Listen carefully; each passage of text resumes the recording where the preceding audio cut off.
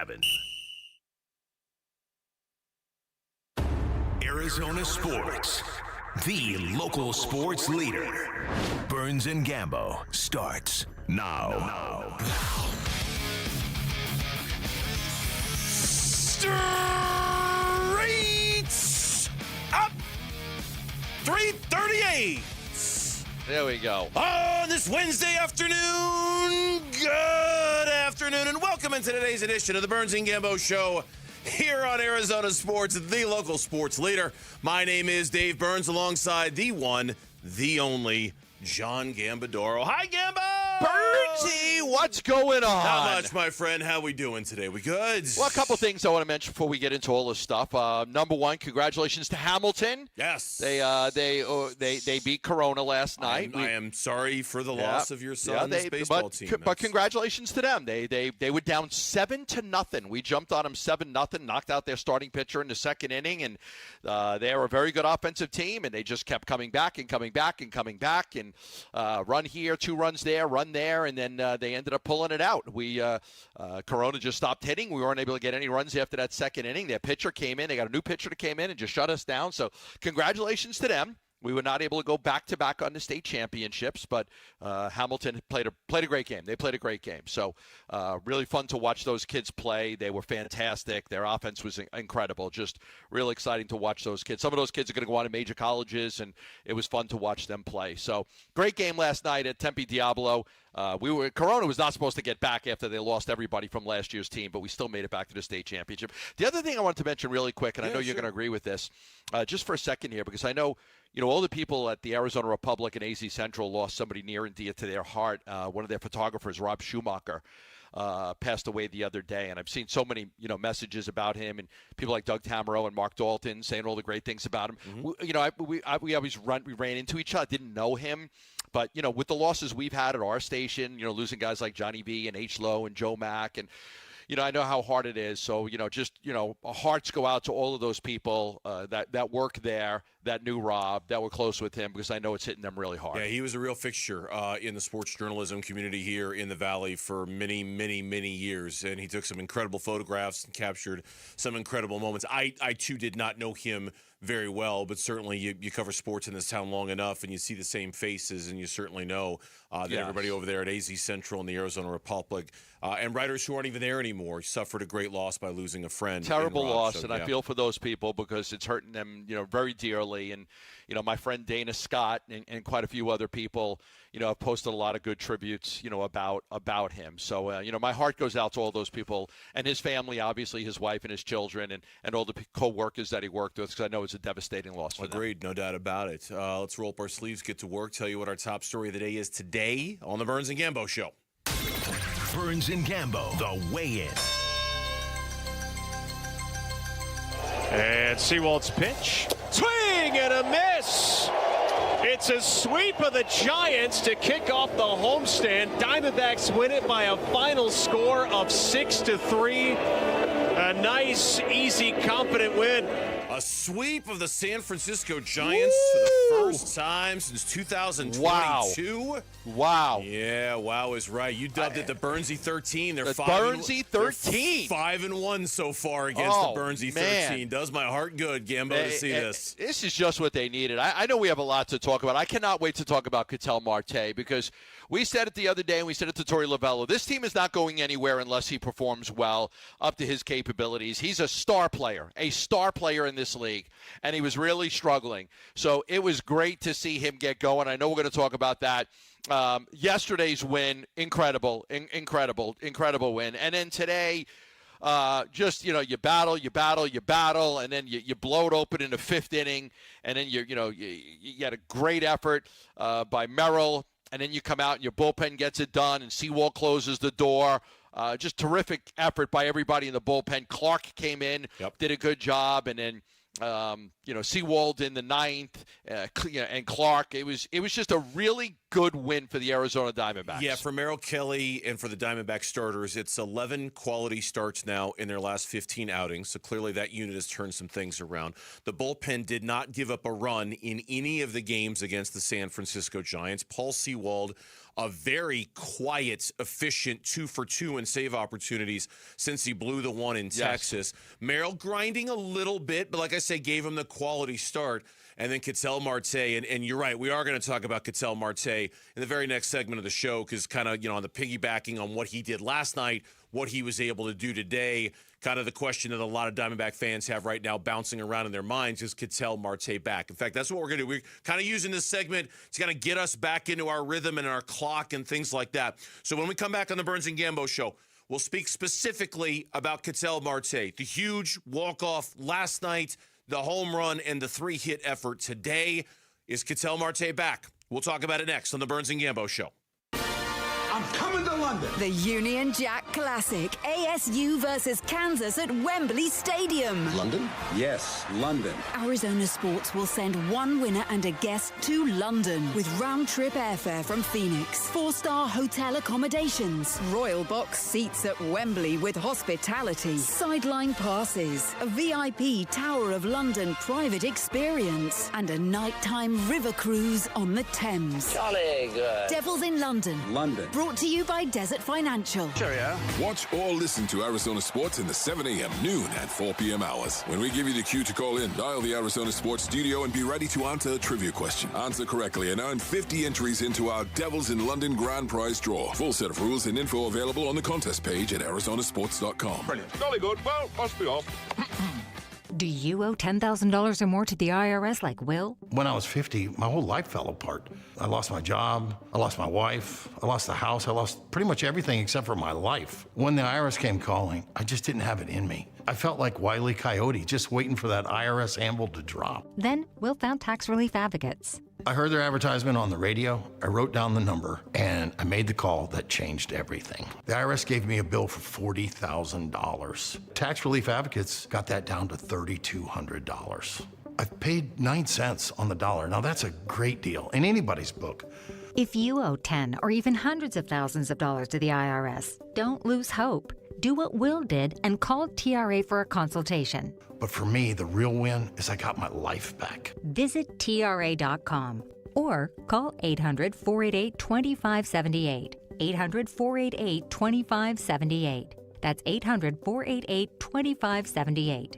Hey, it's Tom Chambers. I'm working with Galaxy Lending Group and their Goal Loan, Galaxy's Ownership Accelerator Loan. It helps you work towards retirement with your home paid off using the income you already make without changing how you live. If owning your home outright is part of your retirement plan, text GOAL to 620-620. That's GOAL to 620-620. Galaxy Lending Group, because 30 years is optional. NMLS ID 142766 and equal housing lender. Message and data rates may apply. For generations, Arizona families have trusted Sanderson Ford for their vehicle needs. Now is the perfect time to trust them with yours. Purchase any new Ford and receive employee pricing. That means you pay what they pay. Choose from a Ford Explorer, Bronco, or F-150, all starting at under $42,000. Plus, your first 5 tanks of gas are on Sanderson with a $500 Circle K fuel card. When you're in the market for a vehicle, choose the dealership families have been trusting for over 70 years. Choose Sanderson Ford. Fuel card not valid on fleet A, X, Z, or D plans. Offer expires 5/31/26. I move mountains for a living.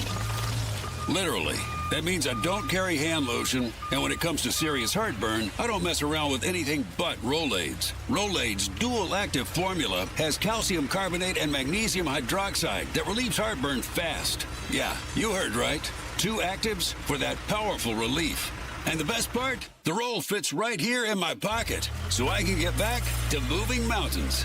Rolade spells powerful relief. Read each label. Use as directed. Keep out of reach of children. If you're struggling to hear conversations, TV, or the people you love, now there's an easier, more affordable solution without spending thousands. Audion Hearing makes high-quality, rechargeable hearing aids starting at just $98 with free shipping and dedicated one-on-one support in the comfort of your own home. No doctor's offices, no pressure. Clearer hearing delivered right to your door. Join over 1 million happy customers hearing life more clearly. Visit audionhearing.com. That's AUDIEN hearing.com.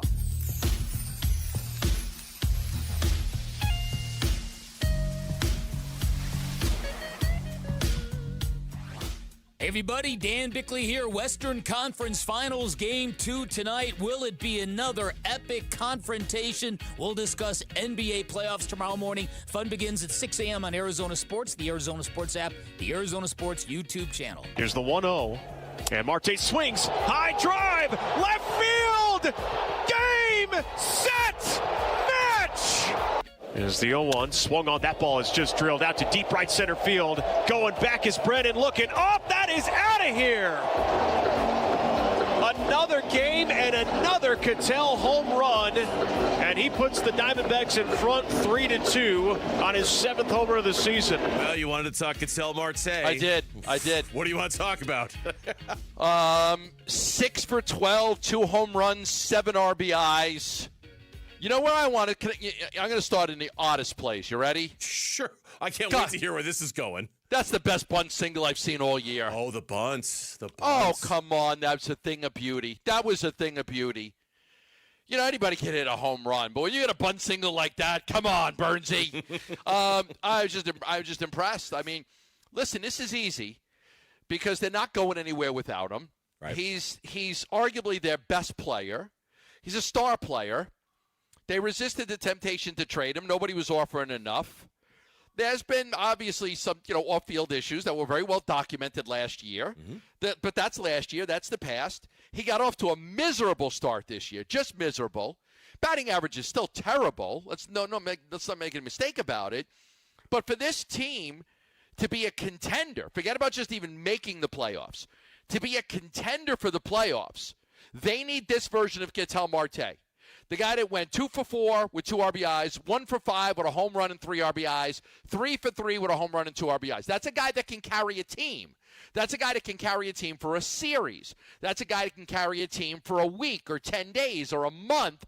That's Catel Marte. That was the most important sign that came out of this series against the Giants was Catel Marte. Yeah, I don't think there's any doubt about it. And I think it was really highlighted today by the fact that Corbin Carroll was given the day off and Nolan Arenado was given the day off. And there was you had already won the series. You were if you were Troy Lavello, you were in a position of great strength, right? To be able to go, okay, Corbin got hit in the head last night with that Little League home run. And not that was the reason why. They said threw the ball right at his head. Right at his head. They cleared concussion protocol. He's fine. And Torrey said, you know what? I was going to give the guy a day off anyway. I might as well give him this one because he got hit in the head and we've already won the series. Nolan gets the day off. And on a day like that, you're thinking things might take a little bit of a step back. You think you're going to lose the game because you've already won the series. Right. You take your foot off the pedal, and you're going to lose the game, and be happy that you've won the last 2 series 2-1. Yeah, or that if you do win, and not that you're trying to lose, but, you can afford – it's a good day to give some guys some rest just based off of the situation and where you're at.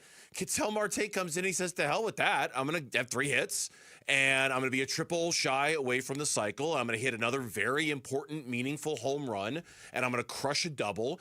And I'm going to – and for Catel – man, it's just there's so many things to talk about with Catel. Everything you just talked about the offseason, about not trading him, about wondering if they should have, because don't tell me that wasn't going through the minds of some Diamondback fans the first couple months of the season. I'm sure it was. And then there's all the stuff that I know you hate to talk about, but I think is part of the equation. Dude's been hitting the ball really hard, and he's been having some really bad luck. I saw a stat today where Fernando Tatis is the only guy who's gotten more outs on hard hit balls than Catel Marte. And you can see that frustration building. We saw it last night on that drive he hit to center field, 411 feet, deepest part of the ballpark. And Catel's looking at it like, what else do I have to do? What else do I have to do to have success at this level? Because I'm hitting the snot out of the ball this year and getting no results. To see him finally get results is the payoff of an investment that I'm sure builds a lot of confidence for him. I want to hear managers after a game like this Tennessee college coach who's managing the Giants right now, after the game say, I made a terrible mistake because of Catel Marte. That was a brutal mistake. I shouldn't have done that. That was an awful mistake. Bringing in the lefty, such a mistake. It was like, what are you doing, dude? He brought in Matt Gage, and that was a terrific inning. Okay, Vargas singles. And then Gurriel flies out and Marino strikes out. You're down. You're down at this point 3-1.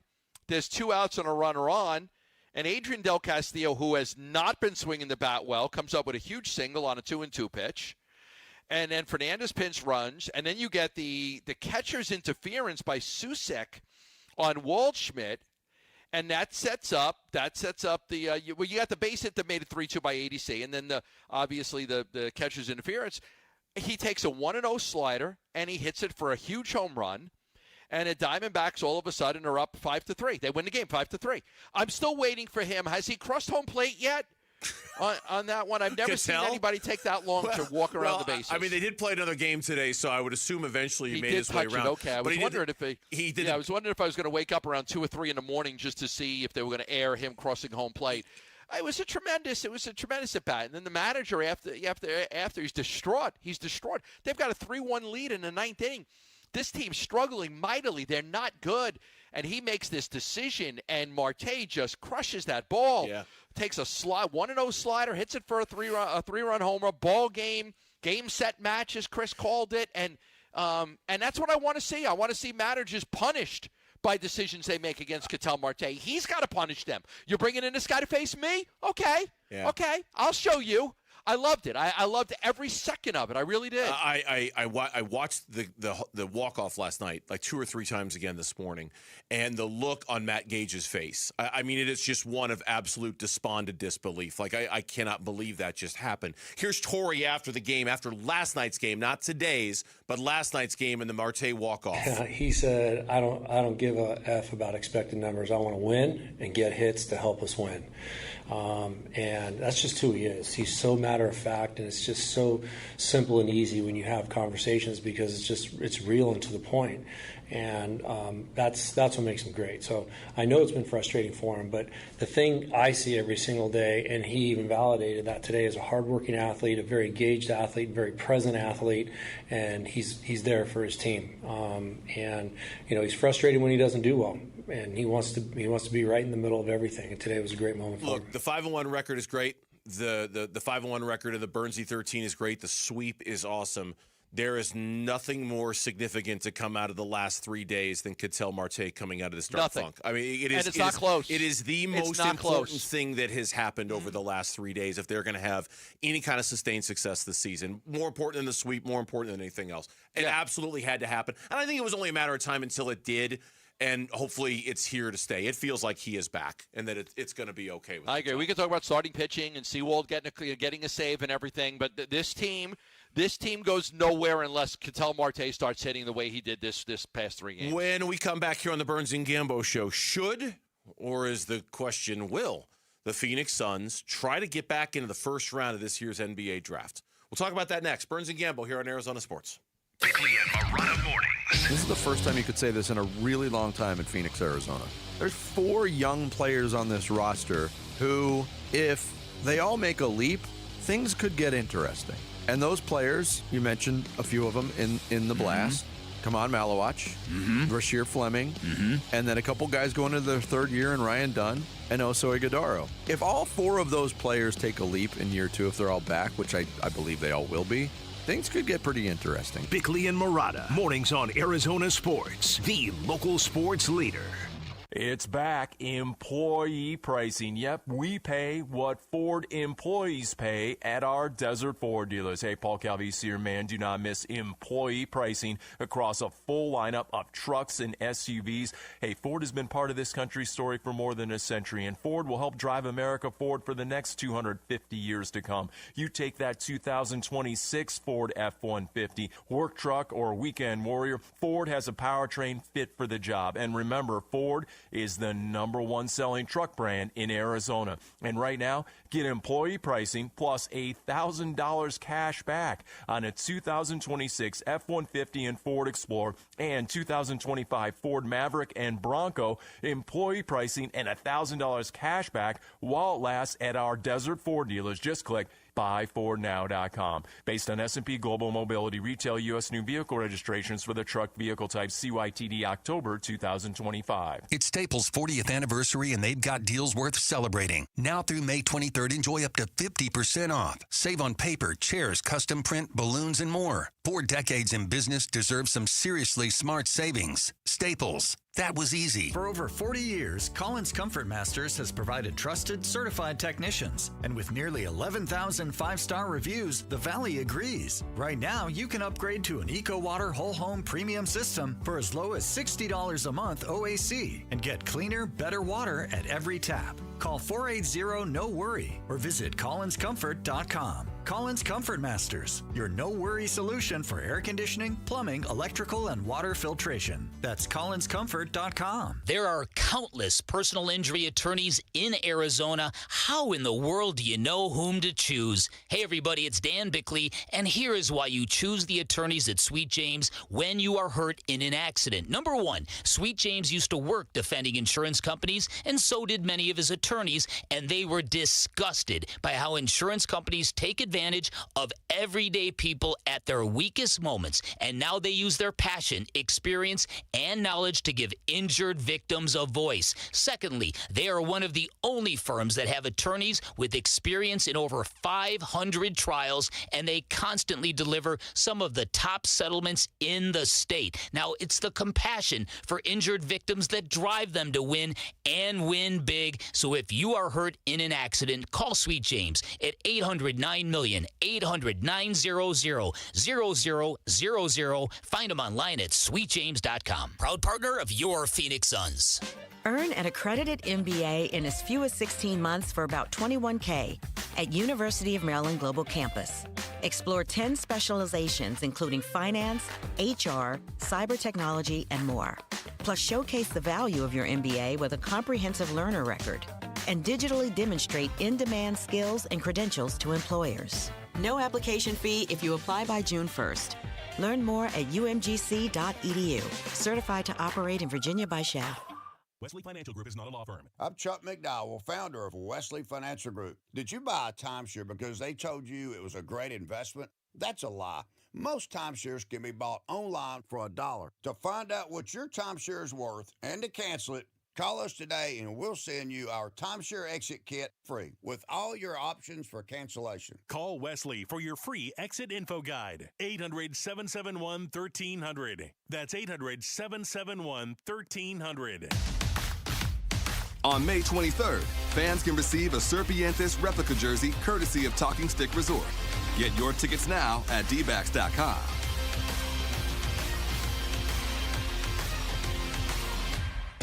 KMVP FM Phoenix. Live from the Casino Arizona and Talking Stick Resort Studio. Arizona Sports, the local sports leader.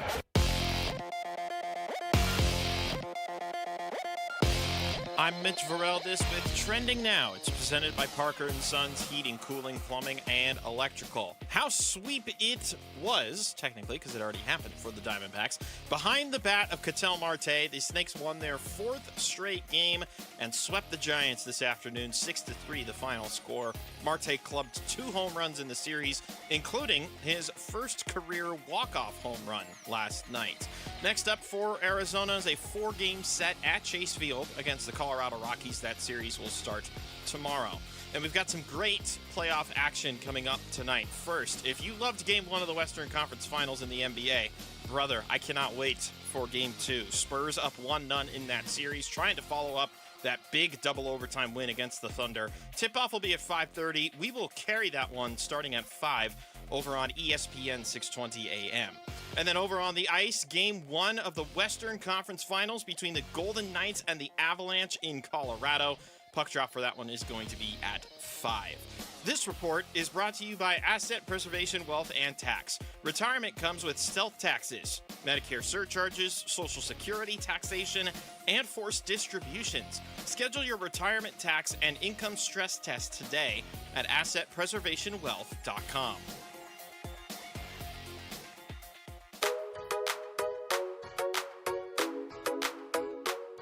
Hey, it's Vince Marotta. Did the Diamondbacks complete the sweep over the Giants heading into a 4-gamer with the Rockies? We'll get into it starting at 6 on Thursday on Arizona Sports 98.7, the Arizona Sports app, and the Arizona Sports YouTube channel. Narrator, they did. Welcome back. It's the Burns and Gambo Show here on Arizona Sports, the local sports leader. Turning our attention to Phoenix Suns basketball, and we won't stray too far for the Diamondbacks. Their big series win, their series sweep today, capped off by the victory against San Francisco. Rockies in town for the first of 4 tomorrow. And at the end of this segment, Devils in London. We'll have another trivia question for you. We still haven't gone away from that, even with the shorter show. But something we wanted to talk about yesterday, Gambo, and we just kind of ran out of time because we were at a Cardinals OTAs. And this comes from a very, I would say, reliable, trustworthy NBA reporter, one that I think you and I both like. I know you've made several appearances on his podcast over the years, right? And Kevin O'Connor from Yahoo Sports. He was doing a mock draft. And on the Suns selection, number 47 overall, in which he had them taking a big man out of Florida, what he wrote, and all he wrote, was, league sources say the Suns will explore trading into the first round in June's draft. For now, this is their first selection. What say you? Yeah, they're committed to not trading away future assets, so I'm going to say no. The Suns are not going to move up into the first round, is my belief. I think that they could move up to the late 30s, possibly. Could be something that they look at, is moving up a little bit in the second round. But if you think that they're not going to give up future draft picks to move up, into the middle to late of the first round. So they are very committed to not using future assets. Very, very committed to that. So I think, when you're at 47, if there's a player you like, I will tell you this. I'll give you some insight right now. They're going to bring Arizona point guard Jaden Bradley in for a pre-draft workout. Okay. So Jaden Bradley is going to be coming in for a pre-draft workout. He's a guy that they've looked at and like a little bit.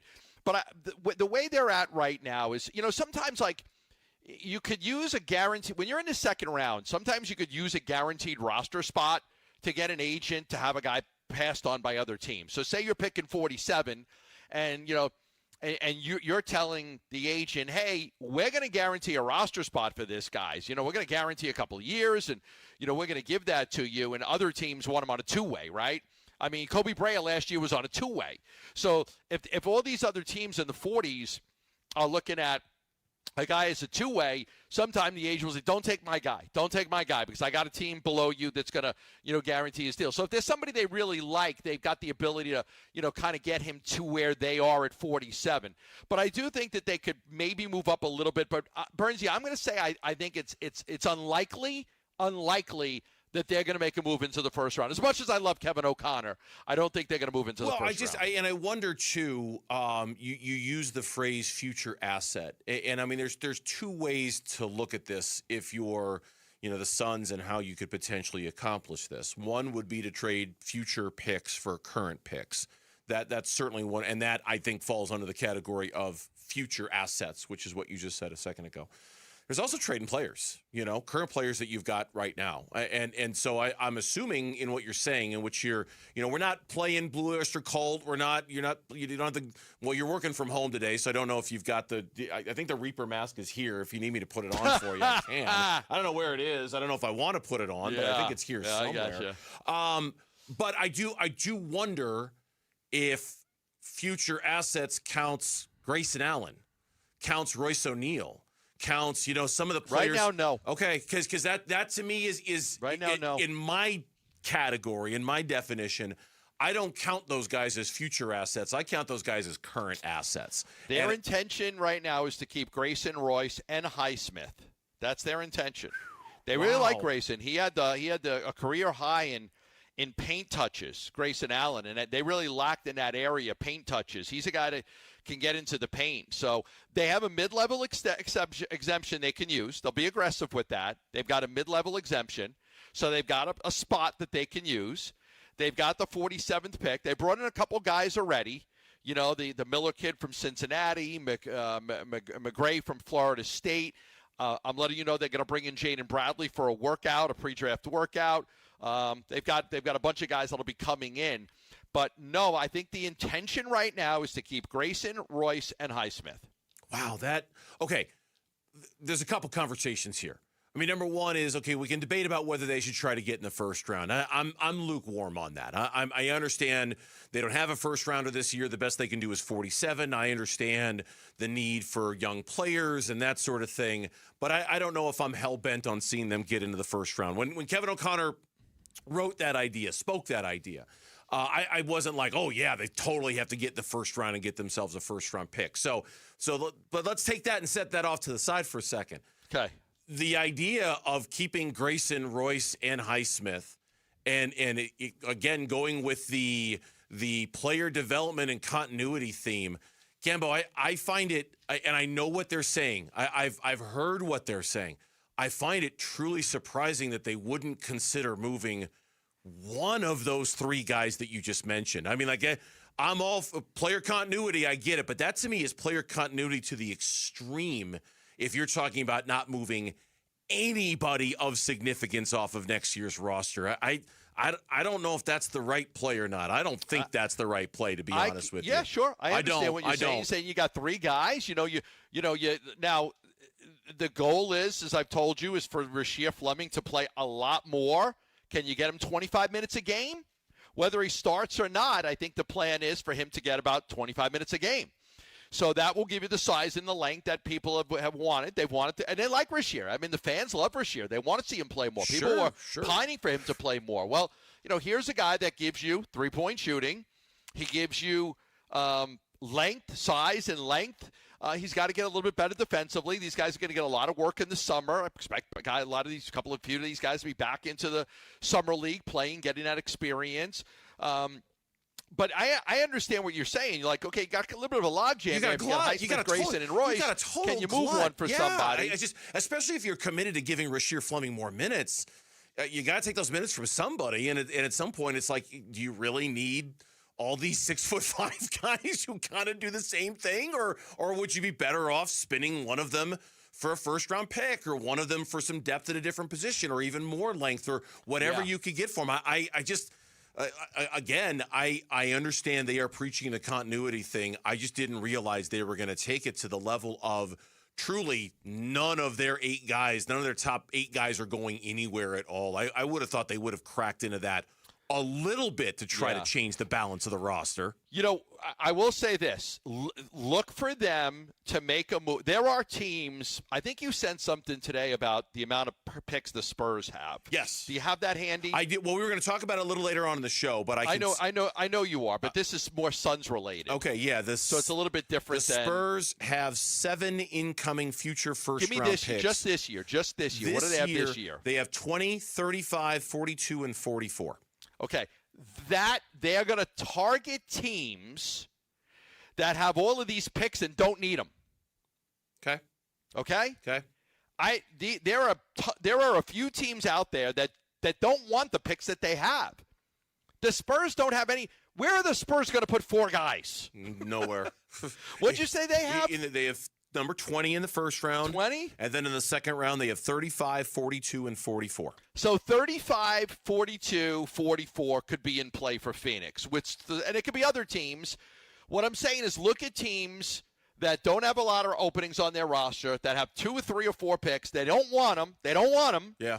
And now you can say, listen, I'll move up, and then, I'll give you a future second that you could next year for me to move up a few spots this year, that's what it's going to be. They're not going to give up a first rounder to do that, but they could give up a future pick to do that because again, these teams are not. There's no way the Spurs have taken all those players. So you call the Spurs and say, listen, 35 or I think you said 40 was with the other one. 35, 40, or 42. Okay, we want to move up 7 spots to make sure we get this guy. All right, we'll give you this future second rounder. And you give us that pick because you don't need all these picks. All right. So look for that to happen. All right. We'll talk more about this in a little bit. In the meantime, we've got to give out 50 entries into the Devils in London contest. Hit it, kids. Cheerio. It's time for Devils in London. Listen closely because your trivia question is coming right now. The first correct caller wins 50 entries into our grand prize draw for a VIP London experience with airfare, hotel stay, and tickets to the Union Jack Classic ASU versus Kansas at Wembley Stadium. Here's your question. Touchdown, Sun Devils! All right, yesterday I was irrationally confident that Gambo knew the answer to yesterday's question. He didn't. I guessed Macbeth. He didn't. Close. You were close. Yeah, it was close. I am totally confident you know the answer to today's question, so keep your trap shut. Okay? Okay. I know you know this. Because the music? Because this isn't really a trivia question. This is just kind of stating fact.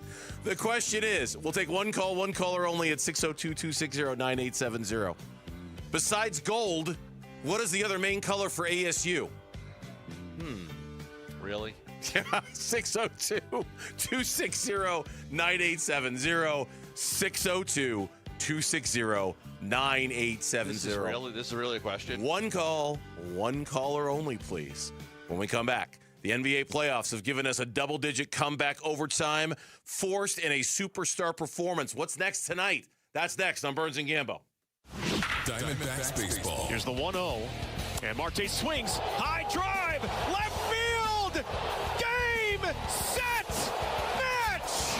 His teammates wait for him to round third. He is still pumping his chest, and ambushed just swarmed at home plate as the Diamondbacks come back in a giant way, walking off San Francisco 5-3.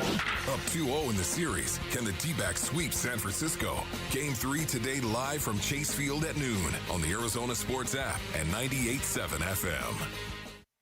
Hey, home buyers, the worst thing you could do in the real estate market is spend 6 months looking at houses in the wrong price range. But a lot of first-time home buyers and younger home buyers often make the mistake. You don't get pre-approved for a mortgage. You start looking for houses, and then you go to make an offer on a house, and you realize that you're not going to get the backing from the bank to be able to get that mortgage. You think you could afford, say, $400,000, or maybe you could afford $475,000. And maybe you should be shopping a little bit less than that. You don't know because the Zillow calculator doesn't know your full picture. But the good news is the loan professionals at the Lund Mortgage team do. If you call them right now at 623-889-0130, one phone call and you'll have a real number, not a guess, a real underwritten pre-qualification that you could hand to a realtor and write an offer with. That's how you compete. That's how you actually get the house you want. Just a few hours and you're ready to go. And when you go with the Lund Mortgage team, you're going with a company that believes in great pricing, trustworthy pricing, not a company interested in price gouging. Lund wants you to win. Give them a call today at 623-889-0130. And right now, the Lund Mortgage team is paying for the appraisal on every purchase they close. Call them at 623-889-0130. Workdays can be unpredictable, but your workwear shouldn't be. With the Cintas Apparel Plus program, you'll have freshly laundered garments for everyone on your team delivered every week. Cintas has workwear for just about any job imaginable, with high-performance fabrics and an uncompromising fit that stretches and moves with you. Don't leave looking and feeling good to chance. Visit Cintas.com. Oh, I'm ready! And get ready for the workday. The NBA playoffs are underway, and now you can trade every game on Kalshi. You can also trade on who wins each series, the conference finals, and the championship. San Antonio is currently trading at 19% to win it all, meaning a $100 trade pays out over $500 if they take the title. On Kalshi, you're trading against other people in a live market. No house, no odds makers. And as odds move, you can buy in or out anytime throughout the postseason. For a limited time, download the Kalshi app and use code SHOT to get $10 when you trade $10. Kalshi. Kalshi. Trade on anything. Get the freedom to save with your Valley Chevy dealers. Spectacular offers are available right now. Plus, you'll have the freedom to choose from an extensive lineup that's ready for all the adventures ahead.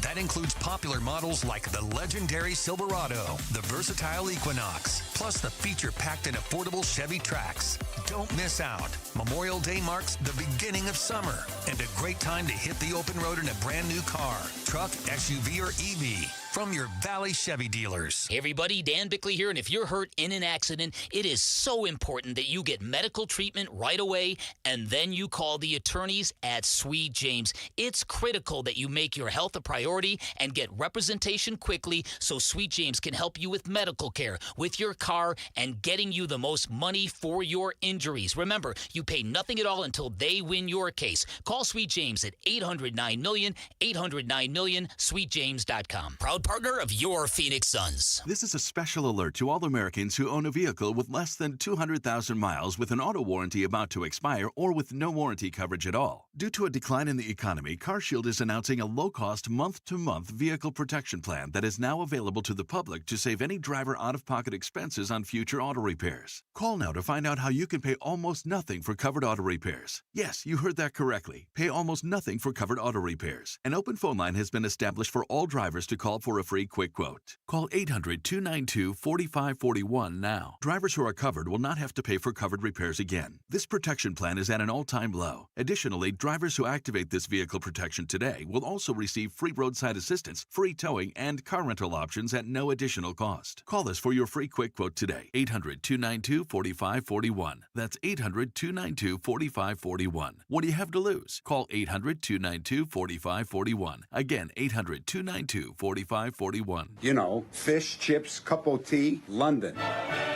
Devils in London. Arizona Sports is qualifying you to win now. I'm coming to London. I have a question like this. Better know the answer to this one. Yeah. We're sending someone in London. Person who qualifies with this one is really just kind of sneaking into this one, but that's okay. Yeah, you got to give me. You get the layup. Yeah, Kevin. You get the uncontested layup. A recent grad, from what I'm told, of Arizona State University. Kevin. Oh, look at that. He gets this wrong. Joining us, seriously, he's joining us here on the Bernstein and Gambo Show. Don't blurt out the answer just yet, Kevin, but congratulations on getting what's got to be the easiest question I've read so far. Congratulations on that. Thank you, guys. Great to talk to you. Good to talk to you too. I'm gonna read the question again, give it a dramatic pause, and then give us the answer. Besides gold, what is the other main color for ASU? One of the very best colors in existence. It is maroon. Glad you didn't say red. Gambo, you're right. So Kevin, Gambo's working from home today. He's not aware of this. Behind the scenes, we had a conversation, and we're like, if this dude says red, we're hanging up on him so fast. Did you really? He better not say red, man. First of all, Kevin, No, congratulations. Never giving love to the team down south. My bad. I want to say congratulations for graduating. What kind of degree did you get? I actually graduated in 2024, the business degree. So yeah. Okay, good. Congratulations. I hope you have a job that AI will not take. Actually, I just got cut. I wrote for ASU. I just got cut last week. So. Oh no. That was interesting. Yeah. Oh no. Oh jeez. Yeah. All right. Yeah. Well, okay. Maybe you'll get a free trip to London to make up for it. Yeah. Kevin, yeah, this is a silver lining, you know. I'm rooting for you now, man. I mean, I feel for anybody who's lost a job out there, but that boy, that's a heartbreaker, man. I'm sorry to hear that. I hope you get to go to London and win this contest. Best of luck to you. I appreciate that very, very much. Thank you. You got it. All right, that is Kevin, and we're going to put Kevin on hold, and Kevin is going to be entered. He's going to get 50 entries into the contest. For the next hour, you can enter to win on Arizona Sports Contest page with the keyword maroon. Devils in London, brought to you by Desert Financial. Devils in London. Jolly good. You still have a chance to win by entering the trivia answer keyword today on the contest page at arizonasports.com or the Arizona Sports app. Code word valid for 1 hour from right now. You've got 3 chances to qualify to win the Devils in London prize package each weekday through May 31st. Grand prize draw June 1st. Rules and info available at arizonasports.com. Click on contest. Boy, Gambo, that was dark. That got sad in a big hurry, didn't it? Oh, poor guy. He just lost his job. I just felt bad for him. Yeah. Good luck to him. Maroon, Maroon is the keyword for the next hour at ArizonaSports.com and the contest page at ArizonaSports.com. You get one entry for the keyword. Kev there just got 50 entries for being our one caller. So far, I don't know what's going to happen tonight between the Thunder and the Spurs, but I can't wait to see how they try to top what we've seen from the last 2 nights of NBA playoff action. Look, I don't know if anything's ever going to top Game 1 of the Western Conference Finals. Last night's comeback by the New York Knicks and the epic, and I do mean epic, choke job by the Cleveland Cavaliers was mind-numbing stuff to watch. I could not believe what my eyes were telling me. Yeah, so I obviously, I recorded the game. And then, I knew about it. I knew they were down 22 and then came back in the final 7.5 minutes to win the game, going away in overtime. So I started to watch it, and I'm like, wow, it's just like, even with 5.5 minutes left, they were down like 93-78. They were still down like 15 with a little bit over 5.5 left. And then with 3:35 left, Brunson was just driving at James Harden. Like, James Harden couldn't guard you right now. He just kept driving. We're going to drive on Harden, But, Brunson drove on Harden, 3:35 left, made it 94-86. Then he hits a three-pointer with 3:30 left, literally 5 seconds later, made it 94-89. Then Landry Shamet. He throws up a three, it hits the rim, it goes up in the air, and it comes back and it goes right through. That tied it at 99. Like, oh, my God. But then Harden scores. And you're like, okay, Harden scores, and, but if they get a stop, they win. They hold it off. But then Brunson scored again. We tied. And then they had Merrill took a shot that was like in and out. It went like almost like a quarter of the way into the basket and then came out. That would have won it for Cleveland at the buzzer, and it just didn't go in. It was a great look. They passed it to him. He got a wide open three. He took the shot. It looked like it was going down, and it just came out. Like the basketball gods decided to pull that basket out of the rim, and then the Knicks just kicked their ass in overtime. Incredible comeback for the Knicks to win that game. Over the last 12 minutes and 49 seconds of the game, the New York Knicks outscored the Cleveland Cavaliers 44-11. They shot 71% compared to the Cavs' 22%. They were 6-9 from deep. Jalen Brunson was the man, and yeah, it was almost shocking to hear a head coach, an NBA head coach, openly admit, yeah, James Harden, we were totally just going after him. Sometimes you got to do what the game dictates, and they were trying to do the same thing with Jalen, and so we said, okay, we feel like we can play that game. We try not to play that game much, but we feel like we have a guy that we can play that game with, and Jalen. And so, just like we have to try to figure out different ways to guard Harden and Mitchell, they got to figure out different ways to guard Jalen. But there's no secret we were attacking Harden. There's no secret we were attacking James Harden. Go get him, Mike Brown. That was great. None of this polite. And they did. Yeah, they did. He couldn't. I mean, I almost felt bad for him because, like, I don't know what they obviously didn't want to. The Knicks have some good 3-point shooters, right? And former Sun Landry Shamet's done a nice job for them. He really has. Yes. So they didn't want to double and trap Brunson, but he was just, his ability to just like get past the initial guy and then throw this lobbing ball off the backboard and in is incredible. I mean, he's one of the best I've ever seen at it. Yeah. I'm not going to go where the big guys are. I'm going to put this floater up so nobody can block it. He's been small his whole life, so he's learned this. He's got this uncanny ability to figure out how to get the shot off before the shot blockers come over. It was also great to see Mikal Bridges. He played very well last night. Yes. Tonight's Game 2 Western Conference Finals.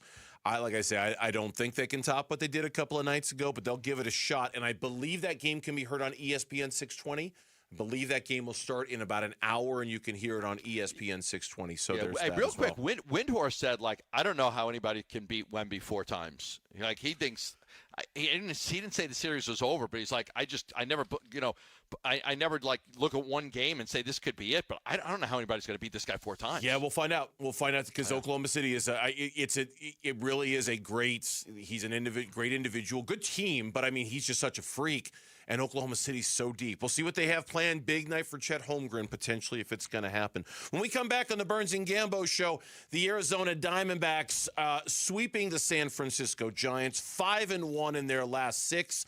their general manager, on the state of the team. You'll hear what Mike Hazen had to say about that next on Burns and Gambo.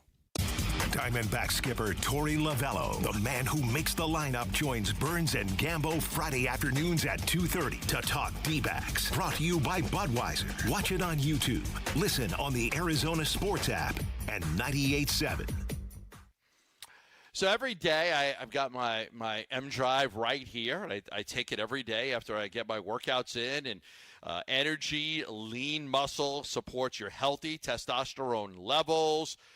Helps reduce body fat and preserves lean muscle.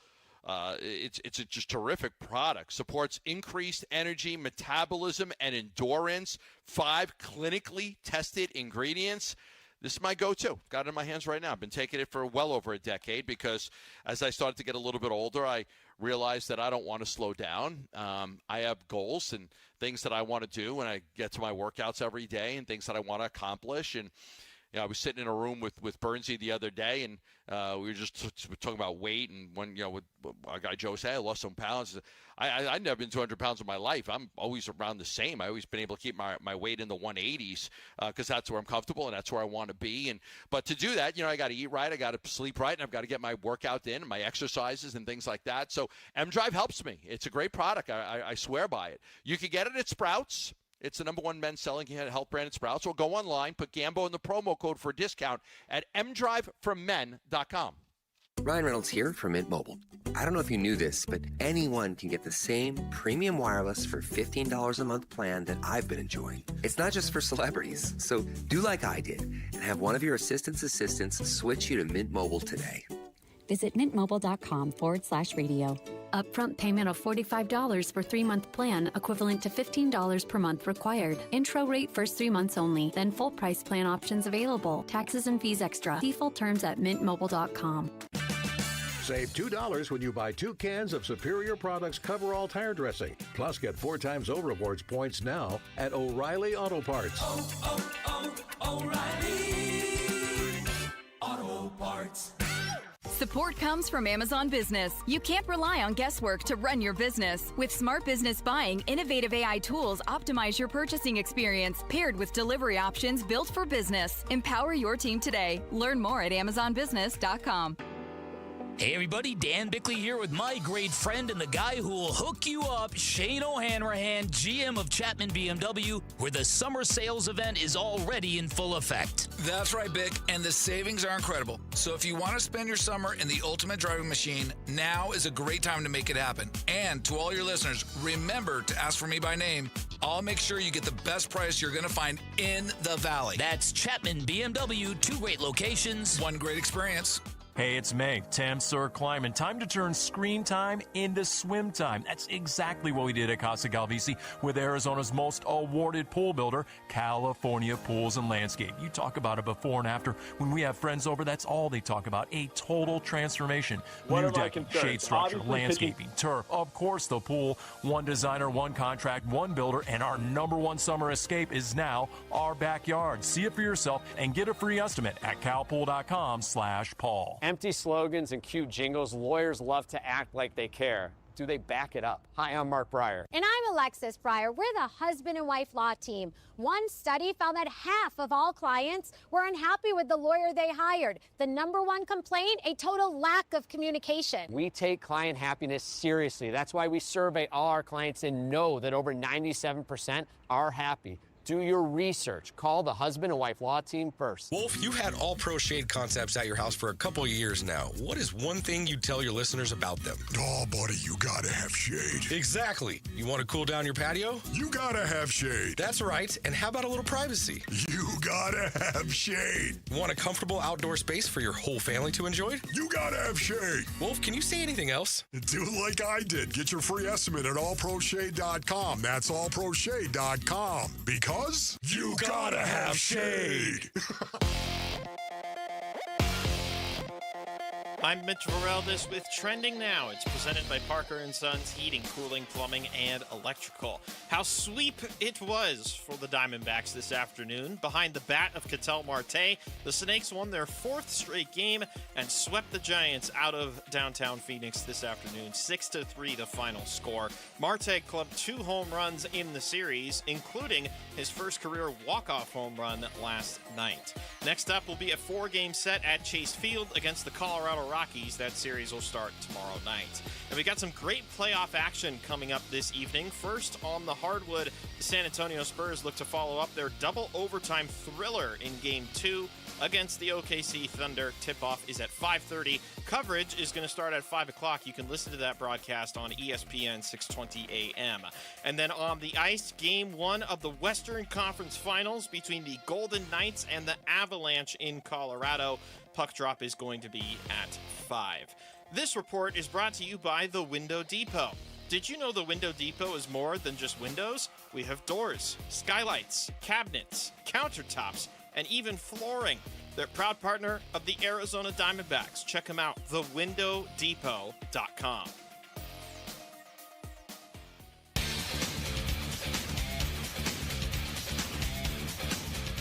Hey, it's Wolf. Would we be okay with Jeremiah Love returning kicks for the Cardinals this season? We'll discuss tomorrow at 10 a.m. It's Wolf and Luke on Arizona Sports 98.7, the Arizona Sports app, and the Arizona Sports YouTube channel. So earlier today, Diamondbacks beat the San Francisco Giants by a score of 6-3, completing the 3-game sweep, improving their record to 5-1 in what we've all talked about as this crucial 13-game stretch, which they're playing nothing but the Rockies and the San Francisco Giants. Merrill Kelly, a quality start. Paul Sewald bouncing back after that blown save last week against Texas, going 2 for 2 in save opportunities in his last 2 chances.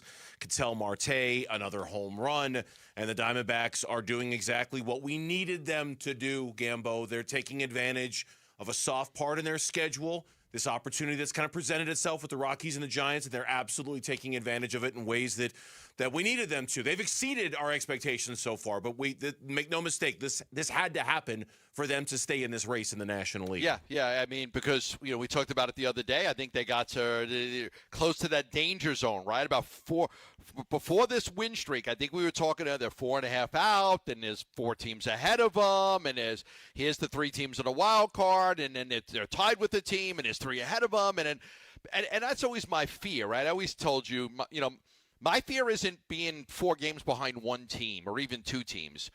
My fear is being 5 or 6 games back of 5 or 6 teams, because I do think there comes a point. Now, this is still very, very early in the season, but I'm talking about later. I think when you start to get to July and August and you're getting within 2 or 3 weeks of the trade deadline, if there's a lot of teams you have to jump, I'm a seller. If there's one team I have to jump, I'm a buyer. 2 maybe, but you start to get to 3, 4, and 5 teams, because now you're saying, I have to play better than all of these teams, and they have to play worse than me for me to be able to get to the playoffs. So I'm a big proponent of that, and I think that this little streak they're on right now is – I haven't even looked at the standings. I'm going to look at them, but I think clearly it's given them a little bit of a move up the ladder. It has a little bit. There's still a bunch of teams in front. I haven't looked at it today yet either. We looked at it late yesterday. I want to say they're 3 back of the last spot, but there's still quite a few teams in front of them. And I'm comfortable there. That's fine. It's fine for now, but that leads me perfectly into what Mike Hazen had to tell Wolf and Luke today, because yesterday, and we talked about this on our show, there was a quote from Mike on MLB.com in which he talked about his idea of hanging in there or staying afloat, isn't going to be good enough anymore. He said, quote, "The environment in the National League is going to be challenging. Even my description of staying afloat in it has to be readjusted." Close quote. When he was on with Wolf and Luke today, he got a little more specific. He got a little more literal, in which he said, look, if we're going to make the playoffs, we're going to have to win close to 90 games to do it. All things considered, the National League is incredibly tough so far through 47 games. You see the number of teams that are 10 games over 500.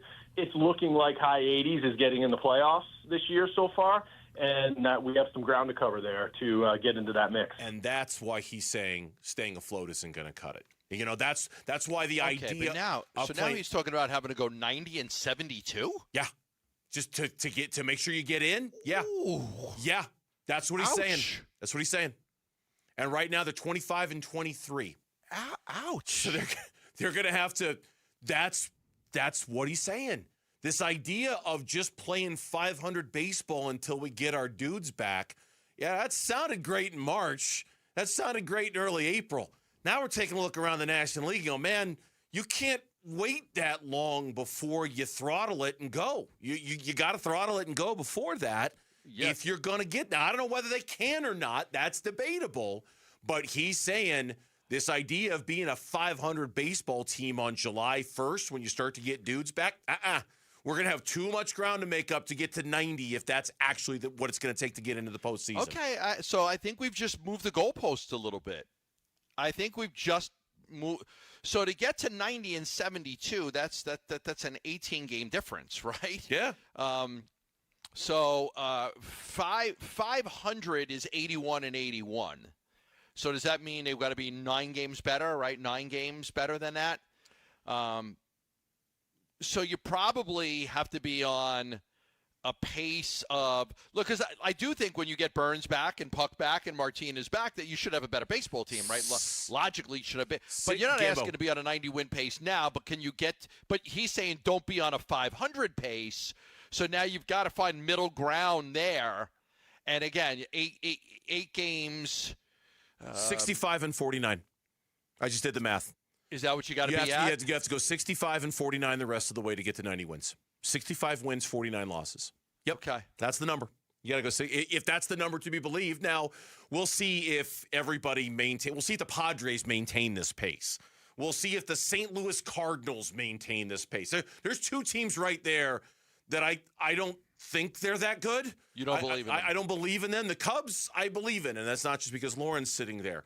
The Brewers, I believe in. I think they're that good.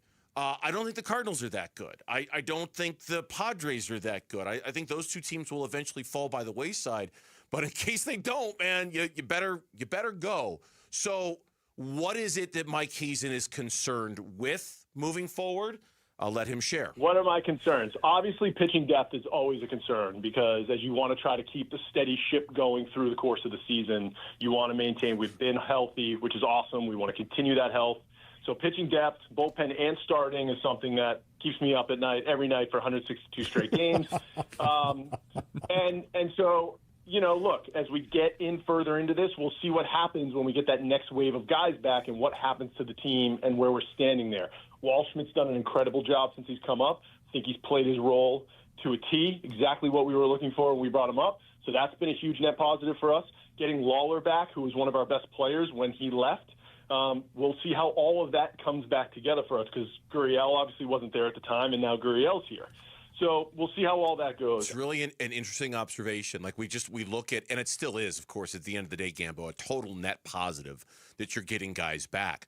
But you are changing the chemistry and the makeup of your team a little bit when you do, right? And you got to figure out a way how to reintegrate Gurriel Jr., Jordan Lawler, how to reintegrate Pavin Smith. Who are you taking at bats from? Are you taking at bats away from anybody?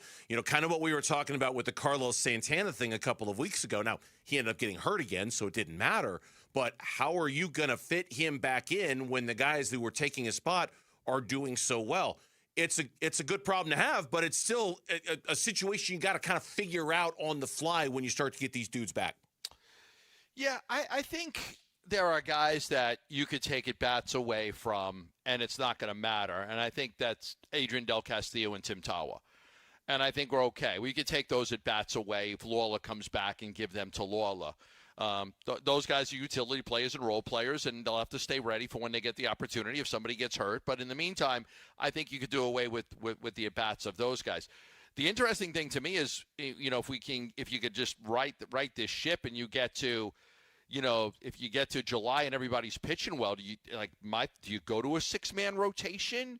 Could that help alleviate some of the issues that you have? I mean, Gallen pitched really, really well the other day. I'm really comfortable with that. I love the way Erod's pitching and Soroka, and Merrill's been great. And who am I missing? Ryan Nelson. Ryan Nelson. Everybody's pitching well. Gallen had been the odd guy out, but he had a very good outing, a very good complete, very good quality start the other day. And then with Puck and Martinez, guys, I really, really liked the way the bullpen is pitched. But you can getting back another two power arms, like strikeout, like guys that miss bats. Puck and Martinez are a little bit different than a lot of the other guys. Like they bring heat, they miss bats, they get strikeouts. You'll find a spot for them. I don't think that'll be an issue. No, I don't. And we'll tease ahead a little bit in the next segment. We're going to give you an update on both Corbin Burnes and AJ Puck because we got some news on both of those guys over the course of the last 24 hours. But yeah, it does create a real interesting kind of set of questions of what do you do when they come back. Mike was very complimentary when he was asked about the first 47 games, not including today, that they've played. He goes, our defense has been better. Our bullpen has been way better. We lost a little power offensively, but offensively we're starting to kind of find our footing. He directly credited Torey Lovullo's meeting with the starting pitchers for having turned that unit around over the last couple of weeks. 11 quality starts in their last 15 outings. So, we'll talk about it in the next segment because Corbin Burnes is getting close. AJ Puck is getting closer.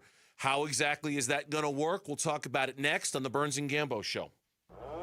The Arizona State Sun Devils in London, England for the Union Jack Classic. And you could be there to see ASU versus Kansas at Wembley Stadium this September. What's going on, Tim? How are we feeling about this? A little nervous, a little scared. Gather your nerves as I ask this very long question, okay? What is the name of the Arizona State Sun Devils mascot?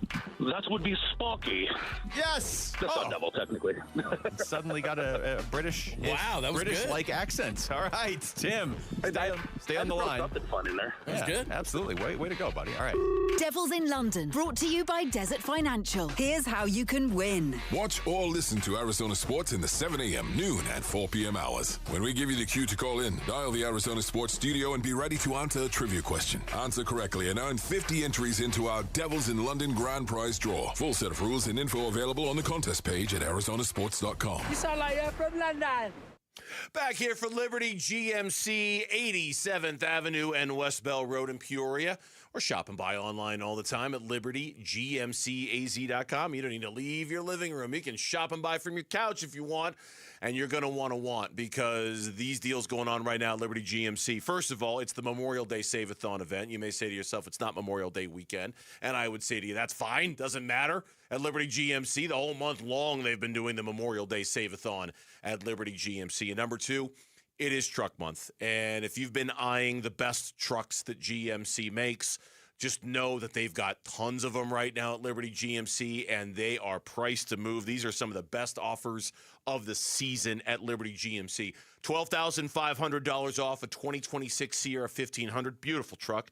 Or take advantage of 2.9% financing for 72 months. That's 2.9% financing for 72 months. You need a Sierra Heavy Duty, you can get $6,250 off. You need a Canyon, $379 a month. You can lease one for at Liberty GMC, 87th Avenue and West Bell Road in Peoria. Shop and buy online all the time. LibertyGMCAZ.com. GMC, we are professional grade. Got a stubborn clog slowing things down? Introducing Parker & Son's $89 drain clearing special. If you've got a ground level, easy access drain, Parker & Son's plumbers will clear it for just $89. Plus, you'll get a free camera inspection and free standard water heater maintenance. That's today's clog gone and future problems prevented. Call Parker & Sons at 602-2-REPAIR. That's 602-2, then REPAIR for Parker & Sons. Standard water heaters only, no tankless. I'm John Morgan of Morgan & Morgan, America's largest injury law firm. Over 35 years, I've seen it all. Car crashes, work injuries, defective products, medical mistakes, lives flipped upside down in an instant. But I've also seen something else, the power of fighting back, the power of winning. Over $30 billion recovered and counting. Size matters, reputation matters, results matter. There's only one Morgan & Morgan. Morgan & Morgan, forthepeople.com. Arizona lawyer will handle Arizona cases. Prior results do not guarantee a similar outcome. Hey, it's Vince Marotta, and Earnhardt Ford in Chandler is putting the power back in your hands with employee pricing, because that's American value for American values. Look, I get it. Buying a new ride shouldn't feel like a battle. At Earnhardt Ford, they built their entire experience around you. They're known across the valley for 75 years of Arizona trust, a legacy you can count on. No bull, transparent pricing. No pressure, no surprises. A dedicated team working around your needs, budget, and timeline. And the power to shop, compare, and buy completely online on your terms. Right now, on remaining new 2025 models, you'll get employee pricing. You pay what they pay, plus an additional $2,500 Earnhardt discount on select models. Shop local, shop Earnhardt Ford. No bull for 75 years and going. That's Earnhardt Ford in Chandler. Online at earnhardtford.com. Most new vehicles include the no-bull protection packages and added benefits. $699 for cars and SUVs. $1,598 for trucks. After all applicable offers on select new models. Exclusions apply. $0 security deposit. APR terms limited. Available through Ford Credit. Not all buyers will qualify. Lessee responsible for excess wearing mileage over 10,500 miles at 20 cents per mile. Plus tax, title, license, and $699 doc fee. See dealer for details. Offers in June 1st, 2026.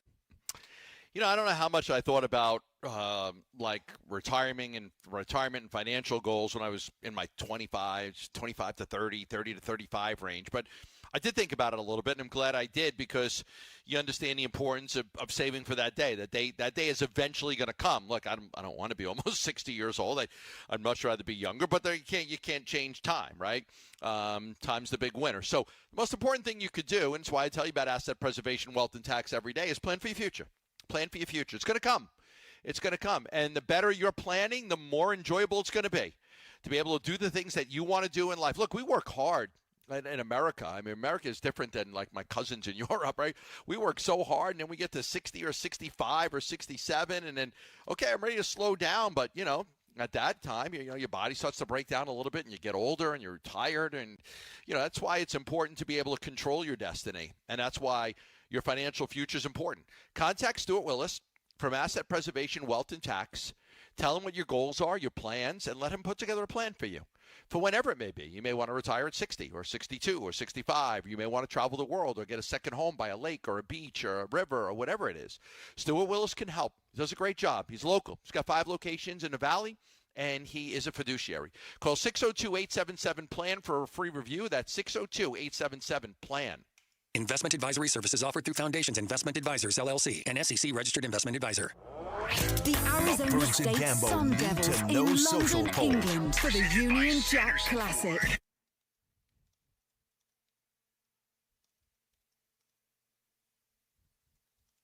The Burns and Gambo Need to Know Social Poll. Presented by Sanderson Ford. I don't know. You don't know? Do you know? Know what? No. Okay. No, I do not. Something. We just had an incident on the air. Everything's fine. I heard it cut out for like 5 seconds. We're not really sure what happened. We're working on it. No, because it currently says that we're listening to Devils in London. Is that what you're hearing? No, I'm hearing you. I'm hearing Gambo. No, I hear you. I hear Burnsy. Okay. Other maybe Catel Marte finally crossed the plate from that home run last night. That was it. It was a moment of silence for Catel Marte crossing the plate. The longest home run trot around the bases of all time. Are you not happy with the amount of time it took Catel Marte to around those bases, Gambo? Is that what you're saying? You know what? I got to be honest with you. I don't mind that at all, man. You hit a walk-off. That's the first walk-off of his life. You hit a walk-off like that, you want to pimp it out a little bit, by all means, go do it. The bat flip, the helmet flip, the chest thump. I mean, he did the trifecta last night, right? You're down 6-1 and you hit a solo homer that in the second inning. Round the freaking bases. Put your head down around the bases. What he did. But you walk it off? Yeah, by all means. Your first walk-off home run of your career? Yeah. Guy's been playing in the majors for 10 years, and he's never had a walk-off home run before. Yeah, take your time around the bases. Take your time. Take your time. Throw the Enjoy bat. it. Flip the Soak helmet. it in. Yeah, do your thing, Catel. Do your thing. Do every celebration you possibly can. Do all of the stuff. Here's Lauren with our poll question of the day. Lauren, what are we asking the folks? Well, our poll question today has to do with the Arizona Diamondbacks walk-off against the Giants last night, and we're asking, what was your biggest takeaway from that game? Was it the fact that Catel Marte's walk-off could mean he's getting back on track offensively? Yes. Was it Ryan Nelson studying the ship after his 3 quick runs early on?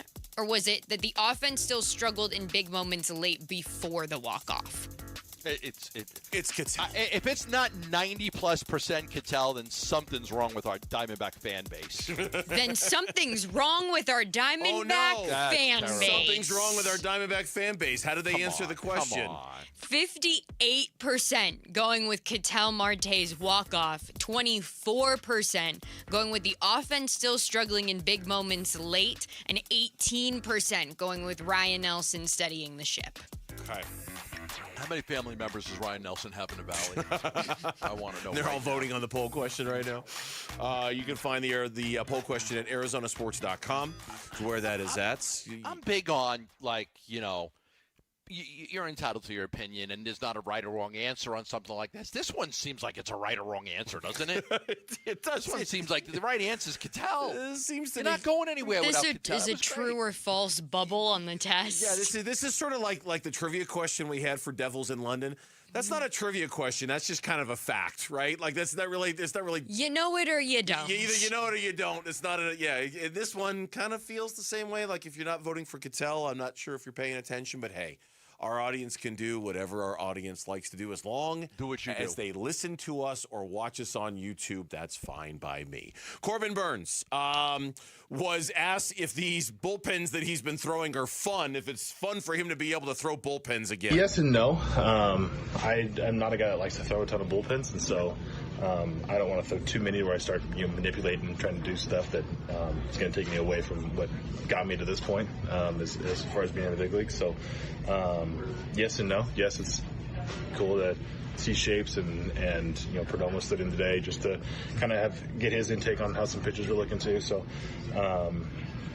yes, it's good to get to that point where you can see the shapes and start to manipulate, but I also don't like to do it too much and put myself in bad spots or kind of incorporate bad habits. The quote I was looking for, and I didn't find it, quote, "I'm sick of throwing bullpens, but they tell me it's part of the job. Everything has felt good, no issues," close quote. He is nearing the end of this first phase of his comeback. The next step is going to be facing hitters. That's going to happen next week. He called it basically the start of his spring training. And while he's still targeting the same mid-July return date, he is thinking he might be back a little, not a lot, but a little earlier than mid-July if everything goes according to plan, Campo. Yeah, and what you're hoping is that 3 or 4 start, like even when he starts pitching in real Major League Baseball games, I think we are still going to have I don't know if he comes out of the gates and he's the Corbin Burns we all kind of remember. I mean, I'm looking at Lourdes Gurriel and what he's been able to do lately after what was just a brutal start. It took him a month. It took him a month to figure things out. He was hovering around 200. A 200 batting average. I mean, in April it was in the 100s, and then he finally got it up to 200, and then now he's at I'd have to look at it, probably like 250 or something like that, 240, 250. So it took him a little bit of time, but he's been swinging the bat really. He had a great series in Colorado. He had a really great series in Colorado. He had 2 hits in the first game against the Giants. So It took him a little bit, and I think it's going to be the same with the pitcher too. But you're going to be counting on Corbin Burns because he's an ace, and every time he takes the ball, you expect to win that baseball game. It is going to be fascinating to see what they do, and I know so much of it depends on where they are when we get there. Like it's a question you can't even try to answer right now because it's kind of pointless. It's still a month and a half away. But if this rotation really has turned this corner, and if they've stabilized things, it's gonna be a decision that's gonna reverberate for a long time because chances are you're gonna be taking somebody out who's doing a fairly decent job, and who's that guy gonna be? I like you said a second ago in the last segment, do they dare go to a 6-man rotation? They've resisted that in the past. They've never wanted to even think about doing something like that in the past. It doesn't seem like it'd be on the table. But if everyone's pitching decently well, and that's a big if, I don't know what they would do when Corbin Burns comes back. I really don't. If everybody's pitching well, I mean, do you consider a 6-man rotation? Would that help Burns?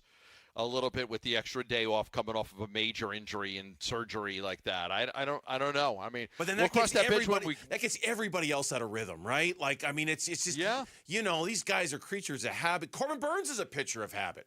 A creature of habit. Remember last year when he wasn't going to open and Gallen was? He was like, I'll take the 5th day. Yeah, exactly. And I think most of these other guys, they don't want to get stretched out too thin. Otherwise, they're not going to feel like themselves, and they're not going to be in their rhythm. I don't think that's going to work. I really don't. Chances are one of those 5 pitchers is not going to be going well by the time he comes back, and that'll make the decision for them. Yeah, but it's not going to be an easy one. AJ Puck threw 20 pitches to live hitters yesterday. Velocity was in the mid-90s or so. Said he felt pretty good about that. The next steps are going to continue creating live situations.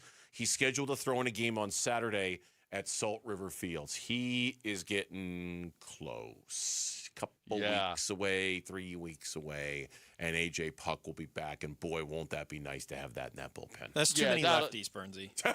They'll have 2. Well, maybe not. I don't know. I don't see how Brandon Garcia does, but they'll have 2 down there. They won't know what to do with themselves with this abundance of left-handed pitching down there. Listen, he was so good when he got here. He had that run for so long and not giving up a run. He'll be a welcome addition to that bullpen once he gets back. No question about it. When we come back on the Burns and Gambo show, Josh Sweat and his absence at OTAs has not gotten a lot of attention. Should it be? That's coming up next here on the Burns and Gambo show. Bickley and Morata mornings. If there's a feeling in that organization, they've seen enough from Mike LaFleur right now to know if Mike LaFleur is wowing them with what he's putting on paper and what he's putting out as strategy points and pathways, then they might go, well, you know what? We get this guy developed and this guy that we might shock the world. Who do we do that with? Well, Jacoby Brissett gives you the best chance. But again, you drafted Carson Beck the year before. You're going into one of the more talent-rich drafts for quarterbacks. You have to get clarity on Carson Beck. You have to. Have to. Bickley and Morata, mornings on Arizona Sports, the local sports leader. So my wife and I found out it's not enough to just have a car loan at Global Credit Union. There's so much you're turning your back on if you just do your car loan with Global Credit Union. That's how I found out about them. That's how I became a member. I have my car loan through Global Credit Union. But reading and finding out about their checking accounts and their savings accounts and their customer service and all of the banking services they offer, you'd be crazy just to do your car loan with them. So if you just have a car loan with Global Credit Union, man, explore all the other benefits because there are so many other benefits. There are better rates. There are lower fees. There are no fees in some circumstances when you do your banking with Global Credit Union. And because of that commitment to saving you money is real, and that commitment to customer service, 24/7, 365, live U.S.-based customer support. You're not going to find that with a lot of financial institutions these days. Joining us, super simple, super simple. Sign up online at globalcu.org or stop by any of their 9 Phoenix area branches. Global Credit Union, better rates, fewer fees, real savings, and the kind of service that makes your money work smarter for you. Scorpions don't hate you. Ain't got the brains for hate. What they got is a tail full of bad intentions. Been living in this desert since the dirt was new. Think they got squatters' rights to your laundry basket. Nate here, owner of Blue Sky Pest Control. Scorpions may have squatters' rights to the desert, but not to your property. Call 602 Blue Sky today. Real pest science, real protection. Hello, Blue Sky. Goodbye, Scorpions. Hi, it's Vince Morata, and if your ride's starting to feel a little outdated, Earnhardt Buick GMC in Mesa can help you upgrade just in time for the summer. Here's the difference. Anybody can sell you a vehicle, but not everybody makes the whole experience feel easy and enjoyable. That's why Arizona drivers have trusted the Earnhardt name since 1951. Real people, honest prices, and a team that's focused on what works best for you, not pushing you into something you don't want. It's how the Earnhardt family built its reputation the old-fashioned way, by treating people right. If you're after a refined Buick SUV or a bold GMC truck, they have one of the best selections in the Valley with options that fit your lifestyle and budget. And when you're ready to shop, their website makes everything simple. Browse inventory, value your trade, and explore our incredible offers anytime online. So when you're ready for something better, visit Earnhardt Buick GMC or go online to EarnhardtBuickGMC.com. We are professional grade. After all applicable incentives on select models. All offers with approved credit through GM Financial. See dealer for details. Offers in June 1st, 2026. 888-848-9666. Hey guys, Tom Chambers here with a faster way to pay off your mortgage from my friends at Galaxy Lending Group.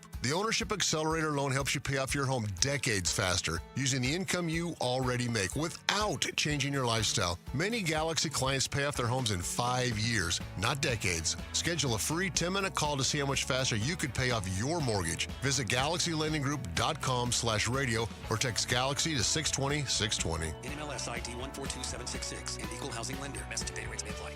Pet owners and parents know the struggle. Every time dogs or kids go outside, they track mud right back in. If you're tired of scrubbing floors, you need Muddy Mat, the anti-mud mat that cleans paws and shoes before they ruin your home. Only Muddy Mat features thousands of ultra-soft microfibers that are 5 times more absorbent than ordinary mats, instantly trapping dirt and water to protect your floors. Put it by every door, under pet bowls, in the kitchen for spills. It even makes a perfect bath mat, and it's 100% machine washable, so cleanup is effortless. Since getting Muddy Mat, I don't worry about what my dog gets into. His paws are clean the second he steps off. No more mopping. I love it. Thank you, Muddy Mat. Right now, get a free medium Muddy Mat with your order of 2 or more mats at buymuddymat.com. This offer is only available at buymuddymat.com. That's BUYMUDDYMAT.com. Don't wait. Get your free Muddy Mat today at buymuddymat.com.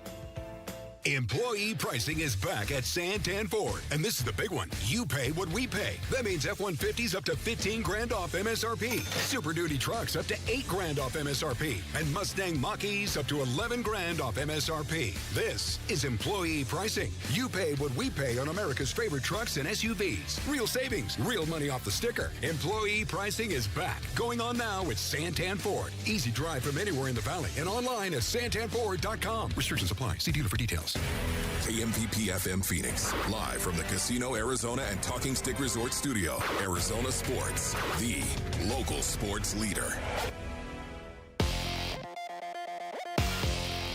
I'm Mitch Vareldes with Trending Now. It's presented by Parker & Sons Heating, Cooling, Plumbing, and Electrical. How sweep it was for the Diamondbacks today. Behind the bat of Catel Marte, the Snakes won their 4th straight game and swept the Giants this afternoon. 6-3 the final score. Marte clubbed 2 home runs in the series, including his first career walk-off home run last night. Next up is a 4-game set at Chase Field against the Colorado Rockies. That'll start tomorrow.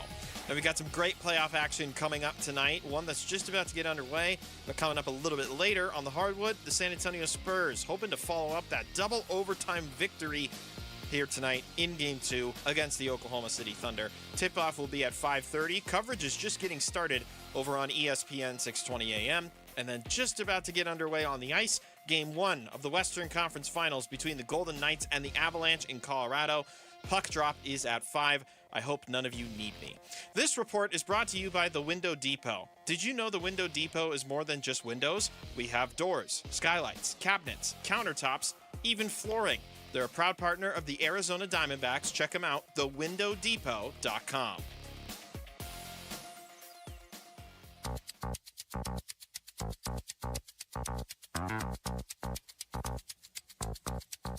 Hey everybody, Dan Bickley here. Western Conference Finals Game 2 tonight. Will it be another epic confrontation? We'll discuss NBA playoffs tomorrow morning. Fun begins at 6 a.m. on Arizona Sports, the Arizona Sports app, the Arizona Sports YouTube channel. Mitch with the tip jar.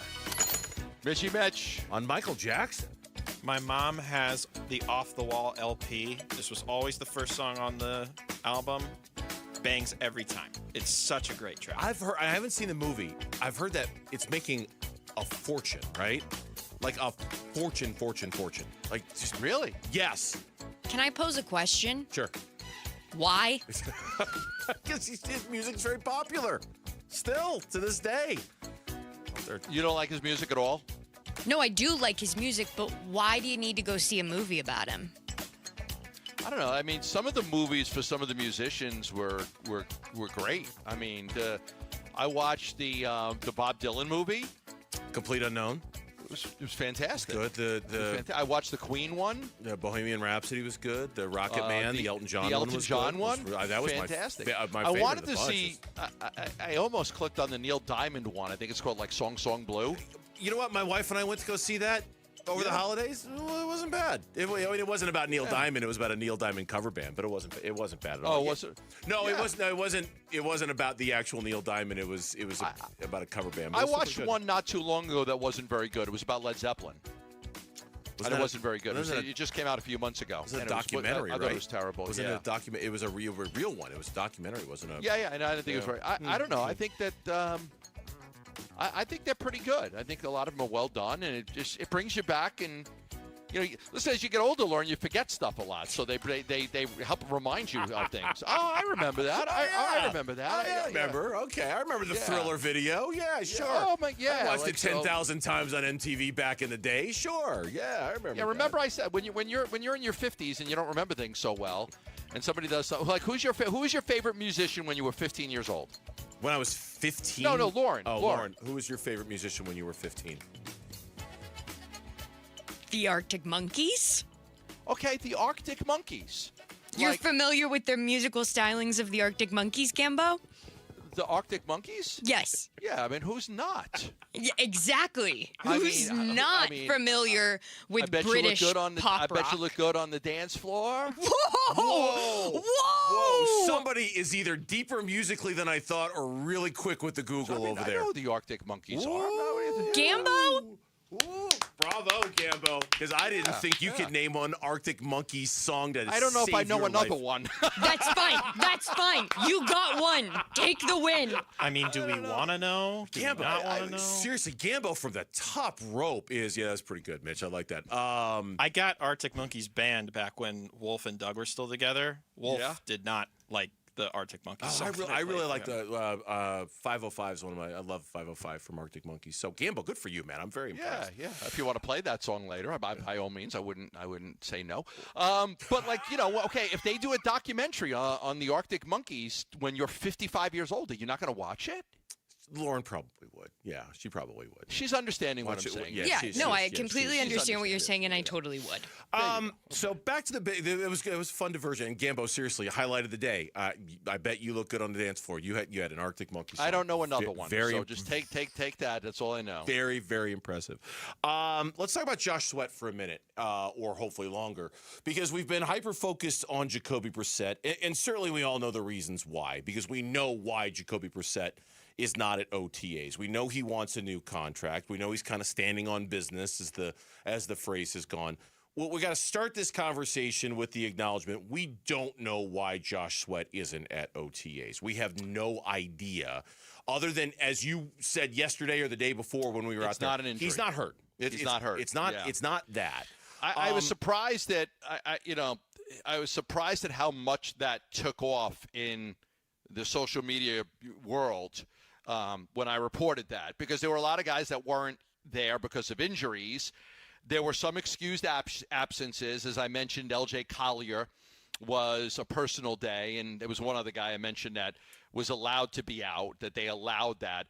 Josh Sweat was just not there. He was not there, and I said he's not there. He does not he's not been given a personal day or an excused absence or anything. It's voluntary. It is voluntary. Yeah. And it's not that he's hurt. And I was pretty surprised at how much that took off in the next 24 hours. I know Tyler Drake posted something about it, and then a lot of people started to speculate because there's been some talk of Josh, not being happy here, and I don't know that. And there's been people have said he signed because of Gannon, and now Gannon's gone. But Rollis is still here, and that was his defensive coordinator. And then there was a lot of talk about how upset he was last year. And I remember this. He was very upset that he didn't get any accolades for having a great season. Yes. Right? Pro Bowl accolades or anything like that. He was very, very upset over that. And, that happens sometimes when you're on a team that doesn't have success, and the Cardinals didn't have success last year. So I don't know. I can't tell you that he's unhappy here and he wants to be traded or he wants more money. I don't know. I just know that he wasn't here. It's a voluntary workout. And it's not injury related. He is not hurt.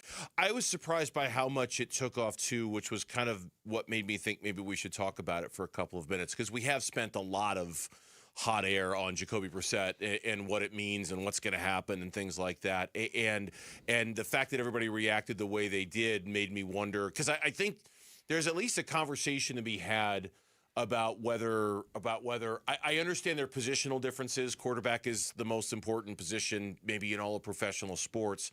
But given that Jacoby is very short term and Josh Sweat is also pretty much the only proven edge rusher you have, he is a very, very important part to the Arizona Cardinals. Huge. And in some ways, I think even more important than Jacoby, because you kind of want Josh Sweat to be around for the next few years, where Jacoby Brissett's going to start 6 games, 7 games, 8 games if everything goes right. I mean, it's almost.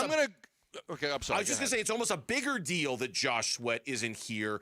If the reason he isn't here is because he's unhappy about something, then it is Jacoby Brissett. Now, I'm gonna agree with you here with a little bit of a caveat, right? Like, I think that Jacoby Brissett's better than Gardner Minshew, and you brought up a lot of arguments that they're pretty much the same quarterback. Okay, I mean it's fair. That's how you feel. I think he's better. Okay. I mean I think every team would rather have Jacoby Brissett than Gardner Minshew. But even with that being said, the difference between Jacoby Brissett and Gardner Minshew is going to be a lot smaller than the difference between Josh Sweat and whoever the next best pass rusher is. Amen to that. A big difference. Big difference. Yeah, so I'm going to agree with you that he's more important. Yeah, and so, again, not knowing the why. And the other thing to consider here, too, he didn't go to the voluntary stuff last year. He just might not be a come-to-the-voluntary guy kind of guy. And okay, if that's all this is, and when the mandatory stuff comes around and he shows up, okay, fine, we got no problem. But there's grumblings. There's grumblings out there, Gambo. And I think you got to pay a little attention to the grumblings out there about Josh Sweat. Yeah, there's something to be said about. There's a new coaching staff that just came in. They're going to be working their asses off to try to get everybody up to speed on new things and new plans, and that you're not here. I mean, there is something to be said. They paid you a lot of money. They paid you a lot of money. Yeah. Is it too much to ask? Trey McBride got paid a lot of money. He's here. Like, is it too much to ask? All of your key players, Buddha, all your key players are here. Like, is it, again, they paid you a lot of money. I know it's voluntary, but, don't you want to do right by the new coach? Come in and support him and be there for him? That's the only thing I would say. Fair. Feel the energy of Cardinals football live at State Farm Stadium this season. Join the Red Sea with season tickets and enjoy complimentary parking, plus discounts on food, beverages, and at the team store. Visit the official Cardinals app for details. When we come back, 2 teams in the Western Conference that can only go up based on the assets they have. We'll talk about that next on the Burns and Gambo Show. I'm coming to London. The Union Jack Classic, ASU versus Kansas at Wembley Stadium. London? Yes, London. Arizona Sports will send 1 winner and a guest to London with round-trip airfare from Phoenix, 4-star hotel accommodations, Royal Box seats at Wembley with hospitality, sideline passes, a VIP Tower of London private experience, and a nighttime river cruise on the Thames. Jolly good. Devils in London. London. Brought to you by Desert Financial. Cheerio. Watch or listen to Arizona Sports in the 7 a.m., noon, and 4 p.m. hours. When we give you the cue to call in, dial the Arizona Sports studio and be ready to answer a trivia question. Answer correctly and earn 50 entries into our Devils in London grand prize draw. Full set of rules and info available on the contest page at arizonasports.com. Brilliant. Jolly good. Well, must be off. This is a time to save a lot of money on a new vehicle at Sanderson Ford. Why? Employee pricing at Sanderson Ford. You pay what they pay. There's no gimmicks on this. You can save yourself a lot of money. I mean, I'm looking at Sanderson Ford and Sanderson Lincoln. Right now we're looking at an Aviator for Chelsea, and it brings the price down a lot, like a lot. So if you're looking for employee pricing and you're like, hey, you're one of those people that only really shop for cars when you hear about employee pricing, at Sanderson Ford, you could choose from a Ford Explorer, a Bronco, or an F-150, all starting at under $42,000. Plus, your first 5 tanks of gas are on Sanderson with a $500 Circle K fuel card. When you're in the market for a new vehicle, Sanderson Ford has you covered. They're on 51st Avenue in Glendale. Now, if you want yourself a new Lincoln, I love the Navigator, the Aviator, the Corsair, the Nautilus. I love the Lincoln lineup. It's a great luxury vehicle. They're just east of the I-17 on Bell Road. They've got employee pricing, too. So head on over to Sanderson Ford or Sanderson Lincoln for employee pricing. On May 23rd, fans can receive a Serpientes replica jersey courtesy of Talking Stick Resort. Get your tickets now at dbacks.com.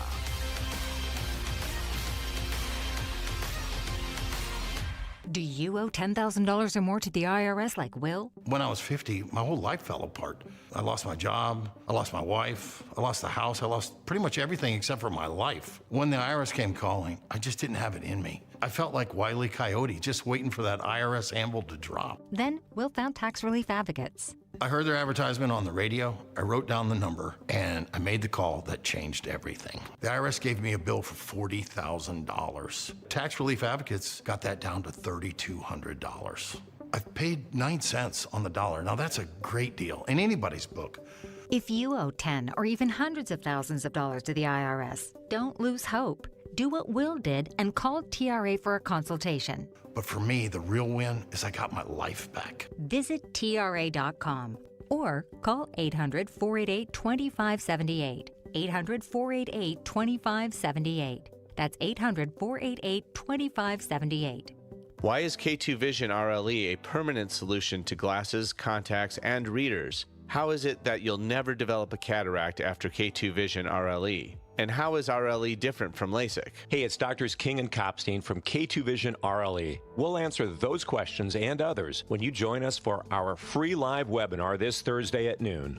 Andy, what are some of the other questions you hear? Well, how long is the procedure and recovery? Or who's a good candidate for RLE? And we'll also answer, how much does RLE cost? Is there financing available? Does insurance pay for RLE? Find out how K2 Vision RLE is the permanent solution to glasses, contacts, and readers. And cataracts too. Right, no more cataracts. K2 Vision's free live webinar this Thursday at noon. Space will be limited, so register now at k2visionrle.com. Join us at our free live webinar this Thursday at noon. Sign up at k2visionrle.com.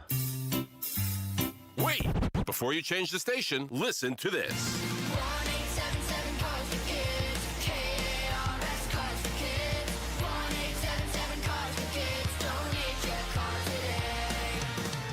Your car at carsforkids.org. That's cars with a K. Pickup is quick and easy. You'll also get a vacation voucher and a tax deduction. 1-877 Cars for Kids. Donate your car today. It's Staples' 40th anniversary, and they've got deals worth celebrating. Now through May 23rd, enjoy up to 50% off. Save on paper, chairs, custom print, balloons, and more. 4 decades in business deserve some seriously smart savings. Staples. That was easy.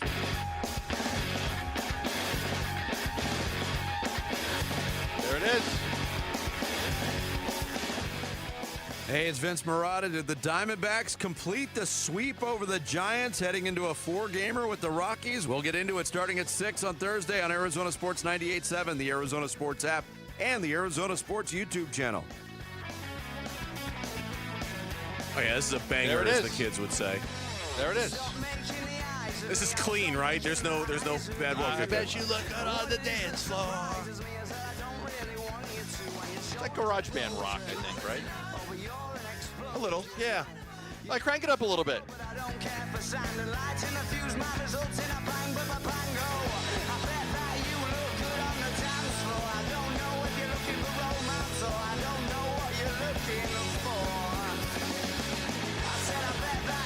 That's good. That's good. You like it? Good call, Gambo. Good call. You know what? I surprise people sometimes. You did. You surprised us. Gambo, you surprised me. Yeah. It takes a lot to surprise Lauren. I don't think it does. If somebody had said, "Can Gambo name one Arctic Monkey song?" I would have said, I can name one. Bet you $100 he can't, and I would have lost that bet.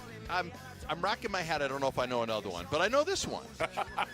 I know this one. Gambo, take the win. Yeah, take the win, yeah, Gambo. I got to take the win. Take the win. Wasn't this kind of popular for genre? Yeah, very much so. Very much so.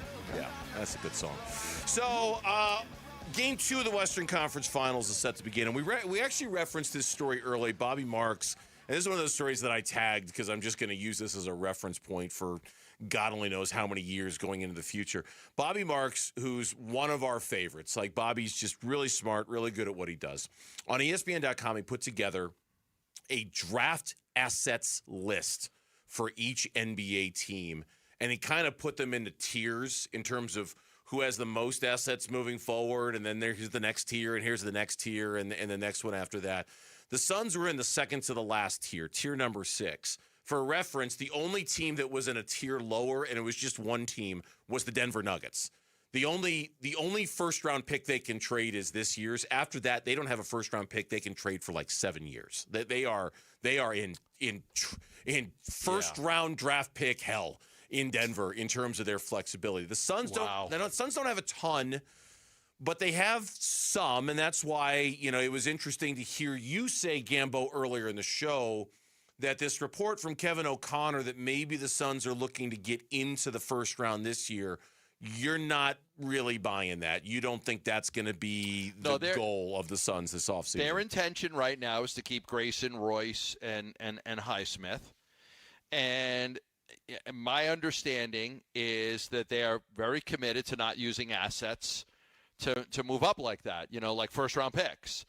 I think they could move up a little bit and target some of these teams, like I mentioned, the Spurs, teams that have 4 or 5 picks and no roster spots for any of these guys.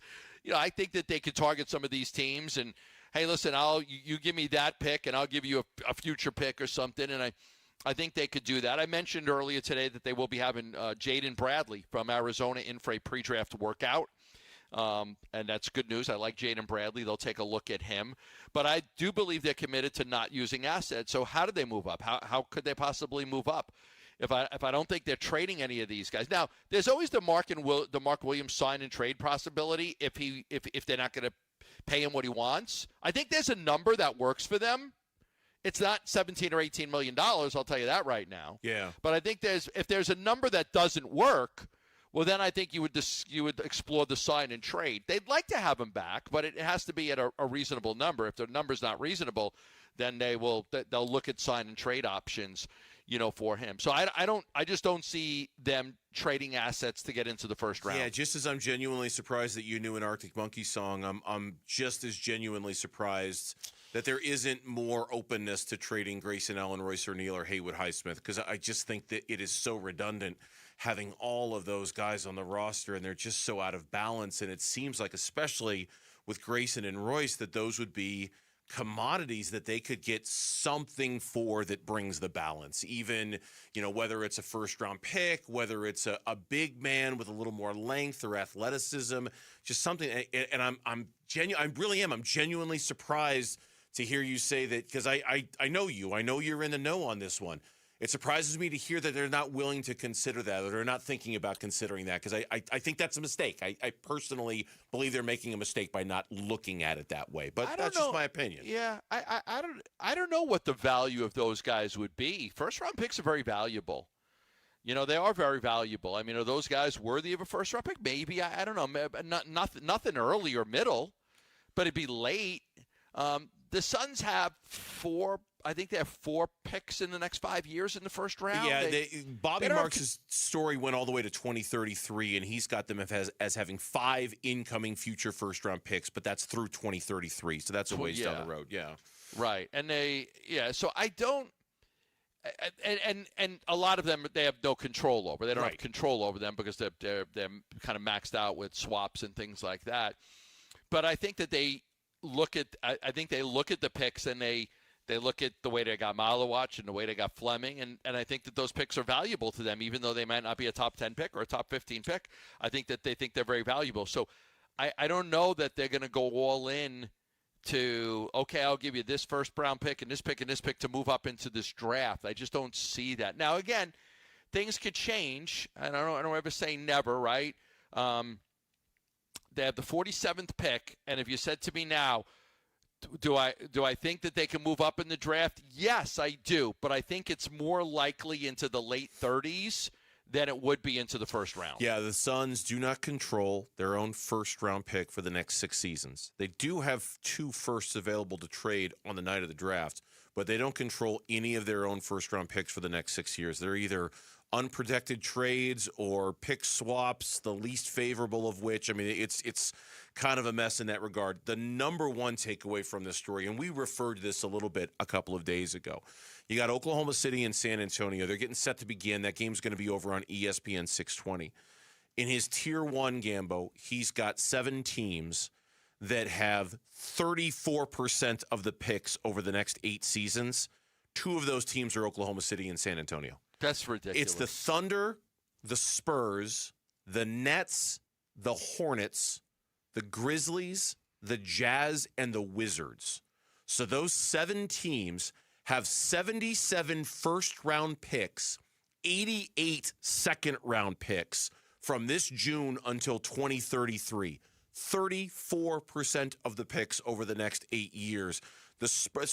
Whoever loses this series in the Western Conference Finals, whether it's the Spurs or Oklahoma City, if they want to go out and do something about it because they lost this series, they can. They can do whatever they want about it because of this war chest of assets that if Oklahoma City loses and they want to go out and get Giannis, they can go out and get Giannis. They've got everything you'd ever want in the world to go out and get Giannis if they felt like it because they lost to the San Antonio Spurs. It's going to be that easy for them to improve and maintain their roster over the years if they want. My quick answer to that, because I know we're up against the break, is I do think that there are teams that cannot be afraid of Oklahoma City and San Antonio. And that's the Timberwolves, the Rockets, the Nuggets. They've got to go for it. They do. They have to go for it. I think the Lakers, to a certain extent, with Luka, if you've got a generational player like Anthony Edwards, like Luka Doncic, like Jokic, you have to try. You have to try. Yeah.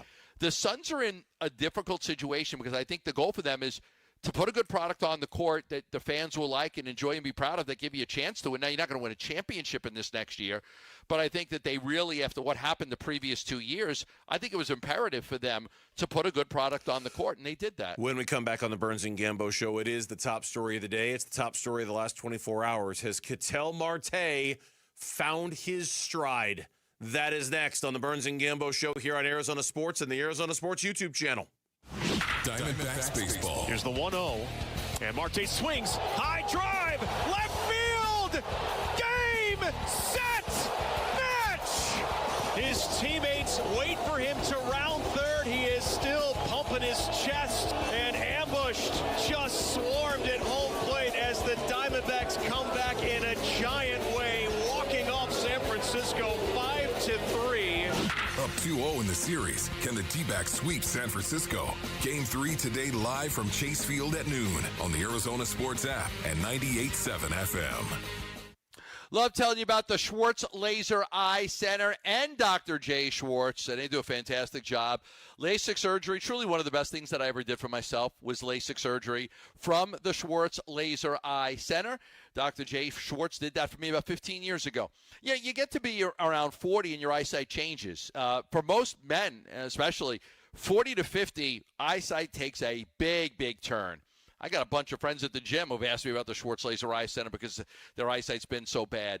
Well, the Schwartz Laser Eye Center can help you, whether it's LASIK surgery like what I had, or it's the camera inlay or the Evo ICL. There are great procedures out there to help you see the best that you can see. Contact the Schwartz Laser Eye Center at 480-483-EYES. Go online at teamidoc.com. Ask about the free thorough eye exam and the 2 years of interest-free financing. People love the 2 years of interest-free financing. Just go online at teamidoc.com or call 480-483-EYES. Hey, basketball fans, Tom Chambers here reminding you that just like in a game, you need a solid defense for your home. And that starts with a reliable roof from Right Way Roofing. Hey, Lori, as owner of Right Way Roofing, what sets you apart from the competition? Our team tackles any roofing challenge, from shingles to tile to foam roofing. We'll make sure your roof wins against the toughest opponents: rain, wind, and even those scorching summer days. Make Right Way Roofing your MVP. We're Right Way Roofing and we do it right. We'll always keep you watertight. Tired all the time? Gaining weight? Lost your edge? Those aren't just signs of getting older that could be low testosterone. Vital for Men is Arizona's original men's health clinic. Not a franchise, not a side hustle for some med spa. We're open Monday through Friday. We accept most insurance, and right now your first testosterone test is free. Find out where you stand. Call Vital for Men or go to vitalformen.com. It's time to stop guessing and start living. Pump up the volume.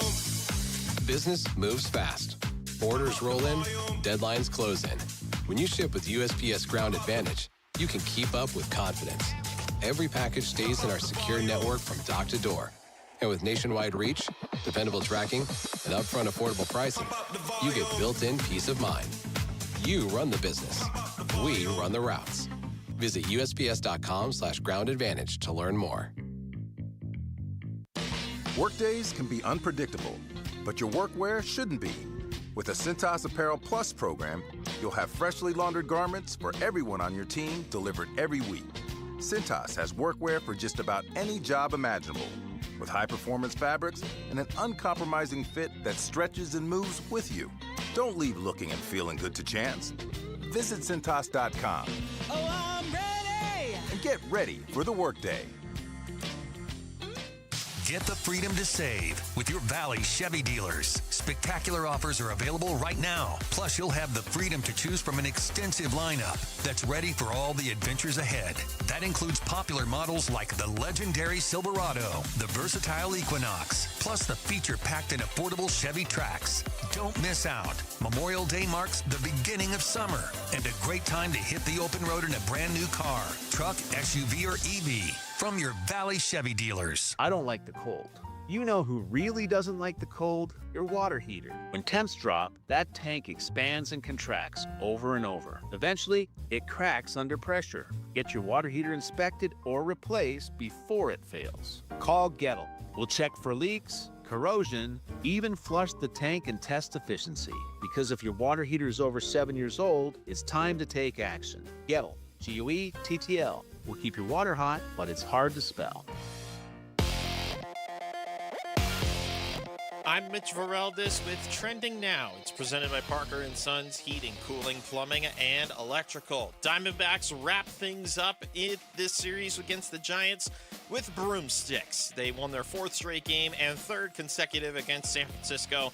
Behind the bat of Catel Marte, Snakes got a 6-3 win in the finale. Marte had 2 home runs in the series, including his first career walk-off shot last night. Next up will be a 4-game set at Chase Field. The Colorado Rockies come to visit for 4 games starting tomorrow night. And we got some great playoff action coming up and in action right now. We'll start with what's in action because I'm clearly distracted. But on the ice in the Western Conference Finals of the Stanley Cup playoffs, Vegas and Colorado fighting for the right to get back to the Stanley Cup. It is scoreless right now.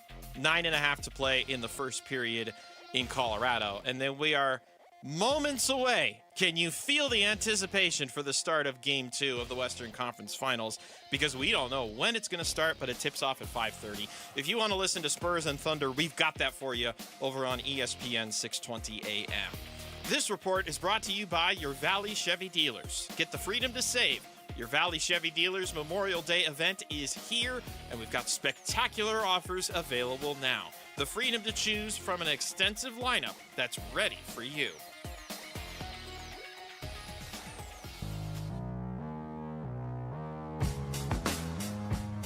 Hey, it's Luke. Were the Diamondbacks able to complete the sweep of the Giants? We're reacting to the series finale tomorrow at 10 a.m. It's Wolf and Luke on Arizona Sports 98.7, the Arizona Sports app, and the Arizona Sports YouTube channel.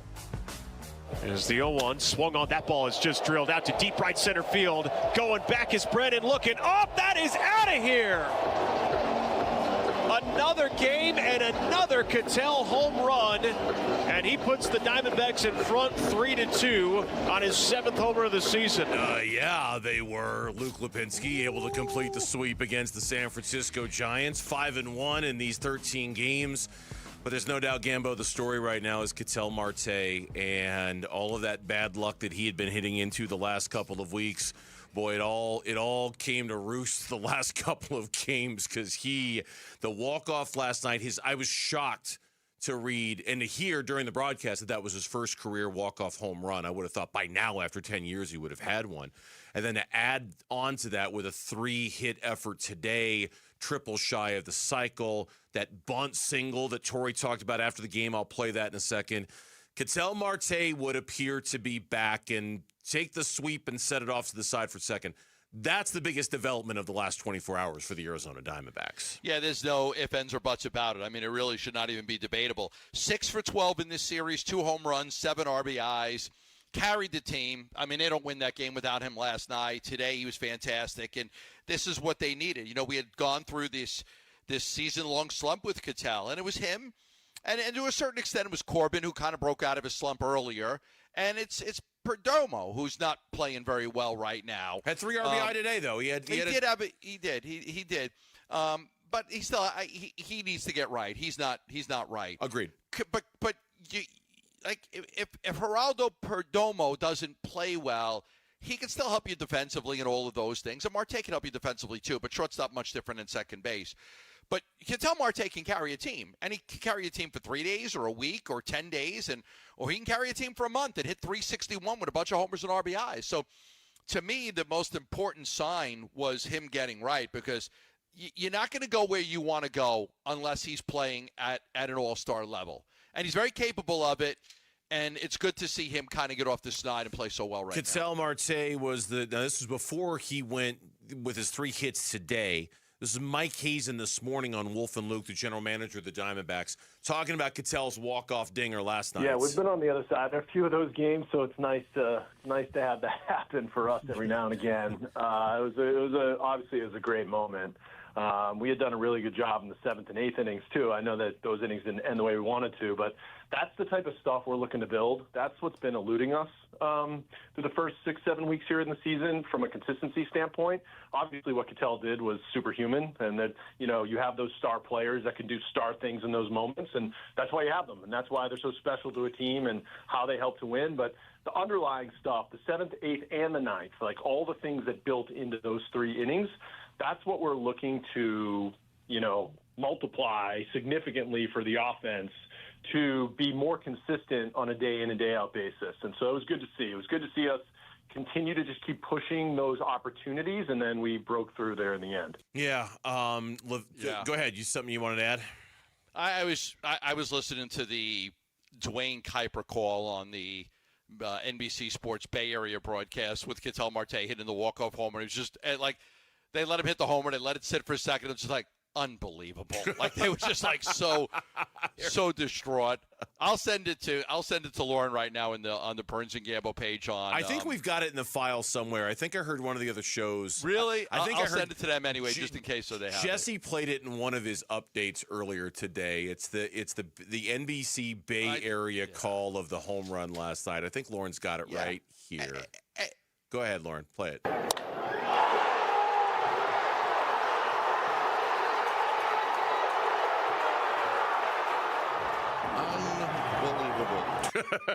Just, you kidding me?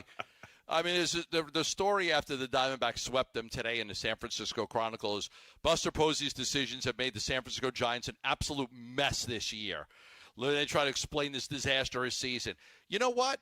And what I loved about Marte, and I said it to you earlier in the show, and I believe this is, when you can get a manager saying I made the wrong decisions, when you can get broadcasters like just unbelievable, when you can get the columnists, right?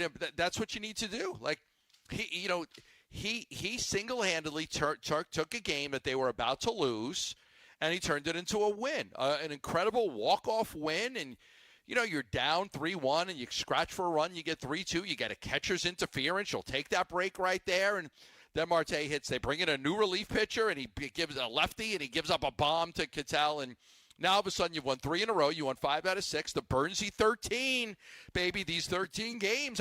I guess I have to ask you now. Yeah. Your initial thought was 8-5. Yeah. Out of the 13 games. Yeah. And they're currently 4-1. 5-1. 5-1. I'm sorry, 5-1. So because they won 3 other. So they're 5-1. There are 7 games left, which would mean for you to be happy, they have to just go 3-4. Readjust the expectations. I'm asking you, do you? Yes. Do you Readjust? readjust? 9-4. It's gone up by a game. It's 9-4. All right. Yep. I Am I wrong? I don't know. I mean, because if they go 8-5, you're like, okay, they went 8-5. I'm happy. But to go 8-5 would mean that they're going to go 3-4 in the next 7. Yeah. Now it's 9-4. You raised the bar a little bit. Well, yeah, they've forced me to. That's great. They've gone 5-1, and I think how many games they've got 7 games left in this. So that means they go 4-3 over the next 7 games. I mean, with 4 of those games, it goes up. It's now 9-4 is the bare minimum expectations for the Burnsy 13 for it to be successful, and I think it's doable. I mean, the Rockies are coming into town for the first of 4 starting tomorrow, and then you go on the road against San Francisco again. Now, going to San Francisco is a different deal. It's harder to score there. It's a notoriously great pitcher's park, so that'll be a kind of a funky series. But I think your ability to be at home against the Colorado Rockies, yeah, you should. I'm gonna change my expectations a little bit when it comes to the team because everything's clicking. You start right. This is the first time all year where you could sit there and say, starting pitching, check, bullpen, check, offense, check. It has not happened all year, save for maybe that road trip at the very beginning of the season when they won 2 of 3 in Philly, 2 of 3 in New York, and 2 of 3 in Baltimore. Yeah. That's the only other stretch, and they did it. Starting pitching was good. Offense was good. Like everything was kind of, and that was really, really early in the season. That's the only other time this year where I feel like you could even make an argument that everything was clicking for the Arizona Diamondbacks the way it's clicking right now. But it's Catel's, look, we said it at the beginning of the segment, and it's the truth. It's nothing was more important for the Diamondbacks than to get him right. Now you got to get Perdomo right, and you're right. Even though he had the 3 RBI today, he's still lagging a bit. I mean, hell, Catel's still lagging a little bit. His batting average is still low enough that it needs coming up a little bit. But I don't know how you feel about this. I was never I was about to say I was never worried about Catel. That'd be a lie. I was a little worried about Catel, just because it was such a dramatic offseason with the trade rumors and whether he was going to be here and whether he wasn't. And I was starting to wonder if that was messing with his head a little bit. And if that was, but then I looked at some of the other stuff. He's been smacking the ball he hit one last night to center field in the, 7th inning, 8th inning, that it was 411 feet. And he just stood there and stared at it like, what else do I got to do? I mean, he crushed that baseball and got no results. And that's been a story for him almost all season long. And when you're doing stuff like that, it's really easy to believe it's only a matter of time until he's going to come through and figure it out. Yeah, and a lot of people point to that stuff. I'm not the biggest believer in it, but you hit the ball hard, and I talk about you got to hit them where they ain't, because sometimes you get a bloop single. No, we don't talk about how many outs they should have had because it was bloop singles. So, but he was obviously swinging the bat well. It's just a matter of just getting a couple of breaks, and he's been able to get them the last few days. Yeah. When we come back on the Burns and Gambo show, we'll keep talking about the Arizona Diamondbacks and what's next for them and what their general manager expects out of them. That's next on the Burns and Gambo show. Bickley and Marotta mornings. This is the first time you could say this in a really long time in Phoenix, Arizona. There's 4 young players on this roster who, if they all make a leap, things could get interesting. And those players, you mentioned a few of them in the blast. Kaman Malawach, Brashear Fleming, and then a couple guys going into their 3rd year in Ryan Dunn and Oso Ighodaro. If all 4 of those players take a leap in year 2, if they're all back, which I believe they all will be, things could get pretty interesting. Bickley and Marotta, mornings on Arizona Sports, the local sports leader. Christian Brothers ready to help you right now. It is time. Let's stop putting it off. Let's have Christian Brothers come out for $50. For $50, give you that AC tune-up that your AC needs. A little TLC goes a long way. It's like tuning up a car, right? You're going to get the oil change, the tires rotated. Well, your air conditioning needs love. You got to get the condenser coils clean. They're going to do that for $50. They're going to go through your entire system. If anything is outside of factory specifications, you'll know about it. They're going to give you an accurate electrical reading on all the major components, the capacitors, the motors, the start gear. You got to make sure that everything's up to par and working to get you through the summer when it's 115 degrees. It seems like every day. And our air conditioning units are never off. They're just constantly running. They'll check the refrigerant levels, the airflow, the coil temperature splits, all the stuff that matters. Now, what do I like about Christian Brothers? Family owned and operated for over 50 years. The name says it all. Christian Brothers. Their techs are certified. They're background checked. And they're trained to the highest standards in the state of Arizona. If you want your AC to survive July, August, September, let's call Christian Brothers right now and let's get that tune-up for $50. 602-222-3535. That's 602-222-3535. At Freeway Chevrolet, buying a vehicle is as easy as 1. Welcome to Freeway. 2, 3. And right now, you can get up to $12,500 off MSRP on a new 2026 Silverado 1500 Crew Cab.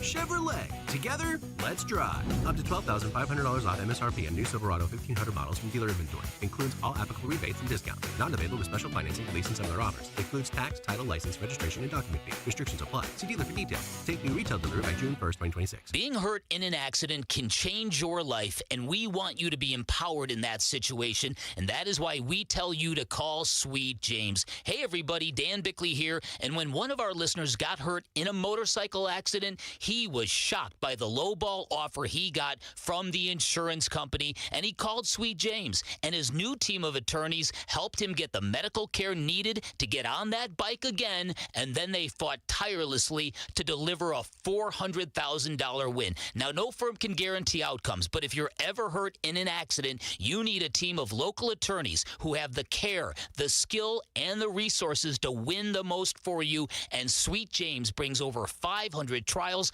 of experience to every case, big or small, and that is why they win 98% of the time, and they win big. Call Sweet James at 800-9-million. That's 800-9-million. Find them online at sweetjames.com. Proud partner of your Phoenix Suns. Hey, it's Wolf, and oh boy, it's employee pricing at Tim Hovik Santan Ford and more. More of what? How about more affordability, more APR and lease plans, more value, more fun, and more selection? Now that's American value for American values. It's employee pricing for everyone. Lock it in now. Only at Tim Hovik Santan Ford, located on the Santan 202 freeway in Val Vista Drive in Gilbert, or go to santanford.com. I am Santan Ford. You know that pile by the front door. Backpacks, cleats, water bottles, shoes kicked off in every direction, and that's just Monday. What if every kid had their own spot? Hooks, cubbies, a place for every uniform, every bag, all ready to grab and go. Space Solutions is family-owned. We've got busy kids, too. That's why we build custom landing zones designed for real families. Whatever the space, we've got a solution. Call us at 602-536-4199 or visit spacesolutionsaz.com. LASIK and EVO ICL from King LASIK frees you from glasses and contacts. Refractive lens exchange from K2 Vision eliminates readers and cataracts. Hey, it's Vince Murata. Find out about these procedures from the doctors who have performed over 300,000 of them. Join Doctors King and Kopstein for their free live webinar this Thursday at noon. Register now or schedule your free Zoom consult at K2VisionRLE.com. K2 Vision RLE. No glasses, contacts, readers, or cataracts. K2VisionRLE.com. Arizona Sports, the local sports leader. Burns and Gambo, what's on tonight? What's on tonight?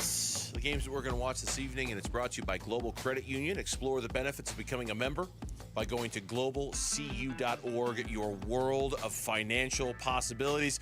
Diamondbacks already played. Diamondbacks already won. They beat the Giants by a score of 6-3 to complete the three-game sweep.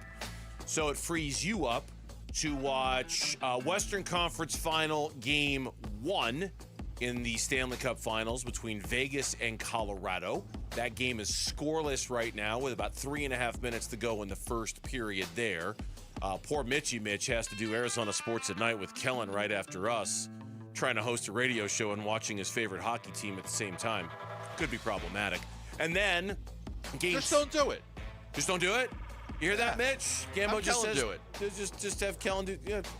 Mitch is listening to the game, so Mitch can't hear any of this. Mitch is already checked out. He's not listening to us at all. There are times right in the middle of the segment I'll get up and I'll walk out of the room. Well, that's because I talk so much you can do that. Just like I could just go. Yeah. And then Game 2 of the Western Conference Finals in the NBA. And this game is on ESPN 60 right now. 7 minutes, 11 seconds to go in the first quarter. OKC and San Antonio are tied at 11. Is Fox playing? I don't know. Okay, I want to look that up. I don't know. De'Aaron Fox. Now they won. I was thinking they won that first game. It might have bought him a little more time. Maybe they realized they didn't have to play him. So let's just see. Is De'Aaron out. Fox is no. He's not playing. He is not playing. So they're going to give him a few extra days. Yeah, maybe they, like you say, they feel like they're playing with a little bit of house money because they won game on the road.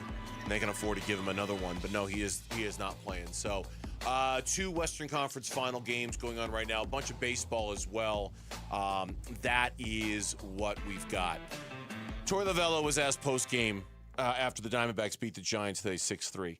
Are you more impressed with the fact that you got 3 quality starts out of your starters against the Giants, or that the bullpen gave up no runs against the San Francisco Giants in the 3 games? Here's what he said. You're going to make somebody mad at me. I like that. I try to be very fair at all times. I love starting pitching. I believe in starting pitching. I think the tone is set by the starting pitching. If they do their job, they're going to turn it over to a bullpen that's ready to execute. So if I had to pick one of the 2, I love the starting pitching that's gone out there and done their job. Zach Gallen 2 nights ago, Ryan Nelson last night, Merrill Kelly today. Wasn't great for. I mean, it was a quality start for Ryan Nelson. I don't want to disparage it. He gave him 7 innings. It wasn't great at first. They jumped all over him. He wasn't getting very deep into counts at all. I mean, his first pitch swinging, second pitch swinging, but he was able to settle in. And for Merrill today, gave up the 8 hits, kind of grinding his way through it a little bit. He wasn't as sharp as he was the last time out, obviously, with the complete game against Colorado. But given where this pitching staff was just a couple of weeks ago, 3 straight quality starts, 11 out of the last 15 starts that you've gotten are quality starts. Yeah, it would appear that Torey Lovullo's little come to Jesus speech with the starters had a pretty good effect on them, wouldn't it? Yeah, I thought that, the first inning he gets the first 2 guys out, and then Schmidt hits a homer into the bullpen. You're like, okay. Diamondbacks come right back. They get a run, the sac fly by Geraldo. And then in the second, he gives up the single to Chapman and then the double to Eldridge, and now you're down 2-1. Okay.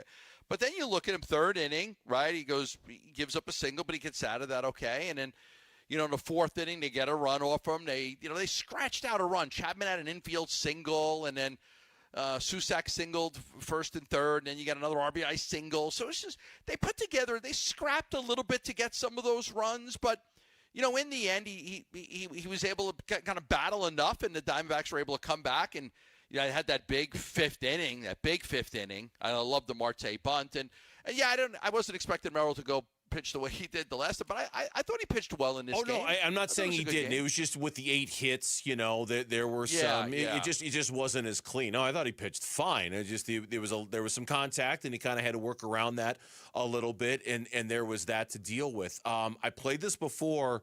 I'm going to play this again because I do think this is noteworthy. This is Mike Hazen when he was on with Wolf and Luke earlier today, and he had said earlier, "Hey, just hanging in there isn't going to cut it anymore." And he kind of went into greater detail about that when he was on with the fellas earlier this afternoon. All things considered, the National League is incredibly tough so far through 47 games. You see the number of teams that are 10 games over 500. It's looking like high 80s is getting in the playoffs this year so far, and we have some ground to cover there to get into that mix. High 80s is what it's going to take. He close to 90 wins, which is why he has been saying the last couple of days, at least in the article that we talked about yesterday, just hanging in there, staying afloat. That's probably not good enough anymore. We probably have to start stacking some wins so we can give ourselves a little bit more runway on this. Yeah, he moved those goalposts quite a bit. 500 is 81 and 81, and he's basically saying we got to get to 90 wins. So now you're talking about 9 wins better than that. We've seen teams make the playoffs with 83, 84, 85. He thinks it's going to be higher. So I think that I think the goalposts have moved. I think they're probably, by the time the trade deadline comes, going to have to be about, instead of at 500, they're probably going to have to be 4 to 5 games over 500. Gamba, before we make way for Arizona Sports Tonight with Kellen and Mitch, remind everybody what you had said about Jaden Bradley and the Phoenix Suns, because that was interesting. Just real quick. Yeah, the Phoenix Suns are going to have Jaden Bradley in for a pre-draft workout. They're starting to bring these guys in. They've had a couple guys in already. I'll talk about more of that tomorrow. But Jaden Bradley will be one of the guys that comes in for a pre-draft workout. The Arizona point guard. The U of A point guard on his way in. That's going to do it for us. Mitch and Kellen are next. We'll see you tomorrow. Full edition of the Burns and Gambo Show straight up 2 o'clock here on Arizona Sports. Have a great night, everyone. You're still here? It's over. Go home. Go. He's the president of the Arizona Diamondbacks. Derek Hall talks D-backs baseball with Bickley and Murata. Thursday mornings at 7:45. Brought to you by Freeway Chevrolet. Watch it on YouTube. Listen on the Arizona Sports app and 98.7. Scorpions don't hate you. Ain't got the brains for hate. What they got is a tail full of bad intentions. Been living in this desert since the dirt was new. Think they got squatters' rights to your laundry basket. Nate here, owner of Blue Sky Pest Control. Scorpions may have squatters' rights to the desert, but not to your property. Call 602 Blue Sky today. Real pest science, real protection. Hello, Blue Sky. Goodbye, scorpions. Ready! Hi, this is Brent with Ready Services Plumbing and Air Conditioning. If you ever find yourself in need of any help in your home as it pertains to your plumbing or air conditioning, there's only one name to think of, and that's Ready Services. At Ready Services, we treat our customers fairly, we give honest pricing, and honest assessments of your issues. We'll never leave your home without you feeling satisfied with the job that was done and your experience with our technicians. To learn more about how we can help you at Ready Services, reach out to us at nofeeemergency.com. I move mountains for a living. Literally. That means I don't carry hand lotion, and when it comes to serious heartburn, I don't mess around with anything but Rolaids. Rolaids' dual-active formula has calcium carbonate and magnesium hydroxide that relieves heartburn fast. Yeah, you heard right. 2 actives for that powerful relief. And the best part? The roll fits right here in my pocket, so I can get back to moving mountains. Rolade spells powerful relief. Read each label. Use as directed. Keep out of reach of children. At Audion Hearing, our mission is simple: to make better hearing affordable for everyone. We're proud to offer high-quality, rechargeable hearing aids starting at just $98. Clear, comfortable, and ready to use right out of the box. And here's a study worth hearing. Research shows that wearing hearing aids can reduce your risk of dementia by up to 61%. Join over 1 million happy customers and hear the difference today by going to audionhearing.com. That's AUDIEN hearing.com. Hi, this is Stuart Willis, President of Asset Preservation Wealth and Tax. A personal relationship with your financial advisor really matters. It's super important that you have the ability to talk about anything you need to with your advisor. So if you have been pushed off to a call center and you don't have a one-on-one relationship with your financial advisor, then reach out to us at assetpreservationwealth.com. That's assetpreservationwealth.com. Investment advisory services offered through Foundations Investment Advisors, LLC, an SEC registered investment advisor. Hi, it's Vince Marotta, and if your ride's starting to feel a little outdated, Earnhardt Buick GMC in Mesa can help you upgrade just in time for the summer. Here's the difference. Anybody can sell you a vehicle, but not everybody makes the whole experience feel easy and enjoyable. That's why Arizona drivers have trusted the Earnhardt name since 1951. Real people, honest prices, and a team that's focused on what works best for you, not pushing you into something you don't want. It's how the Earnhardt family built its reputation the old-fashioned way, by treating people right. If you're after a refined Buick SUV or a bold GMC truck, they have one of the best selections in the Valley with options that fit your lifestyle and budget. And when you're ready to shop, their website makes everything simple. Browse inventory, value your trade, and explore our incredible offers anytime online. So when you're ready for something better, visit Earnhardt Buick GMC or go online to EarnhardtBuickGMC.com. We are professional grade. After all applicable incentives on select models. All offers with approved credit through GM Financial. See dealer for details. Offers in June 1st, 2026. T-Mobile has an exclusive bundle for customers 55 and up. I'm Sarah Bowl. Yeah, I'm Frank Bowl. A reliable network is key for us. And with T-Mobile, it's been wonderful. And going to the 55 plus plan saved us so much money. A lot. And that's important. Trying to keep costs down. The home internet's been perfect. It's fast, it's quick. The setup was so easy, it took less than 15 minutes. It was like, ta-da!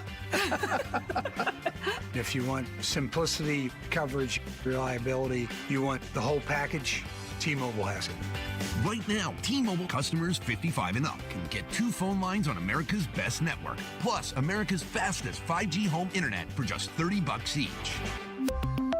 $30 per month each line with autopay plus taxes and fees. Minimum age 55. Pricing for home internet rely on 2 lines of essentials. Choice 55. $35 connection charge per line required. Best mobile network and fastest 5G home internet based on analysis by Ookla of Speed Test Intelligence data 2H 2025. All rights reserved.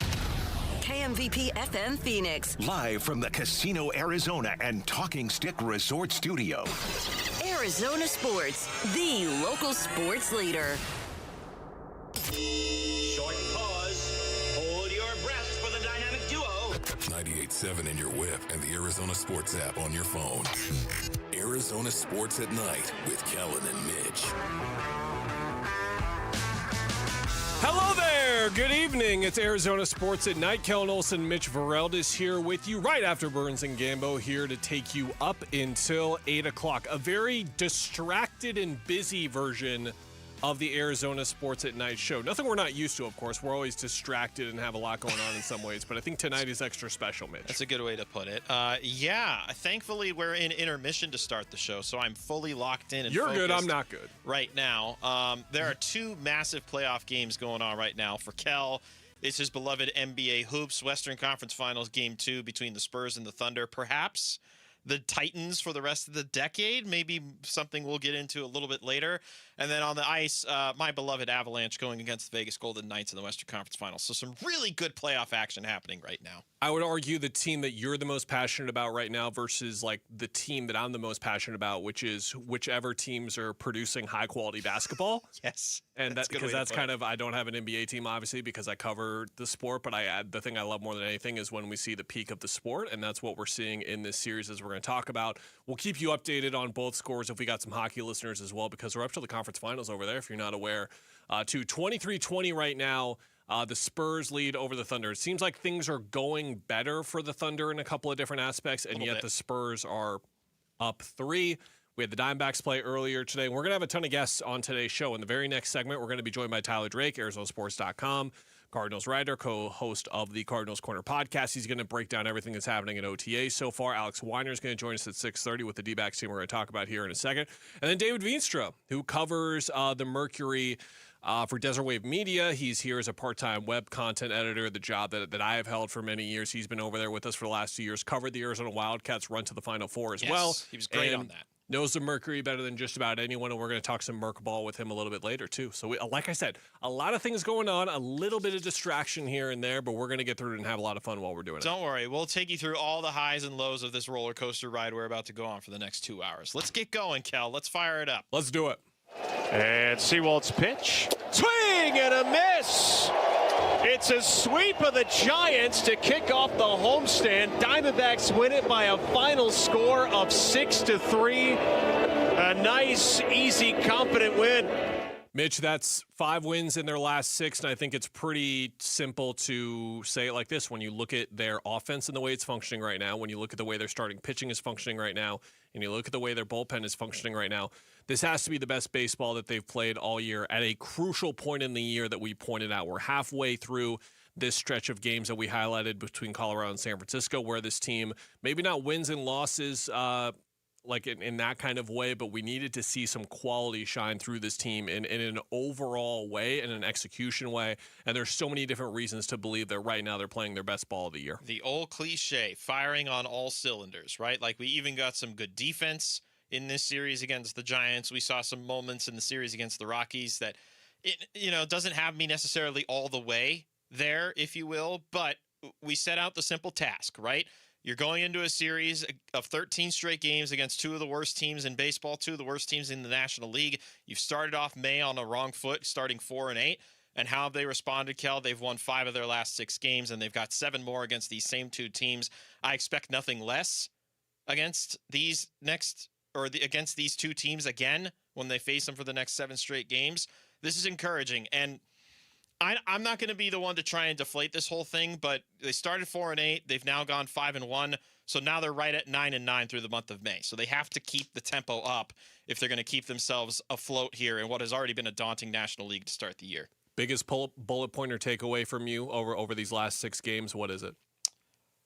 Pitching overall was just kind of on one for the most part. Obviously, it was anchored by Merrill Kelly's great outing that he had in Colorado, a complete game, first complete game of his career for him to do it at Coors Field as well. I think that is a tremendous outing for Merrill. Backed it up again today against the Giants with another quality outing. Ryan Nelson seems to be firing very, very consistently now. His last 3 outings, I think it is, he's had quality starts in all 3 of them. Eduardo Rodriguez, he was the one that kind of got roughed around against the Rockies, but he'll get another chance at it, and he's been steady Eddie for most of the year. And then how about this, Kel? The bullpen, specifically against the Giants, I know it didn't fare too well against the Rockies, but the bullpen against the Giants in this series allowed, count them, 0 runs. 0. And yes, there was a blowout victory that they had in Monday's game, but they were trailing for most of Tuesday's game, and then Wednesday's game to be able to hold a 3-run lead after Merrill left. A lot of commending of the bullpen for how they performed in this series. Here's Torey Lovello post-game on this stretch compared to other good stretches earlier in the year. We played good baseball. That's all I care about. For me to go back and remember certain stretches, it's hard for me to kind of give any of that some value, but I love where we're at right now. And I want to say we're playing very solid baseball in just about every area, and that's what I want us to continue doing. If I have to answer the question, I'm going to say as good as I've seen in a long time here, where we put together quality at-bats with good pitching, timely hitting, and real good relief pitching. And I have every reason to believe this can continue. And we'll talk about the offense a little bit later, but we still should shout it out here. That's my number one takeaway, and it can go to Catel Marte, obviously, who was fantastic today. He was fantastic yesterday as well. Now he's starting to get luckier with all the exit velocity stuff that we talked about Much 2 weeks ago. It's good to see the luck return for him, but it's the overall approach from everyone individually. You just are starting to see the Diamondbacks at bats that we're used to, where there is patience, where there is less chase, there are more walks, and you look at just their rate of walks in general, but also just guys getting on base right now. You look at the last 7 days this team has played, which covers that 6-game stretch. 4 players with an on-base percentage above 400. That includes Corbin Carroll at 522, which is an absurd number. Catel's at 417. But you were always going to need to find other guys to contribute, and that has been Nolan Arenado, who's been awesome. Gabby, who has just been hitting a whole lot of singles, and that's better than nothing. And then Ryan Waldschmidt as well has 2 doubles to go along with his 5 singles and 3 walks as well. But more importantly, or just as importantly, the walk to strikeout ratio for those 5 guys. Corbin an even 4-4. Arenado 5 walks, 3 strikeouts. Moreno 2-3. Waldschmidt 3-4, and then 2-1 for Catel. Not only were we seeing walks go down for them, but strikeouts were going up, and that's where it gets really dangerous. But they've alleviated both at the same time, which speaks to Torey finally getting through these hitters to hit the way that they were supposed to. It helps when you face crappy pitchers too. Not that I'm trying to diminish what the Diamondbacks were able to accomplish offensively. Are you calling cap? Are you calling cap on the last?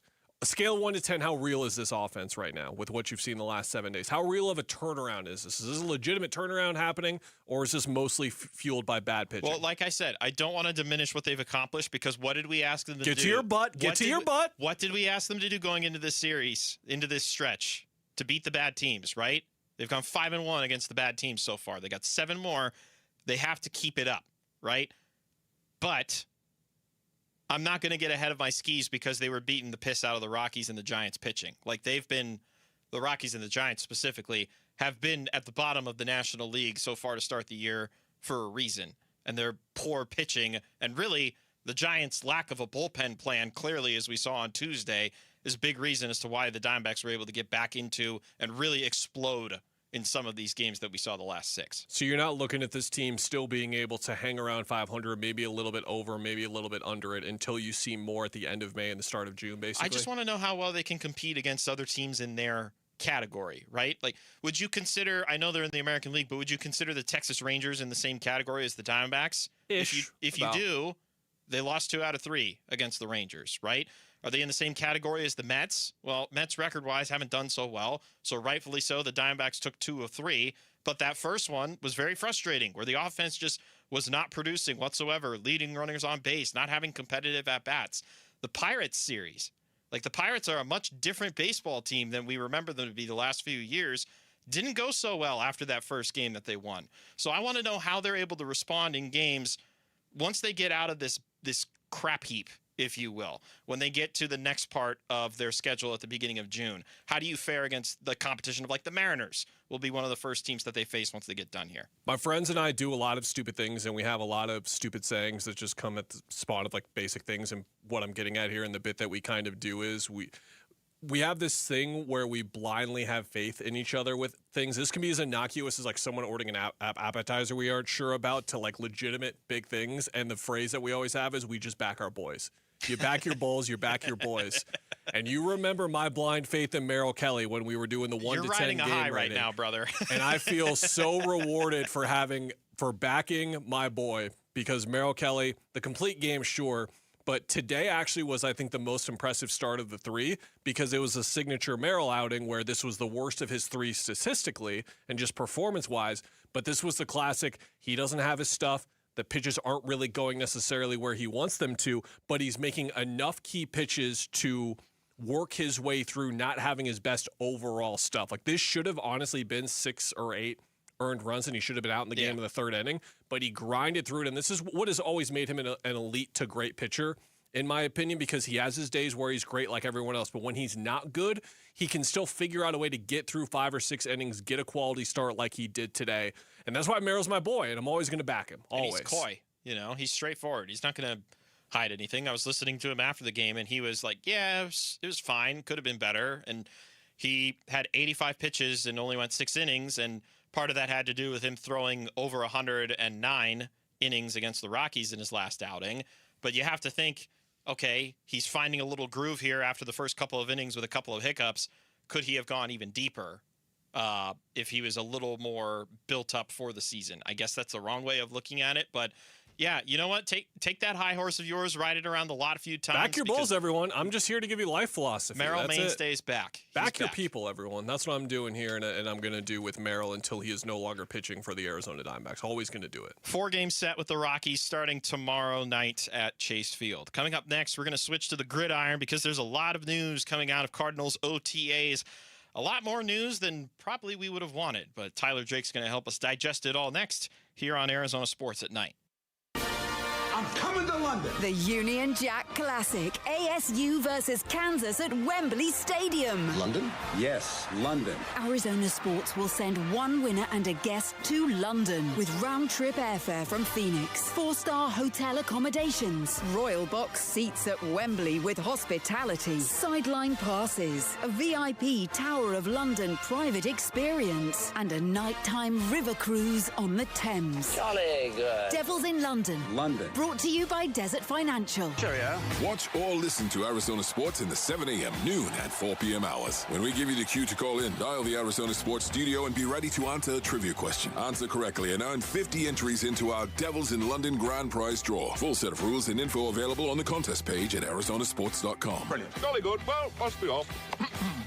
I'm Matt Morgan of Morgan & Morgan, America's largest injury law firm. I've had the privilege of seeing miracles, broken families rebuilt, every crash, every workplace injury, every medical mistake. Fighting back can work. We've gone toe-to-toe with insurance giants, and we've won a lot. Over $30 billion recovered. Size matters. Reputation matters. Results matter. There's only one Morgan & Morgan. Morgan & Morgan, forthepeople.com. Arizona lawyer will handle Arizona cases. Prior results do not guarantee a similar outcome. This is a special alert to all Americans who own a vehicle with less than 200,000 miles with an auto warranty about to expire or with no warranty coverage at all. Due to a decline in the economy, CarShield is announcing a low-cost month-to-month vehicle protection plan that is now available to the public to save any driver out-of-pocket expenses on future auto repairs. Call now to find out how you can pay almost nothing for covered auto repairs. Yes, you heard that correctly. Pay almost nothing for covered auto repairs. An open phone line has been established for all drivers to call for a free quick quote. Call 800-292-4541 now. Drivers who are covered will not have to pay for covered repairs again. This protection plan is at an all-time low. Additionally, drivers who activate this vehicle protection today will also receive free roadside assistance, free towing, and car rental options at no additional cost. Call us for your free quick quote today. 800-292-4541. That's 800-292-4541. What do you have to lose? Call 800-292-4541. Again, 800-292-4541. It's back. Employee pricing. Yep, we pay what Ford employees pay at our Desert Ford dealers. Hey, Paul Calvisi here, man. Do not miss employee pricing across a full lineup of trucks and SUVs. Hey, Ford has been part of this country's story for more than a century, and Ford will help drive America forward for the next 250 years to come. You take that 2026 Ford F-150, work truck, or weekend warrior, Ford has a powertrain fit for the job. And remember, Ford is the number #1 selling truck brand in Arizona. And right now, get employee pricing plus $1,000 cash back on a 2026 F-150 and Ford Explorer and 2025 Ford Maverick and Bronco. Employee pricing and $1,000 cash back while it lasts at our Desert Ford dealers. Just click buyfordnow.com. Based on S&P Global Mobility retail U.S. new vehicle registrations for the truck vehicle type CYTD October 2025. Wesley Financial Group is not a law firm. I'm Chuck McDowell, founder of Wesley Financial Group. Did you buy a timeshare because they told you it was a great investment? That's a lie. Most timeshares can be bought online for $1. To find out what your timeshare is worth and to cancel it, call us today and we'll send you our timeshare exit kit free with all your options for cancellation. Call Wesley for your free exit info guide. 800-771-1300. That's 800-771-1300. Finding great candidates to hire can be like, well, trying to find a needle in a haystack, but not with ZipRecruiter. Its powerful technology actively finds and invites qualified candidates to apply to your job. So while other companies might deliver a lot of hay, ZipRecruiter finds you the needle in the haystack. See why 4 out of 5 employers who post a job on ZipRecruiter get a quality candidate within the first day. Try ZipRecruiter for free at ZipRecruiter.com/free. That's ZipRecruiter.com/free. ZipRecruiter. Support comes from Amazon Business. Free your team from time-consuming procurement tasks. Discover smart business buying where unmatched selection meets AI-driven tools to simplify complex processes so you can focus on what matters most. Learn more at AmazonBusiness.com.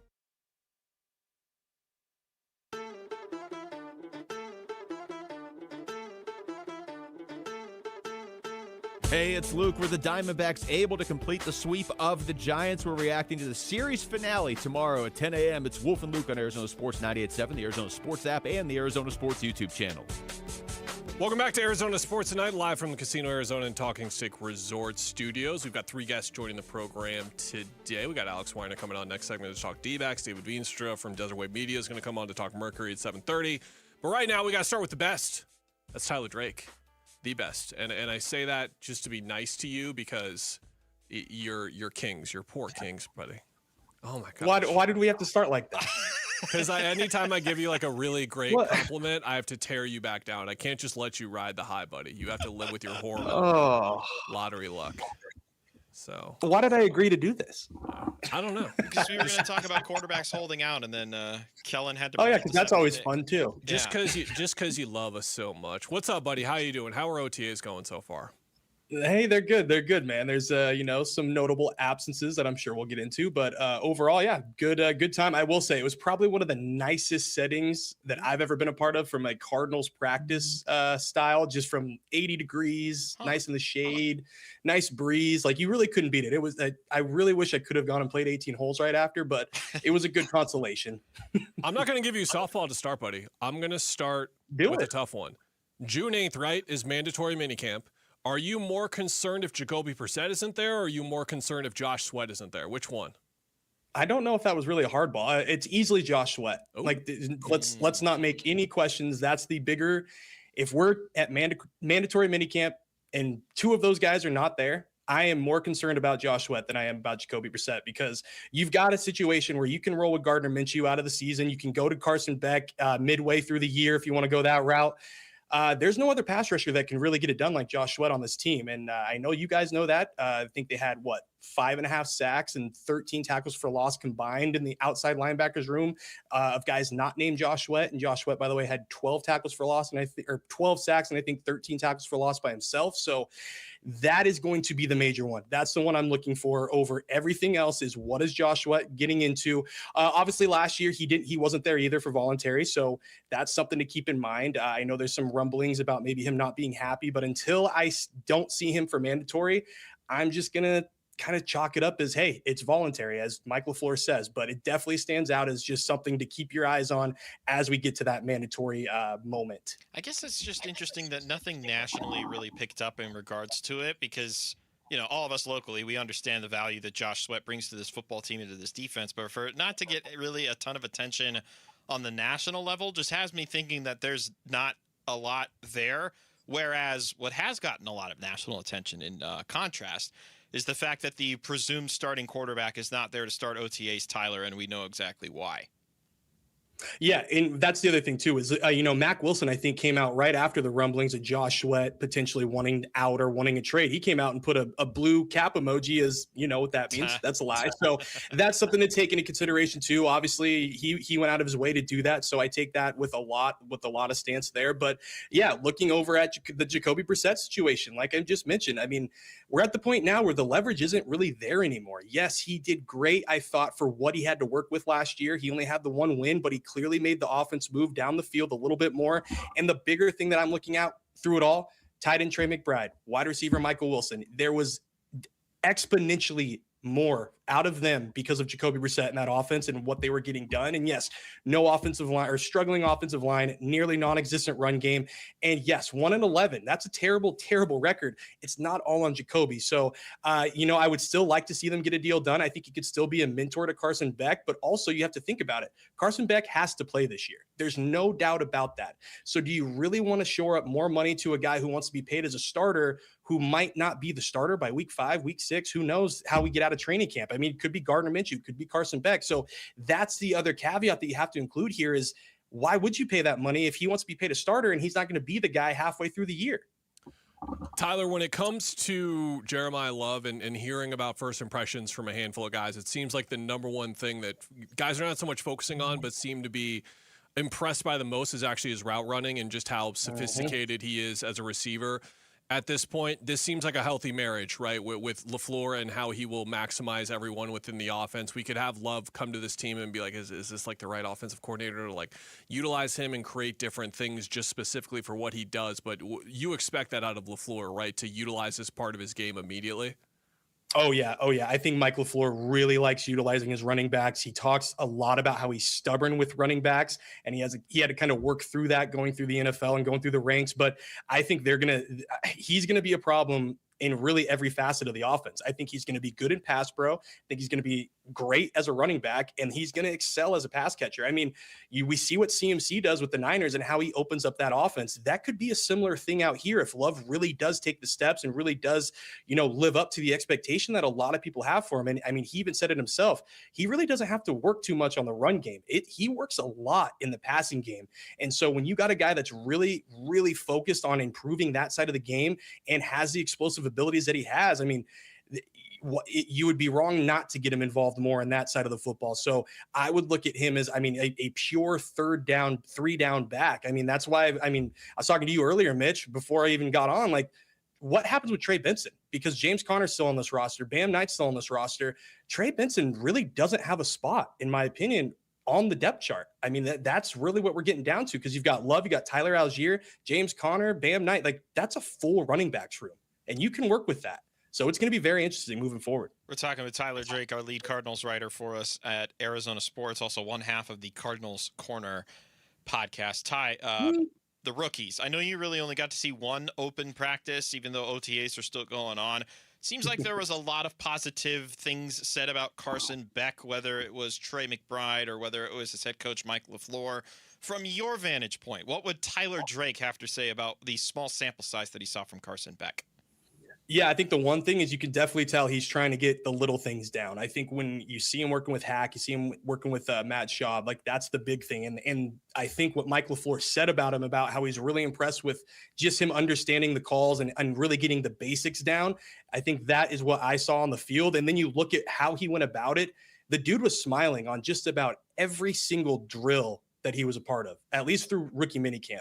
And that right there just shows that this guy loves ball and he's really trying to improve himself. And yes, it's a little thing, but when you look around at other guys, not everybody's smiling. There's other guys, sweating, getting through drills. This guy, every single time I looked at him, he had a smile on his face while he was throwing the ball. So yes, there's going to be some ups and downs. He had some rough passes there, but he also had some good ones. I know there was a couple of Cardinals videos that came out that also showed him throwing some really nice back shoulder throws in the end zone. So it's obviously going to be a process, but from the early reports, you could clearly tell the guy there's a reason why he got taken in the third round.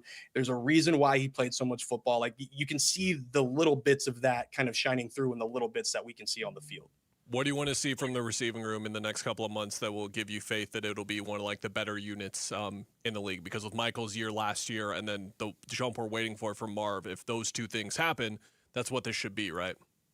Yep. And that's the one thing I'm looking for the jump from Marv. I think we see Michael Wilson. I don't think that's a one-off. I think he's got the potential to be that guy if he can get that kind of target share moving forward. I think it really comes down to Marvin Harrison and really taking that next step and really regaining and retaking that wide receiver 1 role, because I think a lot of people are entering this year thinking, hey, Michael Wilson actually looked like the wide receiver 1 on this football team, despite having a first-round pick, top 5 pick.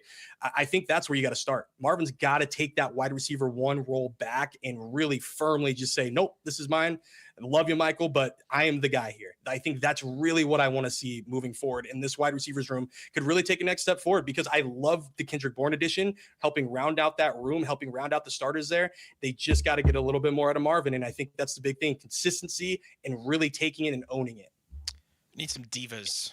Need some prima donnas coming up this season in the wide receiver room. Tyler, as always, we appreciate it, and we look forward to your continued coverage of the offseason as always. Thanks, buddy.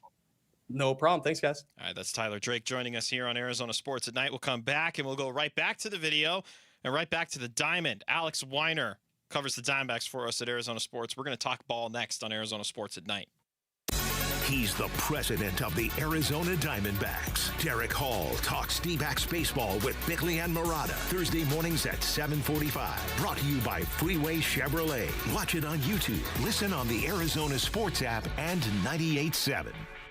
Hey, it's May. Tam Sir Climbing. Time to turn screen time into swim time. That's exactly what we did at Casa Galvisi with Arizona's most awarded pool builder, California Pools and Landscape. You talk about a before and after. When we have friends over, that's all they talk about. A total transformation. New decking, shade structure, landscaping, turf, of course the pool. One designer, one contract, one builder, and our #1 summer escape is now our backyard. See it for yourself and get a free estimate at calpool.com/Paul. Dan Bickley here, and you've seen the Sweet James billboards. Fun name, serious results. So if you are hurt in any kind of accident, don't let the insurance companies push you around. Sweet James Accident Attorneys has over 25 years of experience, 500-plus trials, and has recovered over $2 billion for accident victims. They even have a full in-house trial team and deliver some of the biggest settlements in the country. Call Sweet James at 1-800-9-MILLION. That's 1-800-9-MILLION, sweetjames.com. Get the freedom to save with your Valley Chevy dealers. Spectacular offers are available right now. Plus, you'll have the freedom to choose from an extensive lineup that's ready for all the adventures ahead. That includes popular models like the legendary Silverado, the versatile Equinox, plus the feature-packed and affordable Chevy Trax. Don't miss out. Memorial Day marks the beginning of summer and a great time to hit the open road in a brand new car, truck, SUV, or EV. From your Valley Chevy dealers. Support comes from Amazon Business. Unlock smart business buying with fast, free delivery on millions of items and practical AI innovations that automate repetitive tasks so you can make smarter decisions faster. Learn more at amazonbusiness.com. Ryan Reynolds here from Mint Mobile with a message for everyone paying big wireless way too much. Please, for the love of everything good in this world, stop. With Mint, you can get premium wireless for just $15 a month. Of course, if you enjoy overpaying, no judgments, but that's weird. Okay, one judgment. Visit mintmobile.com/radio. Upfront payment of $45 for 3-month plan, equivalent to $15 per month required. Intro rate first 3 months only, then full price plan options available. Taxes and fees extra. See full terms at mintmobile.com. Check engine or ABS light on? Take the guesswork out of your warning lights with O'Reilly Veriscan. It's free. Ask for O'Reilly Veriscan. O'Reilly Auto Parts. There are 6 things that must be exactly perfect for your air conditioner to use less energy and last longer. If even one isn't perfect, your system works harder and wears out quicker. For just $129, Gettle will give your system a rejuvenation. We'll test and adjust all 6 things and clean the outdoor coils the right way, not the easy way. Those coils get hot, so that plaque is baked on. A garden hose just won't do it. No one knows air conditioners like Gettle. GOETTL will keep you cool, but it's hard to spell. Hey, it's Paul Calvisi with Matt Dagus, president of Bright Wealth Management. And Matt, most people think having a 401k and a CPA means they have a plan, but but they don't, do they? Well, they have accounts and not a strategy. And there's a big difference. A real plan connects your income, taxes, investments, and estate planning all working together. Or let's say they're not connected. Things start working against each other. You can do everything right and still make costly mistakes, especially in those first years of retirement. So what does Bright Wealth do differently? We build one coordinated plan, everything aligned, no gaps, no surprises, and right now we're offering a complimentary written financial plan, no cost, no obligation. Nice. All right, how do people get in? Call us right now, 844-726-9116. One call, and we'll show you exactly where you stand and what needs to change. Don't wait. Call us at 844-726-9116 or online at brightwm.com. Investment advisory services offered through Foundations Investment Advisors LLC, an SEC registered investment advisor. The content provided is for educational purposes only.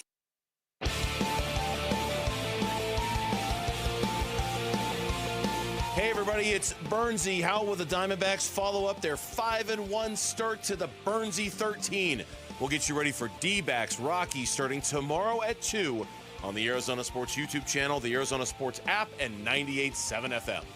Hey, it's Arizona Sports Tonight, guest to guest. We keep it rolling. Just spoke with Tyler Drake of ArizonaSports.com. We got a Diamondbacks right on ArizonaSports.com. His name is Alex Weiner. Alex, we have an Instagram now. Big shot, your own personal Instagram, but for the team now. Can you promote this, please, so people can go follow it? I can. You can join the dozens of followers we have so far. Dozens! There's dozens of us! Yeah, just a place to put some more content and try to come up with some other ideas to kind of expand our coverage a little bit throughout the year. So yeah, it should be a fun little project on the side here. By the way, it's only fitting that I gave Tyler crap for the Kings having a bad night at the lottery to congratulate you for your Clippers having a wonderful night at the lottery. Are you already being insatiated with Keaton Wagler highlights? What are you doing? You scouting yet? We have taken a dip into the Keaton Wagler highlight reel. We have taken a dip into Darius Akoff and some other guys who could potentially land there. So we've started the process. It's especially a fun, when the D-backs are on the road and I had a little bit more time. It's a really fun pool to be in. Speaking of fun, is this the best baseball the Diamondbacks have played this year? Probably collectively. The best stretch before this was that was kind of expansive a little bit. It was probably early in the year when they swept the Tigers. That was the first home series of the year. They split with the Braves, who are currently the best team in the National League. And then they go on the road and take series against the Mets and the Phillies and the Orioles. And it was just a good job of stacking good series with each other.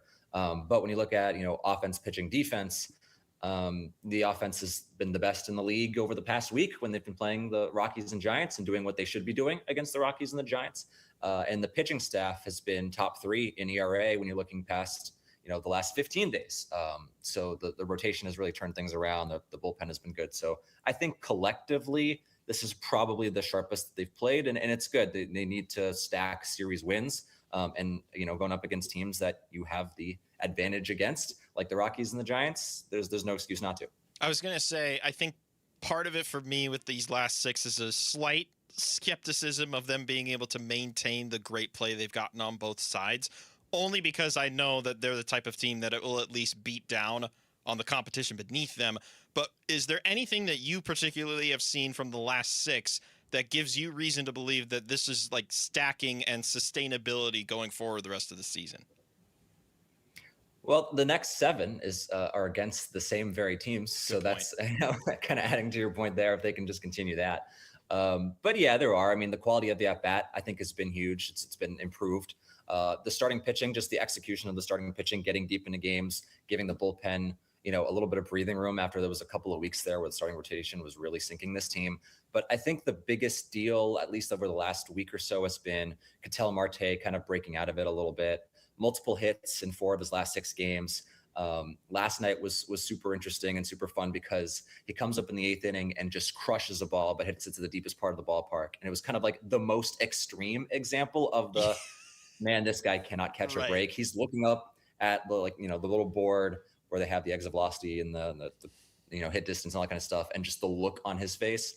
It's like, man, is this kind of rock bottom in terms of what can I do to get a hit here? And then he gets an opportunity to come back up again, and just the moment of elation he has when he hit that ball. I think it was a good team moment, but definitely a good personal moment for him.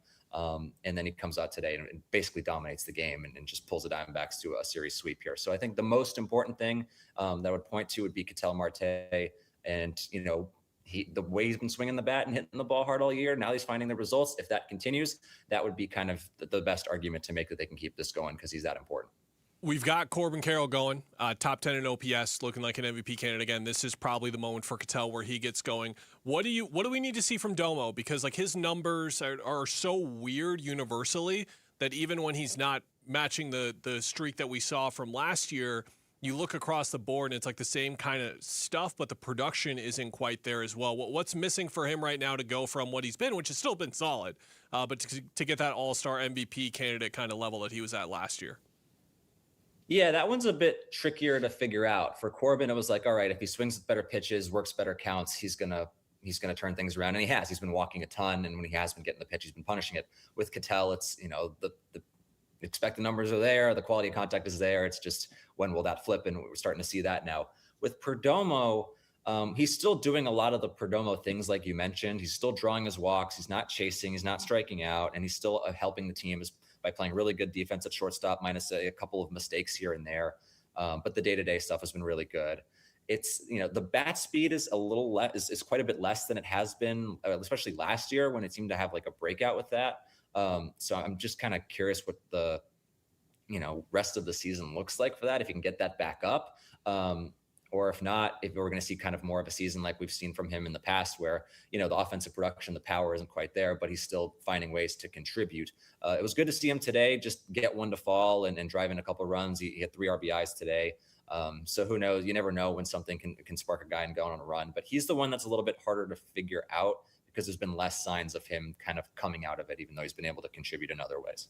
Alex Weiner, our lead Diamondbacks writer for us at Arizona Sports, also one half of the Ain't No Fang podcast, your weekly consumption for Diamondbacks talk. Alex, I want to ask you about Ryan Waldschmidt, only because it seems like he's perfectly filled in what used to be the Perdomo role, right, where he's at the bottom of the order and he's turning the lineup over to the top. And more so just the speed in which the organization decided, all right, enough fooling around, we need to get the offense going. What about Waldschmidt has impressed you the most so far in the about a month that he's been here? It's been less than a month right now. He's still kind of getting his feet wet. Yeah, a little bit. This was his, second home series, I believe. For him, offensively, it's just the quality of the at-bat. I think it's been, it's definitely an improvement on what they were getting from Alek Thomas. He's been, hitting the ball, decently well. There's some strikeouts and stuff like that. As a young player, he's still kind of figuring it out. But he had 2 more hits today. He's been stealing a few bases. He's just been finding ways to contribute from that 9 spot and doing a lot of the things that this team needs to see from their 9-hole hitter to kind of flip the lineup, see pitches, kind of set up the top of the order. So all that was kind of expected based on his profile from the minor leagues as a prospect. That was kind of his forte. The power and the speed and all that kind of stuff will continue to contribute to what should be a good ball player for them moving forward. The thing that's most impressed me about him actually has been his defense, because he's really gotten out there and gotten it in center field, especially. And this guy who, they drafted as a corner outfielder, they put him in center last year in Double-A to see how well he did, and he's continuously gotten better. And he's kind of played with a little bit of a reckless abandon out there that has really kind of energized this team a little bit too. So I think the defense especially has kind of stood out to me and what's kind of impressed me about him so far. Alex, the most fun thing that I've been watching the last 2 to 3 weeks has been what Nolan Arenado is doing at the plate. And then the glove was there at the start of the year as well. Look, it's not the Colorado or St. Louis MVP numbers. It's never going to be that. But seeing him hit well in a D-backs uniform is just really weird, because when we came here, we expected this maybe not washed version of Nolan Arenado per se, but certainly not to that level. Weird injury stuff in St. Louis last year. They get him for only $5 million this year and next year, and he's been fantastic at the plate these last couple of weeks. How much are you buying stock into this being a bounce back year for him? Is this just like a good stretch? And kind of what do you expect the mindset for them to be with him the rest of the year? Because if they're 500 or better and they're chasing a wild card spot, you got to keep this guy around, but you could also get a decent amount for him if he's hitting like Nolan Arenado, not of old, but at least giving flashes of it. Yeah, it's extended beyond just the past couple of weeks. It's really been about a month since he's been one of the better hitters in the major leagues for them, which kind of came out of nowhere considering he had started the season so cold. And people were like, uh-oh, is this a guy who, you might have to have the Eugenio Suarez conversations about the first year he was here. But he kind of snapped out of it pretty quickly. He's made some adjustments. He had high expectations for himself after last year and thought that he figured out some things to help himself offensively. Will he be this good the rest of the year? I don't think so. But he certainly has been better than expected offensively. He's provided mostly good defense. Again, kind of like Perdomo, there's a few mistakes here and there, but the day-to-day stuff has been generally pretty good.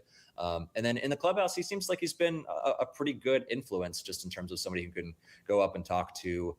Jeff Bannister mentioned, I think during the last homestand, that he was talking to him about Beltre and how he became kind of a clubhouse leader as like a third baseman getting into his later prime or into his later years there. And so there's been a lot of buy-in from him. Probably not going to be kind of a MVP candidate caliber for the whole season, but I think there are some decent signs that he can be a productive hitter for them. And right now he's been everything they've needed from him in that cleanup spot, which was kind of a question mark based on how some guys have started the season. So they'll ride it out for as long as they can. Whose start to the season out of the bullpen has surprised you the most so far?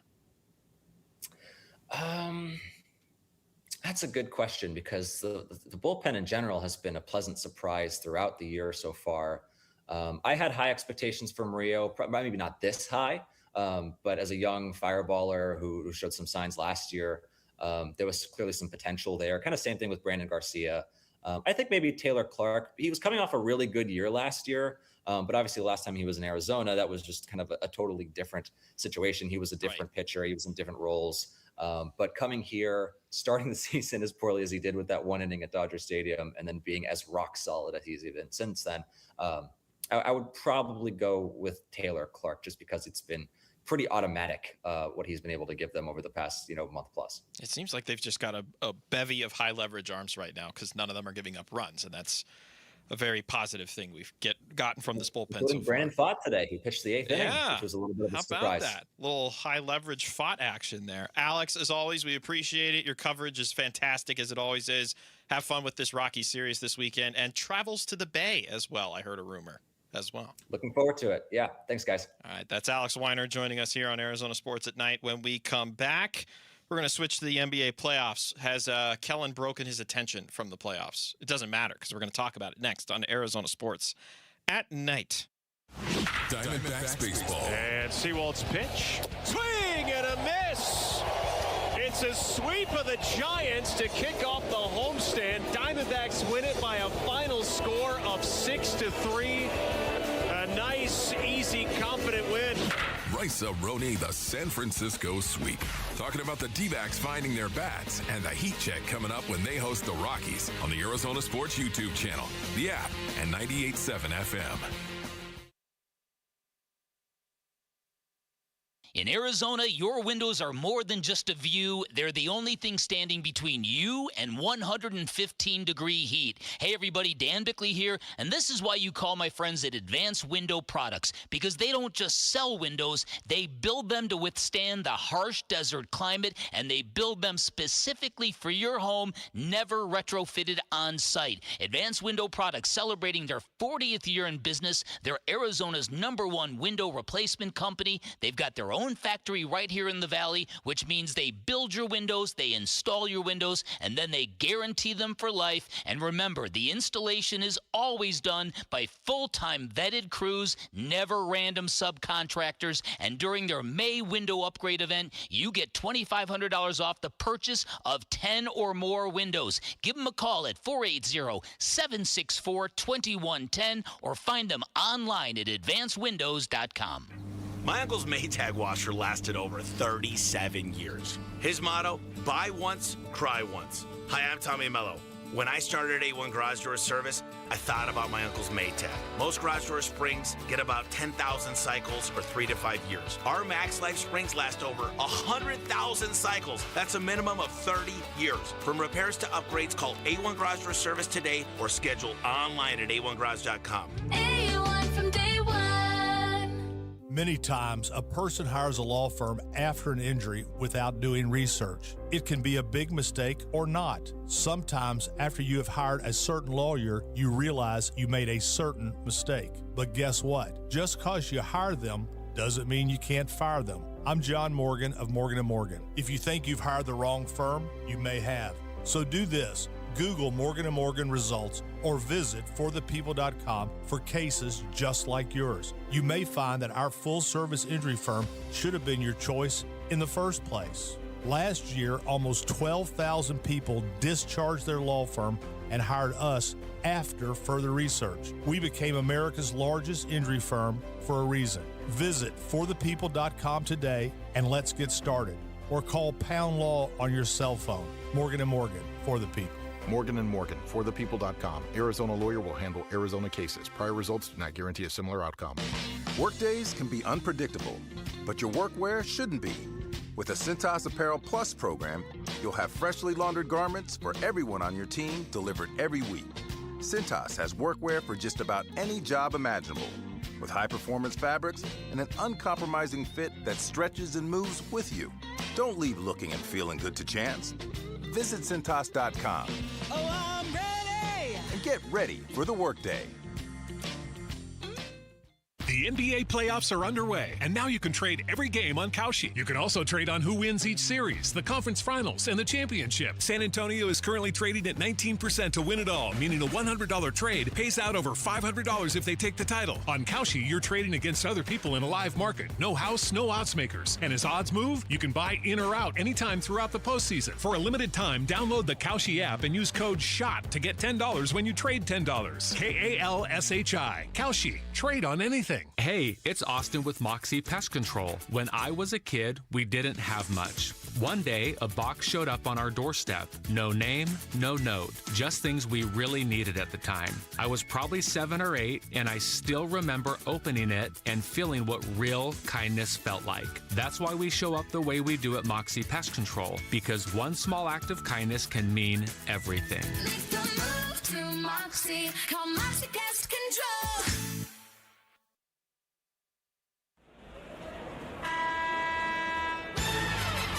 Arizona Sports, the local sports leader. Round Ball Roundup on Arizona Sports at Night. Oh, I love that music, pal. I absolutely love it, and I love when it appeals. Where's our guy, John Tesh? To the highest level of hoops, which is what we are seeing in the Western Conference Finals. Not to be remiss, by the way, if I'm using remiss correctly there. Eastern Conference Finals Game 1 last night, just a disaster class in two different ways. The Knicks of old showed up, I guess we could phrase it as. And then the Knicks of new, who we were like, oh, Knicks in 5, this Cavs team sucks. They're going to storm whoever comes out of that series.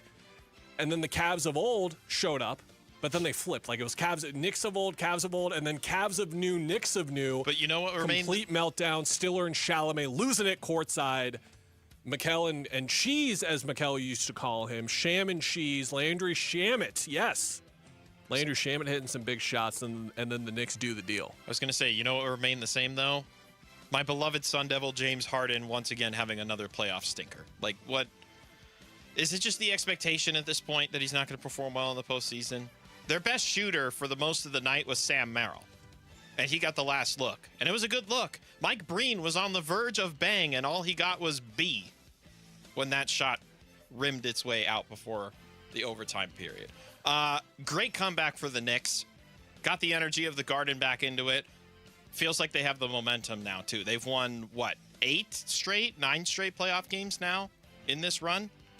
It's a lot of games in a row. A lot to update you on about the game in progress right now. It is 62-51 Thunder. So after game 1, which was the best game of the NBA regular season or playoffs so far, it was the highest level of basketball we've seen. Yeah. It was the future, if not current, face of the league right now, and Victor Wembanyama having his signature "I'm here and I'm going to be here for a very long time" moment. The interesting part to me and the parallels that I saw were you can look at LeBron in Detroit, right? Remember when LeBron did that to the Pistons when he was whatever it was, 23 or 24, and then there was the Boston series years later where he overcame all his demons.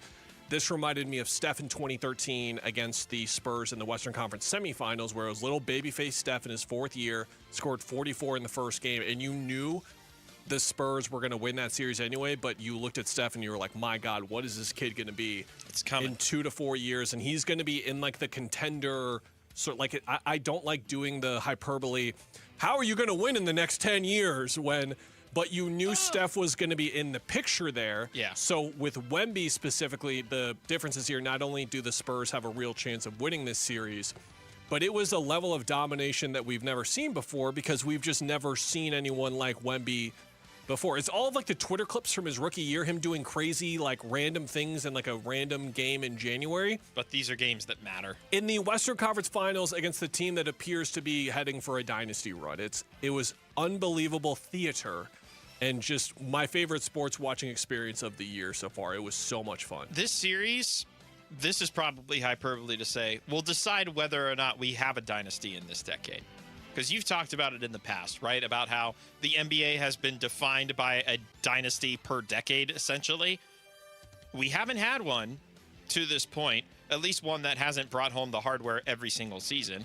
We've had consistently good teams like the Minnesota Timberwolves, Denver Nuggets, Boston Celtics, but we haven't had the one team that has won multiple times within the decade. And I'm wondering if the Thunder don't get past the Spurs here, do we do the over-exaggerated, do they ever get back to this point, or are the Spurs now the better in the Western Conference?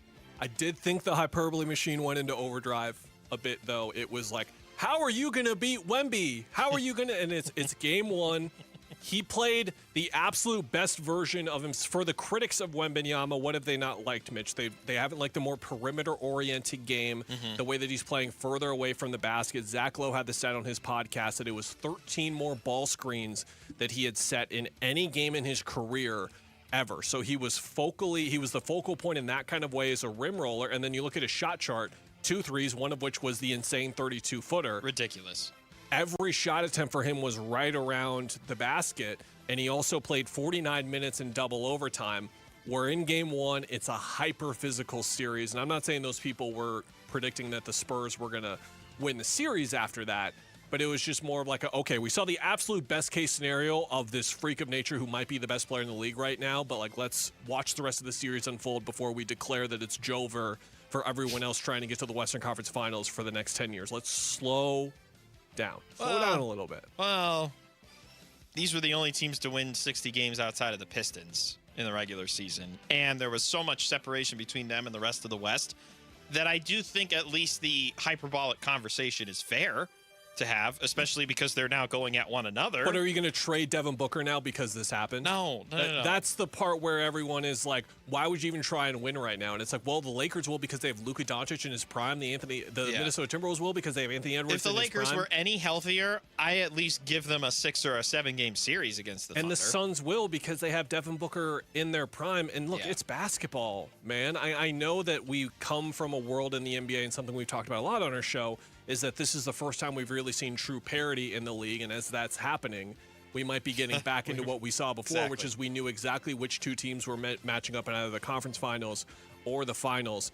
But remember, there's like second apron and first apron stuff here that is going to restrict both of these teams from holding on to these core of players unless they pay over $500 million or more in luxury tax payments. And these are not two huge franchises with super billionaire owners like Ballmer, like Ishbia, who will be willing to do that. So we're slowing the roll a little bit. I'm kind of burying the lead here, by the way. Jalen Williams, J-Dub, who came back in game one, was Oklahoma City's best player in that game outside of Alex Caruso. The Alex Caruso game, insane. He has not played since the first quarter. He's got the left hammy bothering him again, and I felt like OKC could win this series without him anyway. I feel a lot less unsure, about it than I did a couple of days ago after seeing what the Spurs did in game one. The huge problem here right now, let me know if this sounds familiar based on that Suns Thunder series. Turnovers. Steph Castle, who had 11 in game one, he was actually good in that game with 11 turnovers, and he's got 16 points leading his team right now. 1 assist and 5 turnovers for the Spurs as a whole. 8 assists and 13 turnovers. The Thunder, 16 assists and only 5 turnovers as well. That's a bounce we talked about all the time, Mitch, is that, yes, they force a ton of turnovers, but they take care of the ball really well. SGA, 15 points, 2 rebounds, 5 assists, 0 turnovers, a steal and a block. It's kind of like he's the MVP still. It's kind of like he's still incredible. This half, yes, but game one wasn't necessarily his shining moment per se, especially receiving the award that night, and then to see the guy opposite him basically dominate the floor in your home city, right? I don't know. If he completes the game and he gets to his 35-5, then maybe we'll just be like, all right, everything's fine. Don't have to worry about it. This maybe sounds unfair, but he hasn't had a game this postseason that has made me remember him having that type of game, if that makes sense. I'm going to break a cardinal rule here. How long do we have until the hard out? About 30 seconds. Okay. I just wanted to make sure. That's what I had in my head. And I was like, do I just guess the hard out and kind of see? We have a time where we have to hit the break here at the end of hours. We got rules. We got about 10 seconds to go. I was having another conversation in the meantime, so we weren't able to get to it. But we're enthralled by this series. We'll keep you updated in the second half of the show with what happens. Remember when we were here for Game 2 when Hallie hit the shot in the finals last time? We've been on the air for some fun basketball before. We have. We'll see if we get any more fun basketball tonight. That's a little look at the Western Conference and Eastern Conference Finals. When we come back, we'll go back to local. How about the offense of the Diamondbacks? Are we starting to see it? That's next here on Arizona Sports at Night. Live streaming audio, podcasts, video highlights. The Arizona Sports app has all this and more from the local sports leader and D-backs play-by-play. And now the 1-2 pitch. Swing and a miss. He struck him out. Download the Arizona Sports app. Presented by Ready Services Plumbing and Air Conditioning. Ask not what your country can do for you. I have a dream. It's one small step for man. The only thing we have to fear is fear itself. Hi, it's Tim Hovick, owner of Santan Ford. We built Santan Ford on the same values that built this country. Hard work, really hard work, caring for the community and looking out for all people. Santan Ford is a great Arizona story. And for 123 years, Ford is the great American story. You see, Ford value is doing what's best for America. So we're doing that now by offering our fellow Americans and Arizonans to pay what we pay. It's employee pricing going on now at Santan Ford. Ford is giving back to keep us moving forward. American value for American values. You get it all at Santan Ford. We watch these lawyers get on TV and say they're going to treat their clients like family, when we know they put secret mandatory quotas on their lawyers. That means your own lawyer pressures you into a premature, terrible result. Hi, I'm Mark Breyer. And I'm Alexis Breyer. We're the husband and wife law team. We don't set settlement quotas. We measure success by achieving each client's best outcome and by each client's happiness. Do your research after a serious injury. Call the husband and wife law team first. Hi, I'm Chuck McDowell, the timeshare cancellation guy and founder of Wesley Financial Group. And I want to set the record straight. I am not an attorney. I've never wanted to be an attorney. And the truth is, I really don't even like attorneys. If I sound like an attorney, I'll apologize. But what I've learned in my 15 years in the timeshare cancellation business is you don't need to be an attorney to get folks out of their timeshare. After 15 years and over 50,000 cancellations, I can tell you with confidence, we know how to get you out of your timeshare. Call us today and we'll send you our timeshare exit guide absolutely free with all your options for cancellation. Attorneys, this was meant to be funny, so please don't sue me, especially my friend Kenneth from Black River Falls, Wisconsin. Call now for your free timeshare exit info kit. 800-881-8686. That's 800-881-8686. 800-881-8686. Hi, it's Vince Marotta, and if your ride's starting to feel a little outdated, Earnhardt Buick GMC in Mesa can help you upgrade just in time for the summer. Here's the difference. Anybody can sell you a vehicle, but not everybody makes the whole experience feel easy and enjoyable. That's why Arizona drivers have trusted the Earnhardt name since 1951. Real people, honest prices, and a team that's focused on what works best for you, not pushing you into something you don't want. It's how the Earnhardt family built its reputation the old-fashioned way, by treating people right. If you're after a refined Buick SUV or a bold GMC truck, they have one of the best selections in the Valley with options that fit your lifestyle and budget. And when you're ready to shop, their website makes everything simple. Browse inventory, value your trade, and explore our incredible offers anytime online. So when you're ready for something better, visit Earnhardt Buick GMC or go online to EarnhardtBuickGMC.com. We are professional grade. After all applicable incentives on select models. All offers with approved credit through GM Financial. See dealer for details. Offers in June 1st, 2026. Hey, John, why so glum? I just got let go. The company's downsizing. This is the third time in the last 2 years. I'm done with this. Have you thought about My Computer Career? I've heard they can train you for a career in IT in just a few months, including cybersecurity and the basics of AI. And you don't need prior training or experience. Now that's a recession-resistant career. Wow, thanks. I'll check them out. Go to mycomputercareer.edu and take the free career evaluation. Mycomputercareer.edu, an Elite CompTIA certification partner. Financial aid is available to those who qualify, including VA benefits. Thinking about starting weight loss treatment? GoodRx is here to help. We offer FDA-approved GLP-1 medications prescribed by licensed providers, including the Wegovy tablet, with straightforward pricing and pickup at your local pharmacy or delivery to your door. All from America's #1 prescription app. Go to GoodRx.com/weight loss to get started. GoodRx is not insurance. Cancel anytime. #1 prescription app ranked by a third-party study. KMVP FM Phoenix, live from the Casino Arizona and Talking Stick Resort Studio. Arizona Sports, the local sports leader.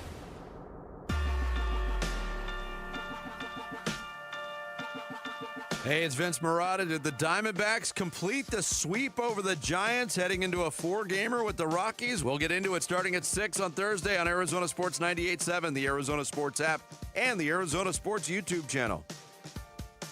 I think from an offensive consistency standpoint, I want to continue to push ways to build the on base, because I don't think we're going to just light the world up with power. I think we're going to be a good baseball team that hits, that gets on base, that doesn't chase a ton, that can just kill you with singles and doubles and walks. And I want to continue to feed into that from 1 through 9 in this lineup. And when you get a dinger, like you did last night at an opportune time, when you build the inning so it's a 3-run homer instead of a solo shot, it just adds to the level of significance. So those are the things I'm most specifically staying on top of as we move into the middle part of the year. That's Arizona Diamondbacks General Manager Mike Hazen on the Wolf and Luke program earlier today, speaking on the offensive uptick for the Arizona Diamondbacks. Hello, by the way. We're Arizona Sports at Night, live from the Casino Arizona and Talking Stick Resort Studios. Hour 2 of the program, and we're going to talk some D-backs offense here right now. Here are the numbers, Mitch, and this is something, if you've been listening to our show for a while now, you know that we've been really focused on not so much the offensive lack of production, but just how uncharacteristic it was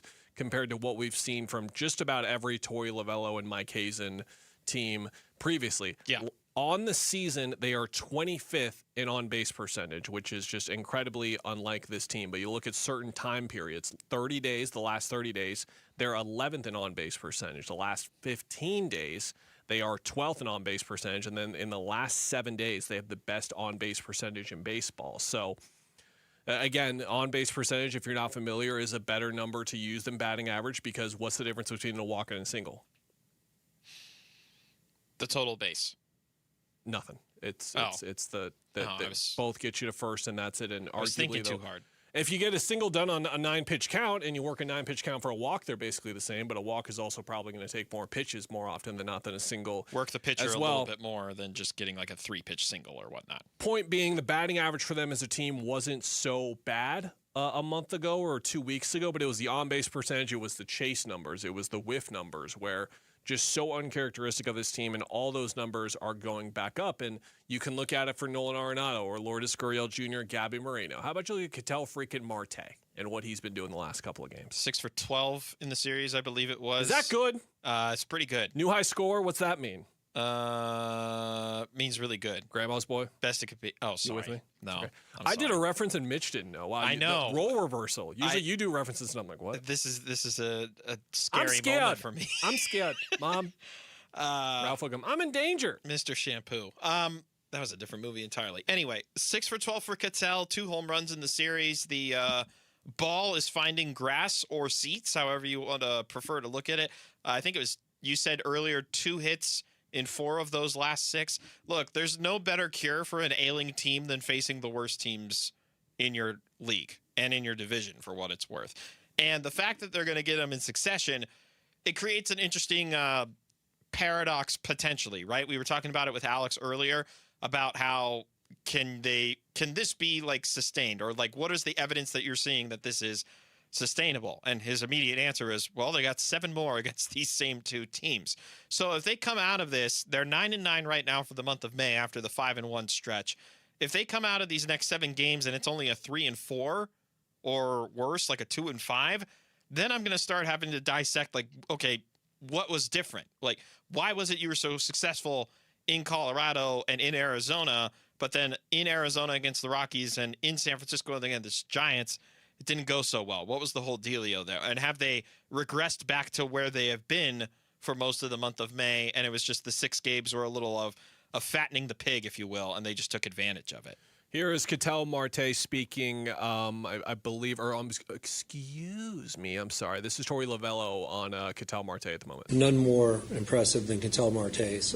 Continues to swing the bat extremely well, understands what the at-bat's asking for, driving baseballs, playing great defense, and that's contagious. You know, Perdomo had a nice approach to get that RBI in the middle of the diamond, then he doubles down the right field line to break the game open. So there were so many good things that happened inside of the day today, and we're playing good baseball. We're picking up the ball defensively, timely hitting, and that's kind of D-back baseball. You watched it for 9 innings, 8.5 innings today.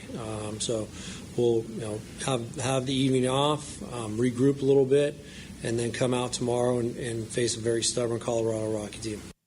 Mitch, something you and I talked about in spring training was the concept of, okay, Marte, Carroll, Perdomo, some order, who knows, they'll figure it out, whatever. They figured it out to some extent. It was the 4 through 9 parts and figuring out, okay, can you get enough contributions from these guys?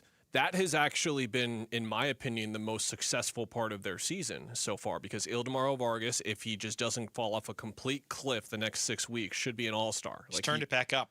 He's turned it back up, too. Like he's doing like some bat to ball stuff that is like to bring up a guy on your team, like a rise-ish, where like there was that pitch that was like a foot below the strike zone today that he just golfed into right field for a single. Like he's getting the bat to ball stuff really going. Nolan Arenado, we just talked about Alex with, who's been really great for the last 3 to 4 weeks here. And then Gabriel Moreno, Lourdes Gurriel Jr., Ryan Waldschmidt. I just named everyone in the lineup but the DH spot. Like that's pretty fantastic. That is kind of ironic, though, that the one spot that we're now looking at is the one designated to hit. And I know most of it has been Adrian Del Castillo struggling and getting the benefit of facing a lot of right-handed pitching, whereas Jose Fernandez has kind of been in and out like once or twice a week for the most part. But Fernandez is still swinging a good stick. I'm very encouraged by what we've seen from Ryan Waldschmidt. As I realize it's not even been a full month. It's only been a couple of weeks, but he's not necessarily slowed down offensively, and his defense has been good enough to be able to keep the Diamondbacks in games when the parts of the park are to be explored, if you will. Like, I think there's a benefit to him getting called up when he did, because he starts in his own park. They're throwing him in center field. Like, all right, buddy, get accustomed to this, because you're going to see this park more than any other park this season. And he's done very well for himself out there in a very cavernous outfield. There's a stat called weighted runs created plus, which already sounds confusing. You're like, what the heck does that mean? Think of the number 100 as the baseline. If you're above it, that means you're above average. If you're at like 130 or 140, that's pretty awesome. If you're like 150 plus for some reason, you're absolutely incredible. You're like Babe Ruth. And then think about the inverse, right? Like 80, 70 or whatever. Carroll's at 163, one of the best in baseball. Good. Ildemaro Vargas, 151, outstanding. How about Arenado now up to 131? That's great. Waldschmidt at 122. Hello. And then the guy's just slightly below average. Gabby is now up to a 95. Perdomo sitting at a 99. So, like, he's like a league average hitter right now, going through what is a stretch where he's not really playing like himself. Marte's at an 81. That's going to go way up here. And then Gurriel is at a 78 in that lineup, and then Del Castillo at a 58. But I didn't mention someone on the bench, Jose Fernandez, who is at 131. So, dude, we had these conversations again in spring, and I was like, I just don't see the way they're a top 10 offense. But these are the numbers that we would cite last year, and we were like, wait a minute, everyone has an OPS plus of 100 or better. They just have a bunch of average to elite hitters in their lineup, and we're starting to turn the corner there a little bit. And to your point on like Vargas picking it back up, it looks like he will be able to keep up at least being league average or better. And that's all these guys need to do. We are not asking for a ton, Mitch. We're not asking for Ildemaro Vargas to be an all-star. We're not asking for Ryan Waldschmidt to go win Rookie of the Year. Just be somewhere around that 100 number in these stats. Marte, Carroll, or Perdomo put up the nuclear ones, and that is how you get a top 10 offense again. And again, Giants, Rockies, as you mentioned, facing some of the worst pitching in the league. I'm calming down here a little bit. Take the placebo. It's fine. It's fine. But if this continues for the next couple of weeks and we're all of a sudden back to, oh, yeah, this can be one of the better offensive teams in the league. You know what still fascinates me? They don't have a double-digit home run hitter yet. They have 4 guys who have hit 7 home runs halfway through May. Whereas you look around and you say, oh, what are some of the leaders in home runs getting? Kyle Schwarber has 20 for a Phillies team that is suddenly resurging. Munetaka Murakami at 17. But this Diamondbacks team, which is finding very unique ways to produce runs, like almost back to the chaotic style that they were able to do in 2023, they're not getting a ton of slug. They are getting it in terms of like extra base hits, but they're not necessarily hitting them out of the park a ton. And I think that's evidenced by the fact that they don't have somebody who's got double-digit homers yet. Somebody will get to it, obviously, probably before the month is done. But if I told you that your home run leader is either Corbin Carroll, Catel Marte, you're like, oh, okay, Nolan Arenado, and Ildemaro Vargas, I don't think we would all be on the same page as far as that's concerned. To take 2 minutes here to update you guys on Thunder Spurs. 72-71 right now. The Thunder lead, but Victor Wembanyama is happening. He has scored 10 points in the first 5 minutes of the third quarter, and Alex Caruso, who has been bold in trying to attack Wemby at the rim and been successful, just got blocked like a third grader trying to attempt a layup on an adult, basically, with some of the Wemby stuff that he's been doing. And the biggest update there, Jalen Williams, J-Dub, not going to return in this game. Left hamstring tightness. He's bounced between the left hamstring and the right hamstring, giving him issues right now. Tim McMahon pointing out that this is being called left hamstring tightness and not a strain. And an edit that I'll add to that is we're always going to call it tightness or soreness early on until we diagnose the injury. So I don't think the wording there is really anything to focus on per se, but he is so important to their team in the ways that we talked about on our show after game 1 when he checked out. So we'll see more on this game as our show continues, but this all of a sudden is turning into a incredibly important game for Oklahoma City, even more, because you can't go down 0-2 on your own home floor as well. But you've also got J-Dub out potentially for the rest of the series, and every game that you have in your control or around near your control, you need to win it, and this is one right now. But I say that as Wemby is starting to do the takeover thing, so we'll see how it goes. The French connection or takeover or something like that. I'm with it. All right, coming up next, Cardinals. Quarterback room is a little bit of a curiosity, to put it kindly. That and then a whole bunch of other stuff that we've learned from OTAs the first couple of days. Next, here on Arizona Sports at Night. The Arizona State Sun Devils in London, England for the Union Jack Classic. And you could be there to see ASU versus Kansas at Wembley Stadium this September. What is the London Underground Railway commonly referred to as? That would be the Tube. Have you ever been on the Tube? Yes, I have many times. Kim, before we put you on hold, give us your best British accent. Go ahead. Bloody, what the is going on? Devils in London, brought to you by Desert Financial. Here's how you can win. Watch or listen to Arizona Sports in the 7 a.m., noon, and 4 p.m. hours. When we give you the cue to call in, dial the Arizona Sports studio and be ready to answer a trivia question. Answer correctly and earn 50 entries into our Devils in London grand prize draw. Full set of rules and info available on the contest page at arizonasports.com. Sound like you're from London. Get a $15 O'Reilly gift card after rebate when you buy 5 quarts of Mobil 1 full synthetic motor oil at O'Reilly Auto Parts. O'Reilly Auto Parts. Spring cleaning isn't just for your house, it's for your life. If your job is getting old, it's time to clear the clutter and spring into IT. Go to My Computer Career. My Computer Career helped me get the skills and certifications I needed to start a new life as an IT professional in months, not years. Earn the certifications the top employers are looking for right now. Visit mycomputercareer.edu and take the free career evaluation to see if it's time to spring into IT.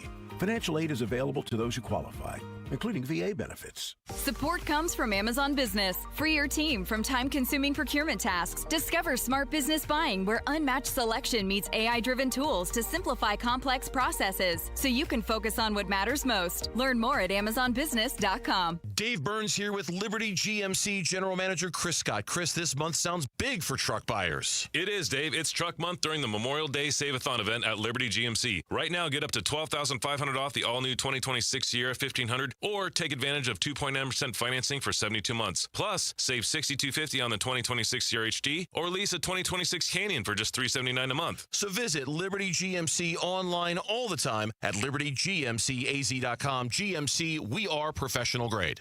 Scorpions don't hate you. Ain't got the brains for hate. What they got is a tail full of bad intentions. Been living in this desert since the dirt was new. Think they got squatters' rights to your laundry basket.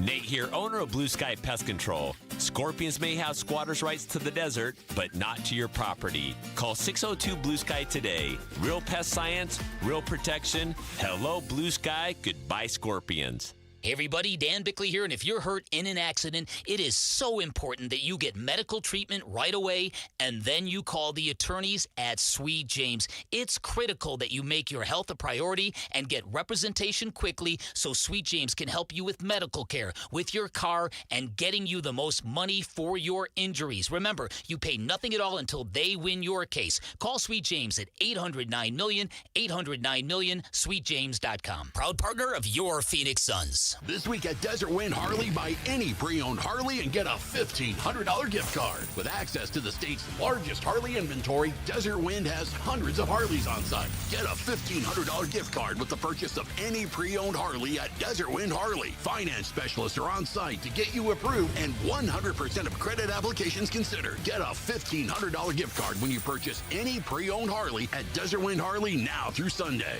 Gift card cannot be used towards the purchase of a new Harley motorcycle.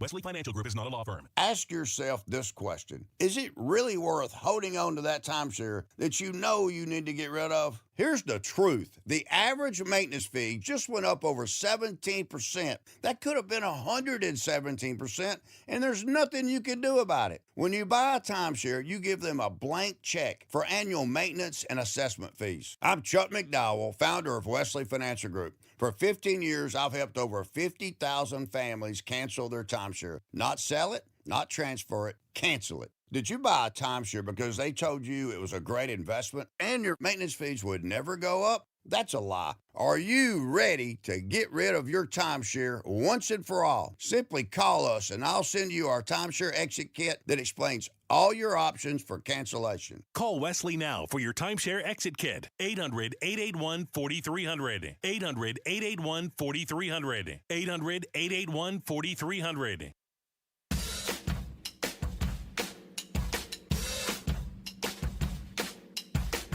Hey, it's Wolf. Would we be okay with Jeremiah Love returning kicks for the Cardinals this season? We'll discuss tomorrow at 10 a.m. It's Wolf and Luke on Arizona Sports 98.7, the Arizona Sports app, and the Arizona Sports YouTube channel.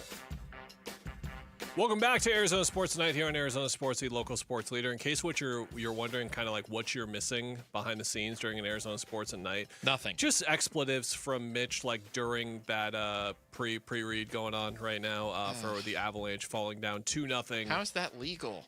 2 periods into. There's another conversation for us to have. We've talked about this already, but the Vegas Golden Knights have to be the most successful expansion franchise in the history of sports. Like what they've done, not only from appearing in the playoffs as often as they have, but having serious success, winning a cup, all that kind of stuff as well. Another injury update from Thunder Spurs. Dylan Harper going to the back. I didn't see what it was for initially. If he was like limping out, it looked like he was jogging.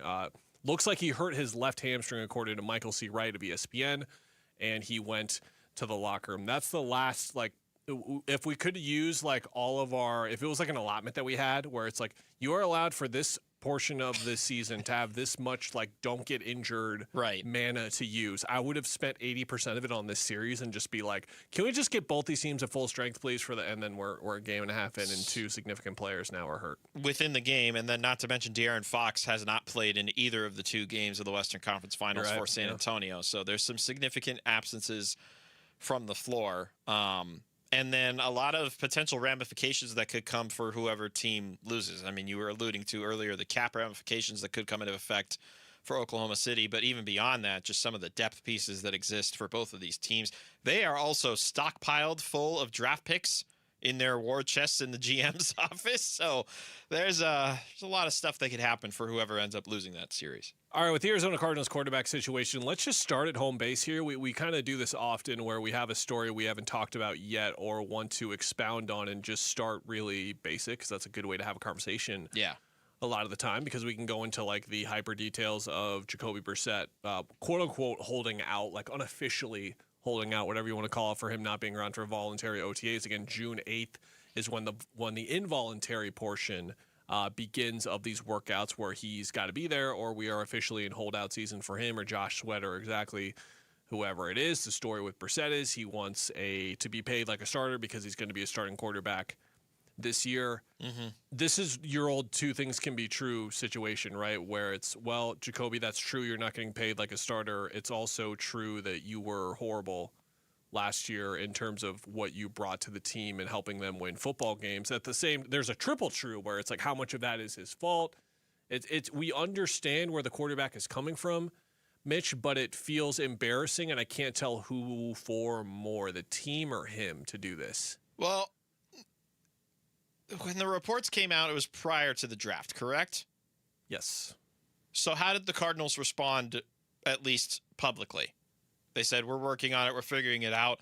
And then they took a quarterback at the top of the third round of the draft, and one who at least is getting a ton of attention for what he was able to do in college, the success that he had in college, and really the extra opportunities that he's getting as a result of one of the quarterbacks holding out right now. So if you ask me, this is at least where I stand as of, May 20th is where we are in this. The guys that are there are getting much more opportunities in an open quarterback room than the guy who's holding out for more money because he expects to start. Let's circle back. So you believe that if we're looking at, and something I talk about all the time, like the pie chart of reasoning, you don't do something for one reason. You don't take Carson Beck just because Jacoby Brissett is holding out, and that's not what you're saying. No. But on that pie chart, you've got a chunk of Brissett's situation affecting whether or not they took Carson Beck. You believe that? A little bit. I would say that's Let's go yes or no. A 5% sliver. Okay, a 5% sliver is part of it. I'll count it. That's fine. It contributed somewhat to the decision as well. That concept to me is so fascinating because it actually speaks to, I don't know how you feel, but I feel like he's just going to be the starting quarterback, and they're going to get this resolved, and this is usual holdout nonsense. They put his picture up in the training facility, interviewing with Laura Rutledge. He's a staple of the organization now. It seems pretty clear-cut that this is just going to work out the way it almost always does. But if you are to believe what you're saying, which you always do, Mitch, you're Mitch Moraldis, of course, that 5% leads you to believe that there is an outside chance that Jacoby Brissett threw his last pass as a member of the Arizona Cardinals. Look, I have a feeling that the organization, like you're implying, and I think you and I would agree, that the organization and Jacoby are going to figure this out. Remember, there was a crafty hold-in a couple of years ago with Budda Baker, and what happened? He eventually got a nice little raise, a little bonus, and then they figured out a contract extension with him later within that year, right? So, things resolved themselves. The reason that a lot of people and yourself are calling this embarrassing is because this is a football team that went 3-14 last year, missed out on an opportunity to draft really the only available quarterback in this draft after deciding that they're going to move on from Kyler Murray. Now you're having the guy that won you one football game last year out of 12 holding out for more money for a team that, for all best guesses based on the schedule and the roster that's currently put together, is probably going to win 3 games again, and that might be it next year.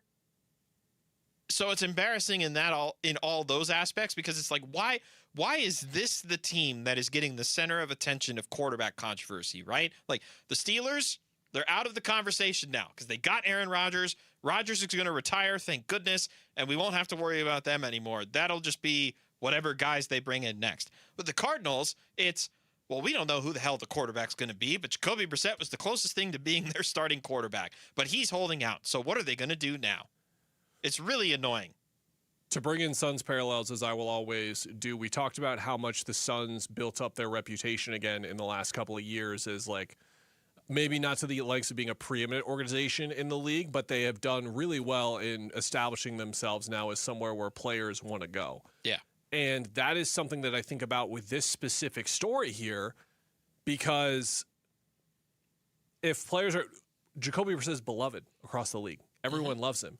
And if a player sees this who's a free agent and a need the Cardinals, want to address next offseason, and it's like, wait a minute, the organization that didn't take care of Jacoby, I see that as a possibility. That is not off the table here, and it's all because the Cardinals are not willing to meet him in the middle for what is there. And again, part of me is like, bro, you're 1-11, shut up. At the same time, there are just things you have to do, and you have to pay your starting quarterback in this kind of way. And the consequences of that, I think, beyond what's happening on the football field, the consequences from that perspective and all of the player survey stuff and all that kind of stuff, this seems like another extra notch on that belt, potentially, of just being looked at in the wrong way from the player's perspective, too. It could be, but I do think that there is at least a small piece of the conscience that is looking at the Cardinals situation and is saying, man, really, it's Jacoby Brissett that's holding out for more money. I understand that he's probably going to start this year, but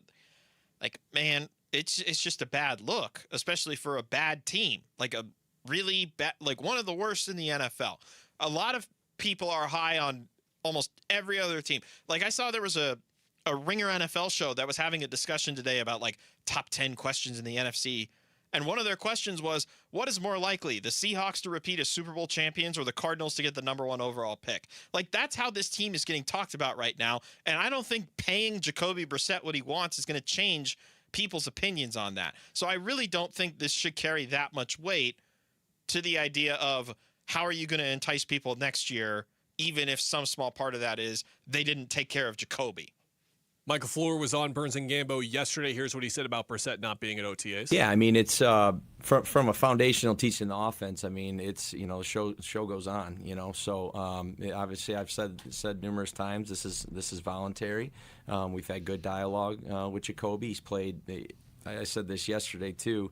When these guys have played a lot of football, at least they don't have to go learn how to play football. It'd be one thing if you're a first-year, second-year, third-year guy who's still trying to figure out this game, hasn't seen all the looks that, a guy that's played as long as Jacoby or anyone really north of 30 years old. So when you're not having to teach, how just the game in general, and you're only teaching scheme, which is just some words and stuff like that, you're not as concerned. Mitch, unbelievable stuff in Oklahoma City. 37-point third quarter from San Antonio. They are now within 3, and I say incredible just because Oklahoma City did the Oklahoma City thing where they ripped off this little run that has them take control of the game. They were up 87-77. That's the point where we saw them take over and control every single game against the Suns. Basically, there was a run, and then it was over.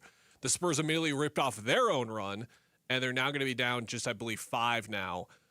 Entering the fourth quarter. And again, no Jalen Williams, no J-Dub for OKC. And Dylan Harper, I'm not sure if he has returned yet, but he went back to get evaluated he's out for the remainder of the game now. Dylan Harper is with a right leg injury, they're calling it. He's his right leg.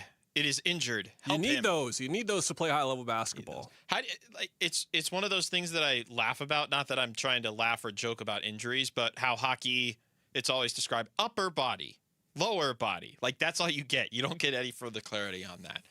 All right, coming up next, we haven't gotten a chance to talk about them since the season started, but we're 5 games into the Mercs season, and we've got some thoughts, and we're going to share them with you next here on Arizona Sports at Night. Diamondback skipper Torey Lovello, the man who makes the lineup, joins Burns and Gambo Friday afternoons at 2:30 to talk D-backs. Brought to you by Budweiser. Watch it on YouTube. Listen on the Arizona Sports app and 98.7.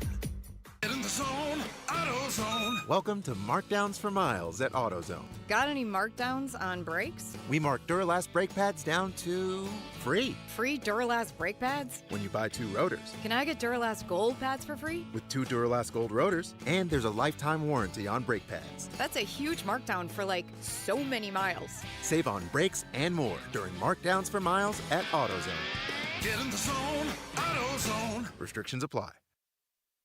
Finding great candidates to hire can be like, well, trying to find a needle in a haystack, but not with ZipRecruiter. Its powerful technology actively finds and invites qualified candidates to apply to your job. So while other companies might deliver a lot of hay, ZipRecruiter finds you the needle in the haystack. See why 4 out of 5 employers who post a job on ZipRecruiter get a quality candidate within the first day. Try ZipRecruiter for free at ZipRecruiter.com/free. That's ZipRecruiter.com/free. ZipRecruiter. At some point, you stopped calling it pain and started calling it just how I am today. Hey, everybody, it's Dan Bickley, and deep down, you know that's not okay. Pain should never be the status quo in your life, and the good news is I've got a path back to normalcy. The medical team at QC Kinetics delivers long-lasting regenerative treatments for joint pain, and the science is real. Look, your body already knows how to heal itself, and QC Kinetics gives you the right tools, treatments that repair and restore damaged joint tissue at the source of your pain, no steroids, no downtime, no surgery. And remember, the longer the inflammation exists in your body, the more damage it does, which means right now is the right time, and the first step doesn't cost you a thing. Schedule your free consultation at QC Kinetics today with clinics in Phoenix, Scottsdale, Peoria, and Chandler. The number 602-837-PAIN, 602-837-PAIN for QC Kinetics. At University of Maryland Global Campus, we know you're no stranger to setting big goals, whether in school, at work, or in life, and you're ready for more. At UMGC, we offer the skills-based education you need to move your career forward. Learn how to apply AI, data science, and other emerging tech, plus gain skills in leadership and critical thinking. You've come far. Succeed again. No application fee if you apply by June 1st. Learn more at umgc.edu. Certified to operate in Virginia by Chev. Finding great candidates to hire can be like, well, trying to find a needle in a haystack, but not with ZipRecruiter. Its powerful technology actively finds and invites qualified candidates to apply to your job. So while other companies might deliver a lot of hay, ZipRecruiter finds you the needle in the haystack. See why 4 out of 5 employers who post a job on ZipRecruiter get a quality candidate within the first day. Try ZipRecruiter for free at ZipRecruiter.com/free. That's ZipRecruiter.com/free. ZipRecruiter. Hey, it's Vince Marotta, and Earnhardt Ford in Chandler is putting the power back in your hands with employee pricing, because that's American value for American values. Look, I get it. Buying a new ride shouldn't feel like a battle. At Earnhardt Ford, they built their entire experience around you. They're known across the valley for 75 years of Arizona trust, a legacy you can count on. No bull, transparent pricing. No pressure, no surprises. A dedicated team working around your needs, budget, and timeline. And the power to shop, compare, and buy completely online on your terms. Right now, on remaining new 2025 models, you'll get employee pricing. You pay what they pay, plus an additional $2,500 Earnhardt discount on select models. Shop local, shop Earnhardt Ford. No bull for 75 years and going. That's Earnhardt Ford in Chandler. Online at earnhardtford.com. Most new vehicles include the no-bull protection packages and added benefit. $699 for cars and SUVs, $1,598 for trucks. After all applicable offers on select new models. Exclusions apply. $0 security deposit. APR terms limited. Available through Ford Credit. Not all buyers will qualify. Lessee responsible for excess wear and mileage over 10,500 miles at 20 cents per mile, plus tax, title, license, and $699 doc fee. See dealer for details. Offers in June 1st, 2026.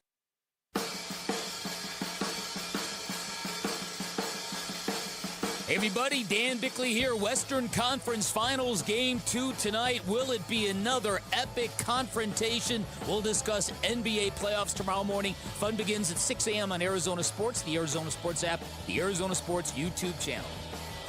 Mitch, we've got so many talented people in our building across the board, and they have a wealth of knowledge and things that I am not as well versed in. So I will often go up to, like you, for example, Mitch, when your Denver Broncos are making this huge run, and I'm like getting the Bo Nix breakdown because I'm not watching as much Broncos tapes. And whenever I was watching Phoenix Mercury stuff in the past, I would go over to our part-time web content editor, David Veenstra, who has extensive coverage in the past on the independent scale. David! Covering the Mercury, covering the finals run last year as well. And David is here with us now in studio. David, hello! Hello, thank you so much for having me. It's great to be here. Of course, man, rocking the PSG. I have the Bournemouth kit on under here as well. We're always rocking the soccer gear around. All right, so let's just kind of zoom out before the season and just look at kind of the way the offseason went. This was just a really complicated offseason in a myriad of ways because we had the CBA getting agreed to, the changes within it, just how much of that was centering around what the Mercury were trying to do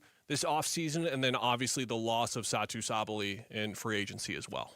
Yeah, the GM, Nick Urin, who we'll talk about later, he's always kind of said that things move really quickly in the WNBA. And really what had happened was really you have the CBA getting agreed to and then kind of free agency starting all of a sudden. And then with that, the Mercury didn't really make any big splashy moves in free agency. They retained much of their core that got them to the finals last year, but they did lose Satu Sabali, who ends up signing with New York, where she's from.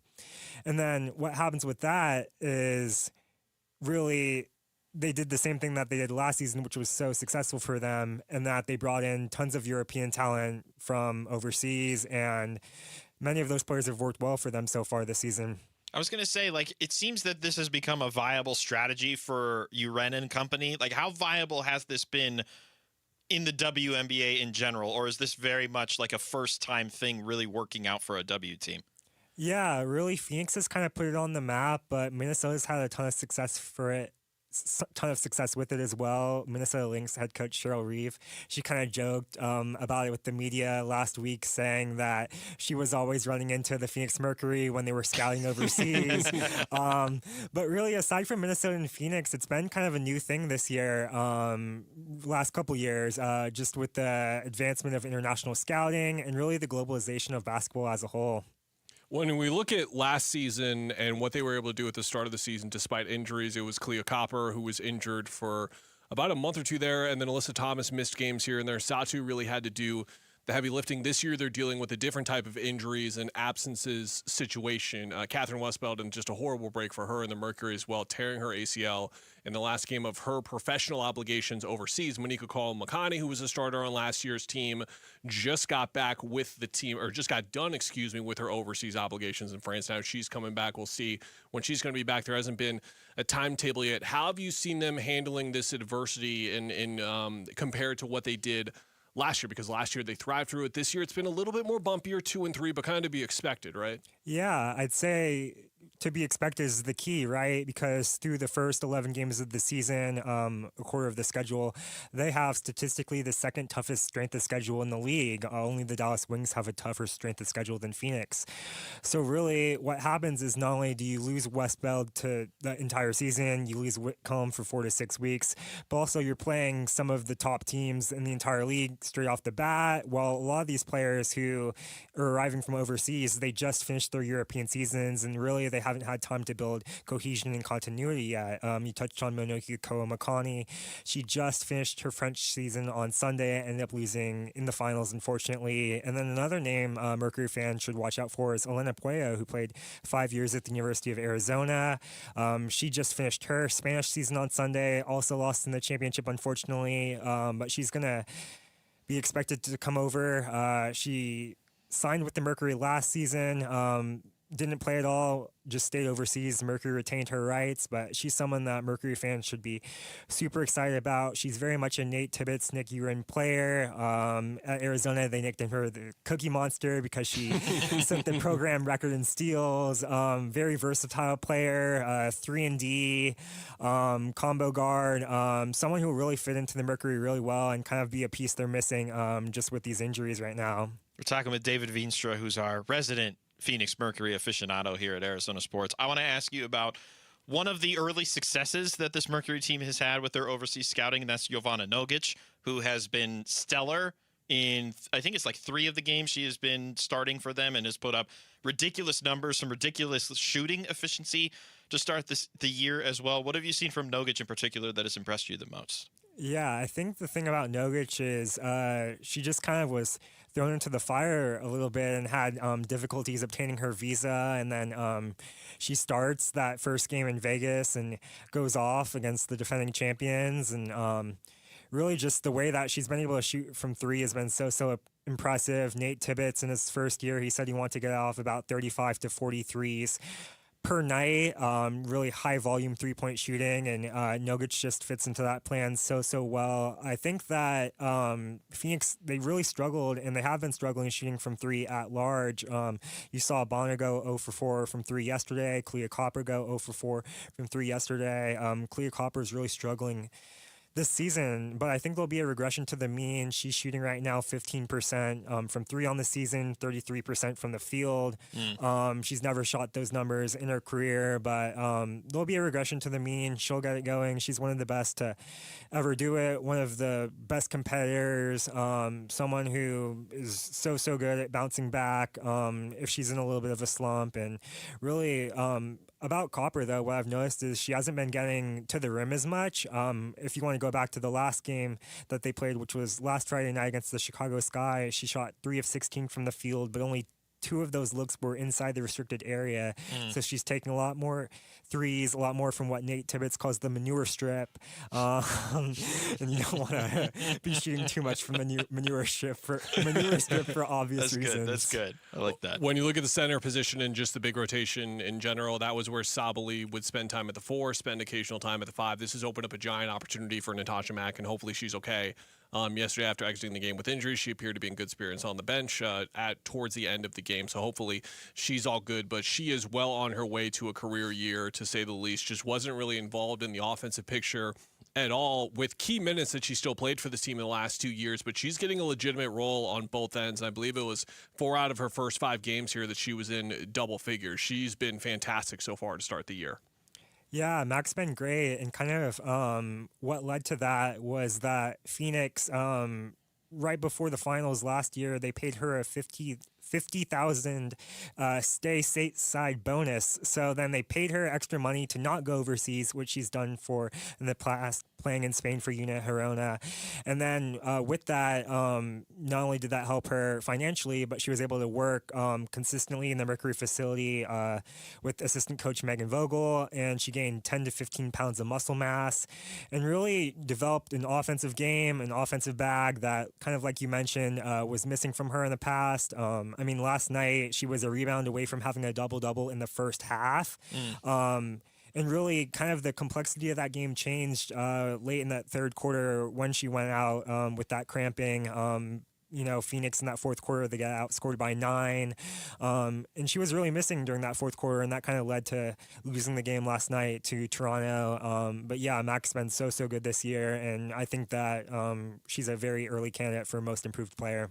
So I know it's super early. We've seen 5 games. We've gotten a lot of extreme, I would say, in the Vegas win in particular, and then the second loss, I think it was, that they had at home. What is going to be the biggest challenge for this team to get back to the W finals going forward? Yeah, I think the biggest challenge for this team is just going to be staying healthy. Look, they're the oldest team statistically in the league. They have a lot of players over 30, and with that, just comes staying healthy. I think health is wealth when you're the Phoenix Mercury. They have a ton of experience, which is great, but really what it'll come down to, and they've already faced this type of adversity already this year, is just staying healthy. David, thank you so much for joining the program. We're always trying to talk more Mercury ball on our show whenever we can. So to have someone who has known the ins and outs for a handful of years covering the team, really appreciate it, man. Thank you.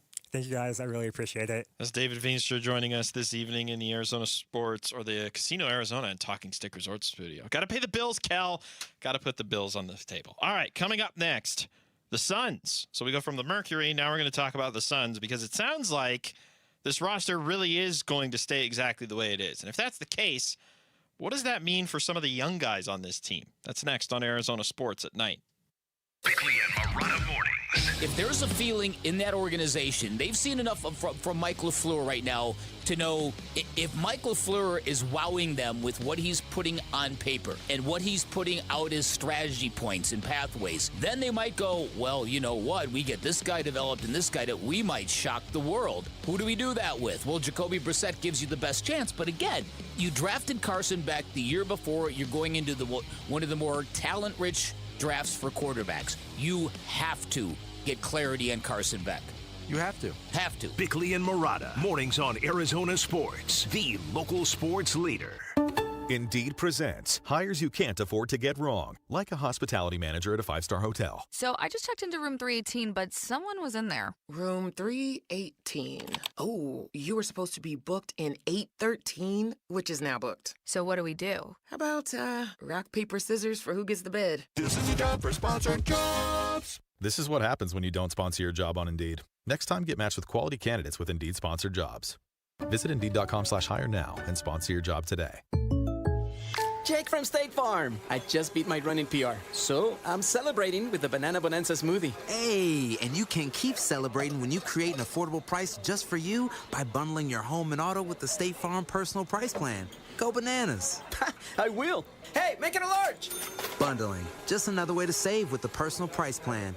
Like a good neighbor, State Farm is there. Prices are based on rating plans that vary by state. Coverage options are selected by the customer. Availability, amount of discounts and savings, and eligibility vary by state. I remember brushing my hair and looking down and thinking, oh my gosh, do I have any hair left? I used to look at women with thick, beautiful hair and think, why doesn't my hair look like that? My thinning hair is making me feel so old. If you want thick, healthy, gorgeous hair, then you need Hair Volume from New Nordic. With clinically proven ingredients like apple extract, biotin, and millet, Hair Volume nourishes your hair follicles to promote thicker, healthier-looking hair. Say goodbye to shedding, thin, and dull hair, and hello to thick, healthy hair with Hair Volume. Since taking Hair Volume, the shedding has all but stopped. Now, instead of being jealous of other women's hair, I have friends who are jealous of mine. My hairdresser couldn't believe the difference in my hair. Now she's using Hair Volume too. Available as a tablet or delicious gummy, Hair Volume is available online at Amazon and NewNordicUSA.com, or find Hair Volume in the hair care aisle at your local CVS. Hi, it's Vince Marotta, and if your ride's starting to feel a little outdated, Earnhardt Buick GMC in Mesa can help you upgrade just in time for the summer. Here's the difference. Anybody can sell you a vehicle, but not everybody makes the whole experience feel easy and enjoyable. That's why Arizona drivers have trusted the Earnhardt name since 1951. Real people, honest prices, and a team that's focused on what works best for you,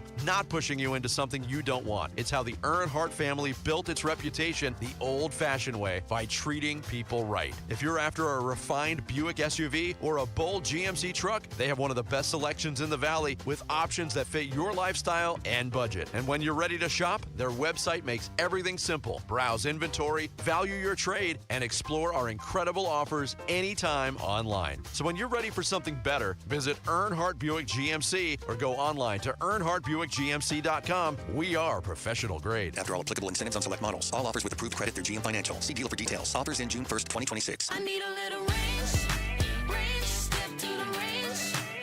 There's a new flavor in town, the Jalapeno Ranch Club at Chick-fil-A. With that juicy Chick-fil-A original spicy or grilled chicken, a buttermilk ranch bun, candied bacon, pepper jack cheese, and jalapeno ranch sauce. It's got big ranch vibes with a little heat.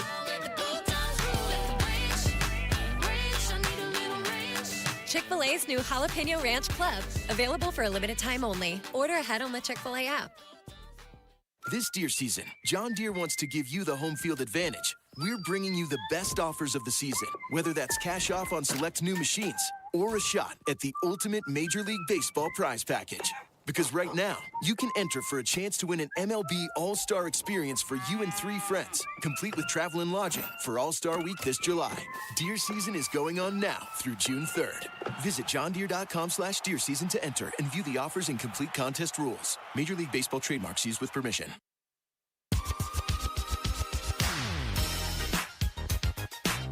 Hey everybody, it's Burnsy. How will the Diamondbacks follow up their 5-1 start to the Burnsy 13?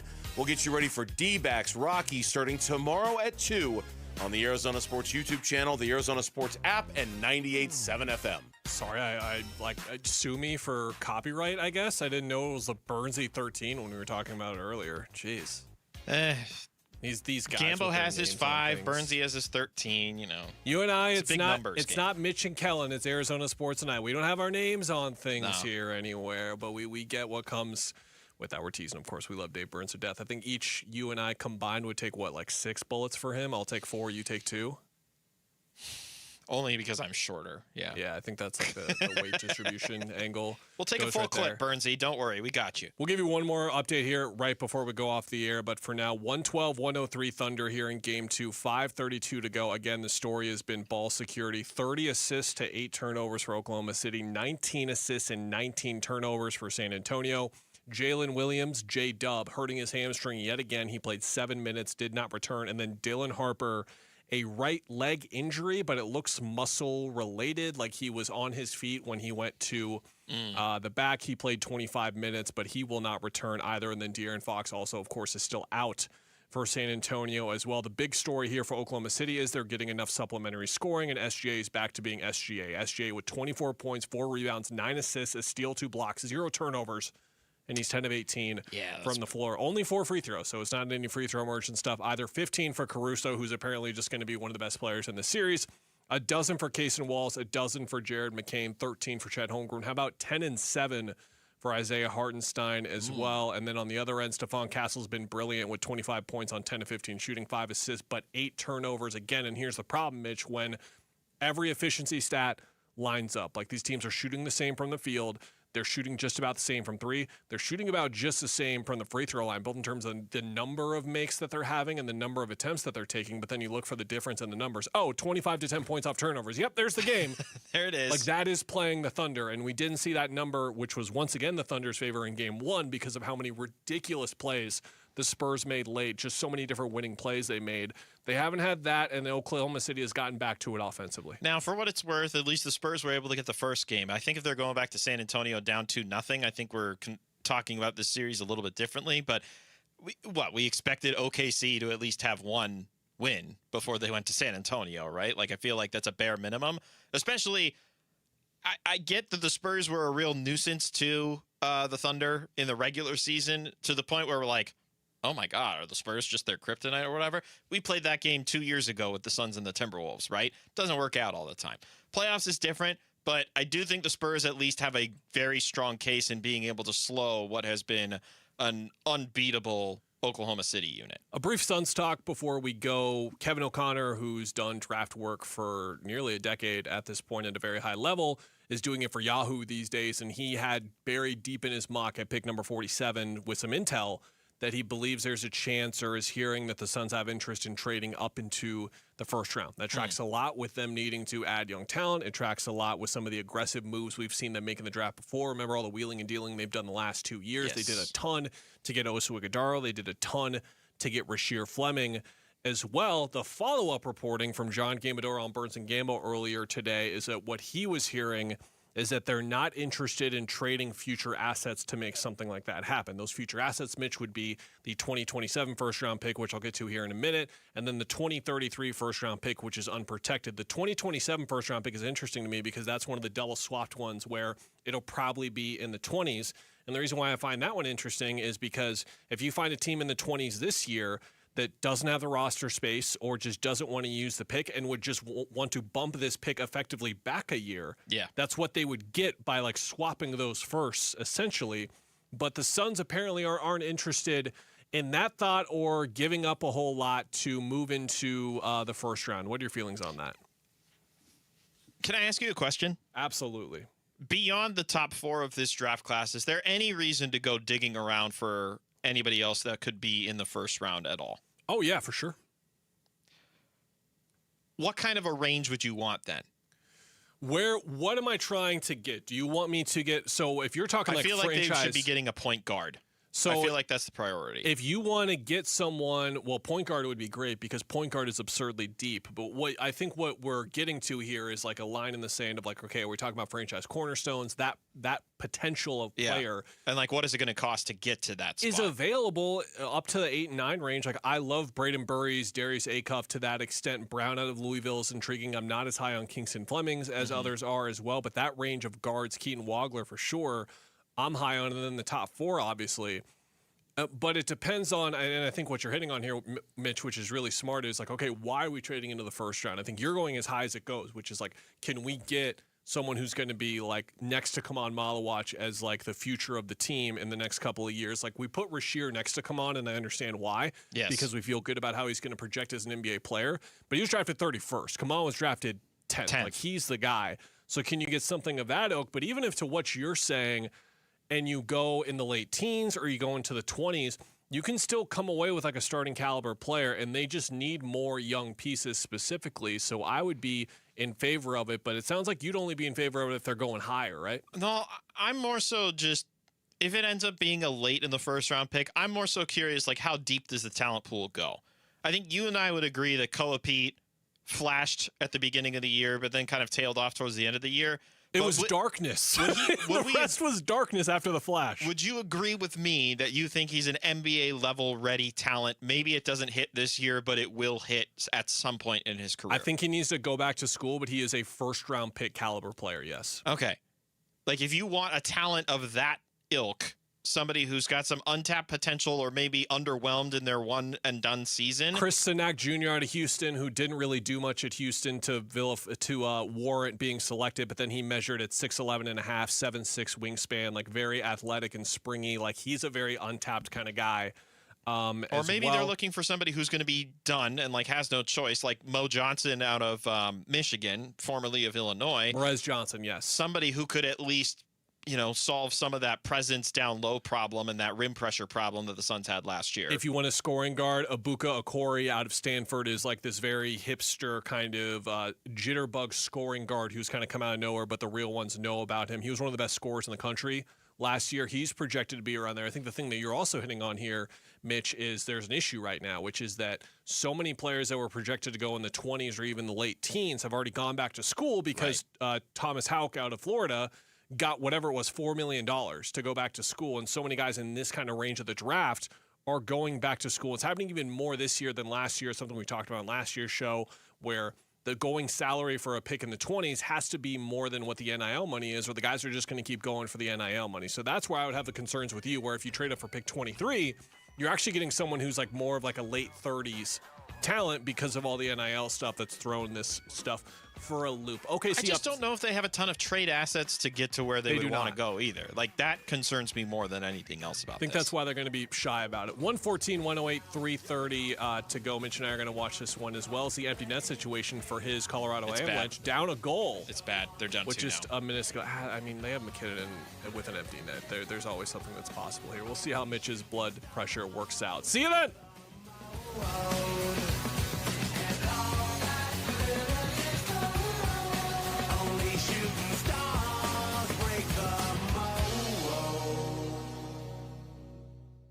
Arizona Sports YouTube channel for live shows, podcasts, viral clips, shorts, and more.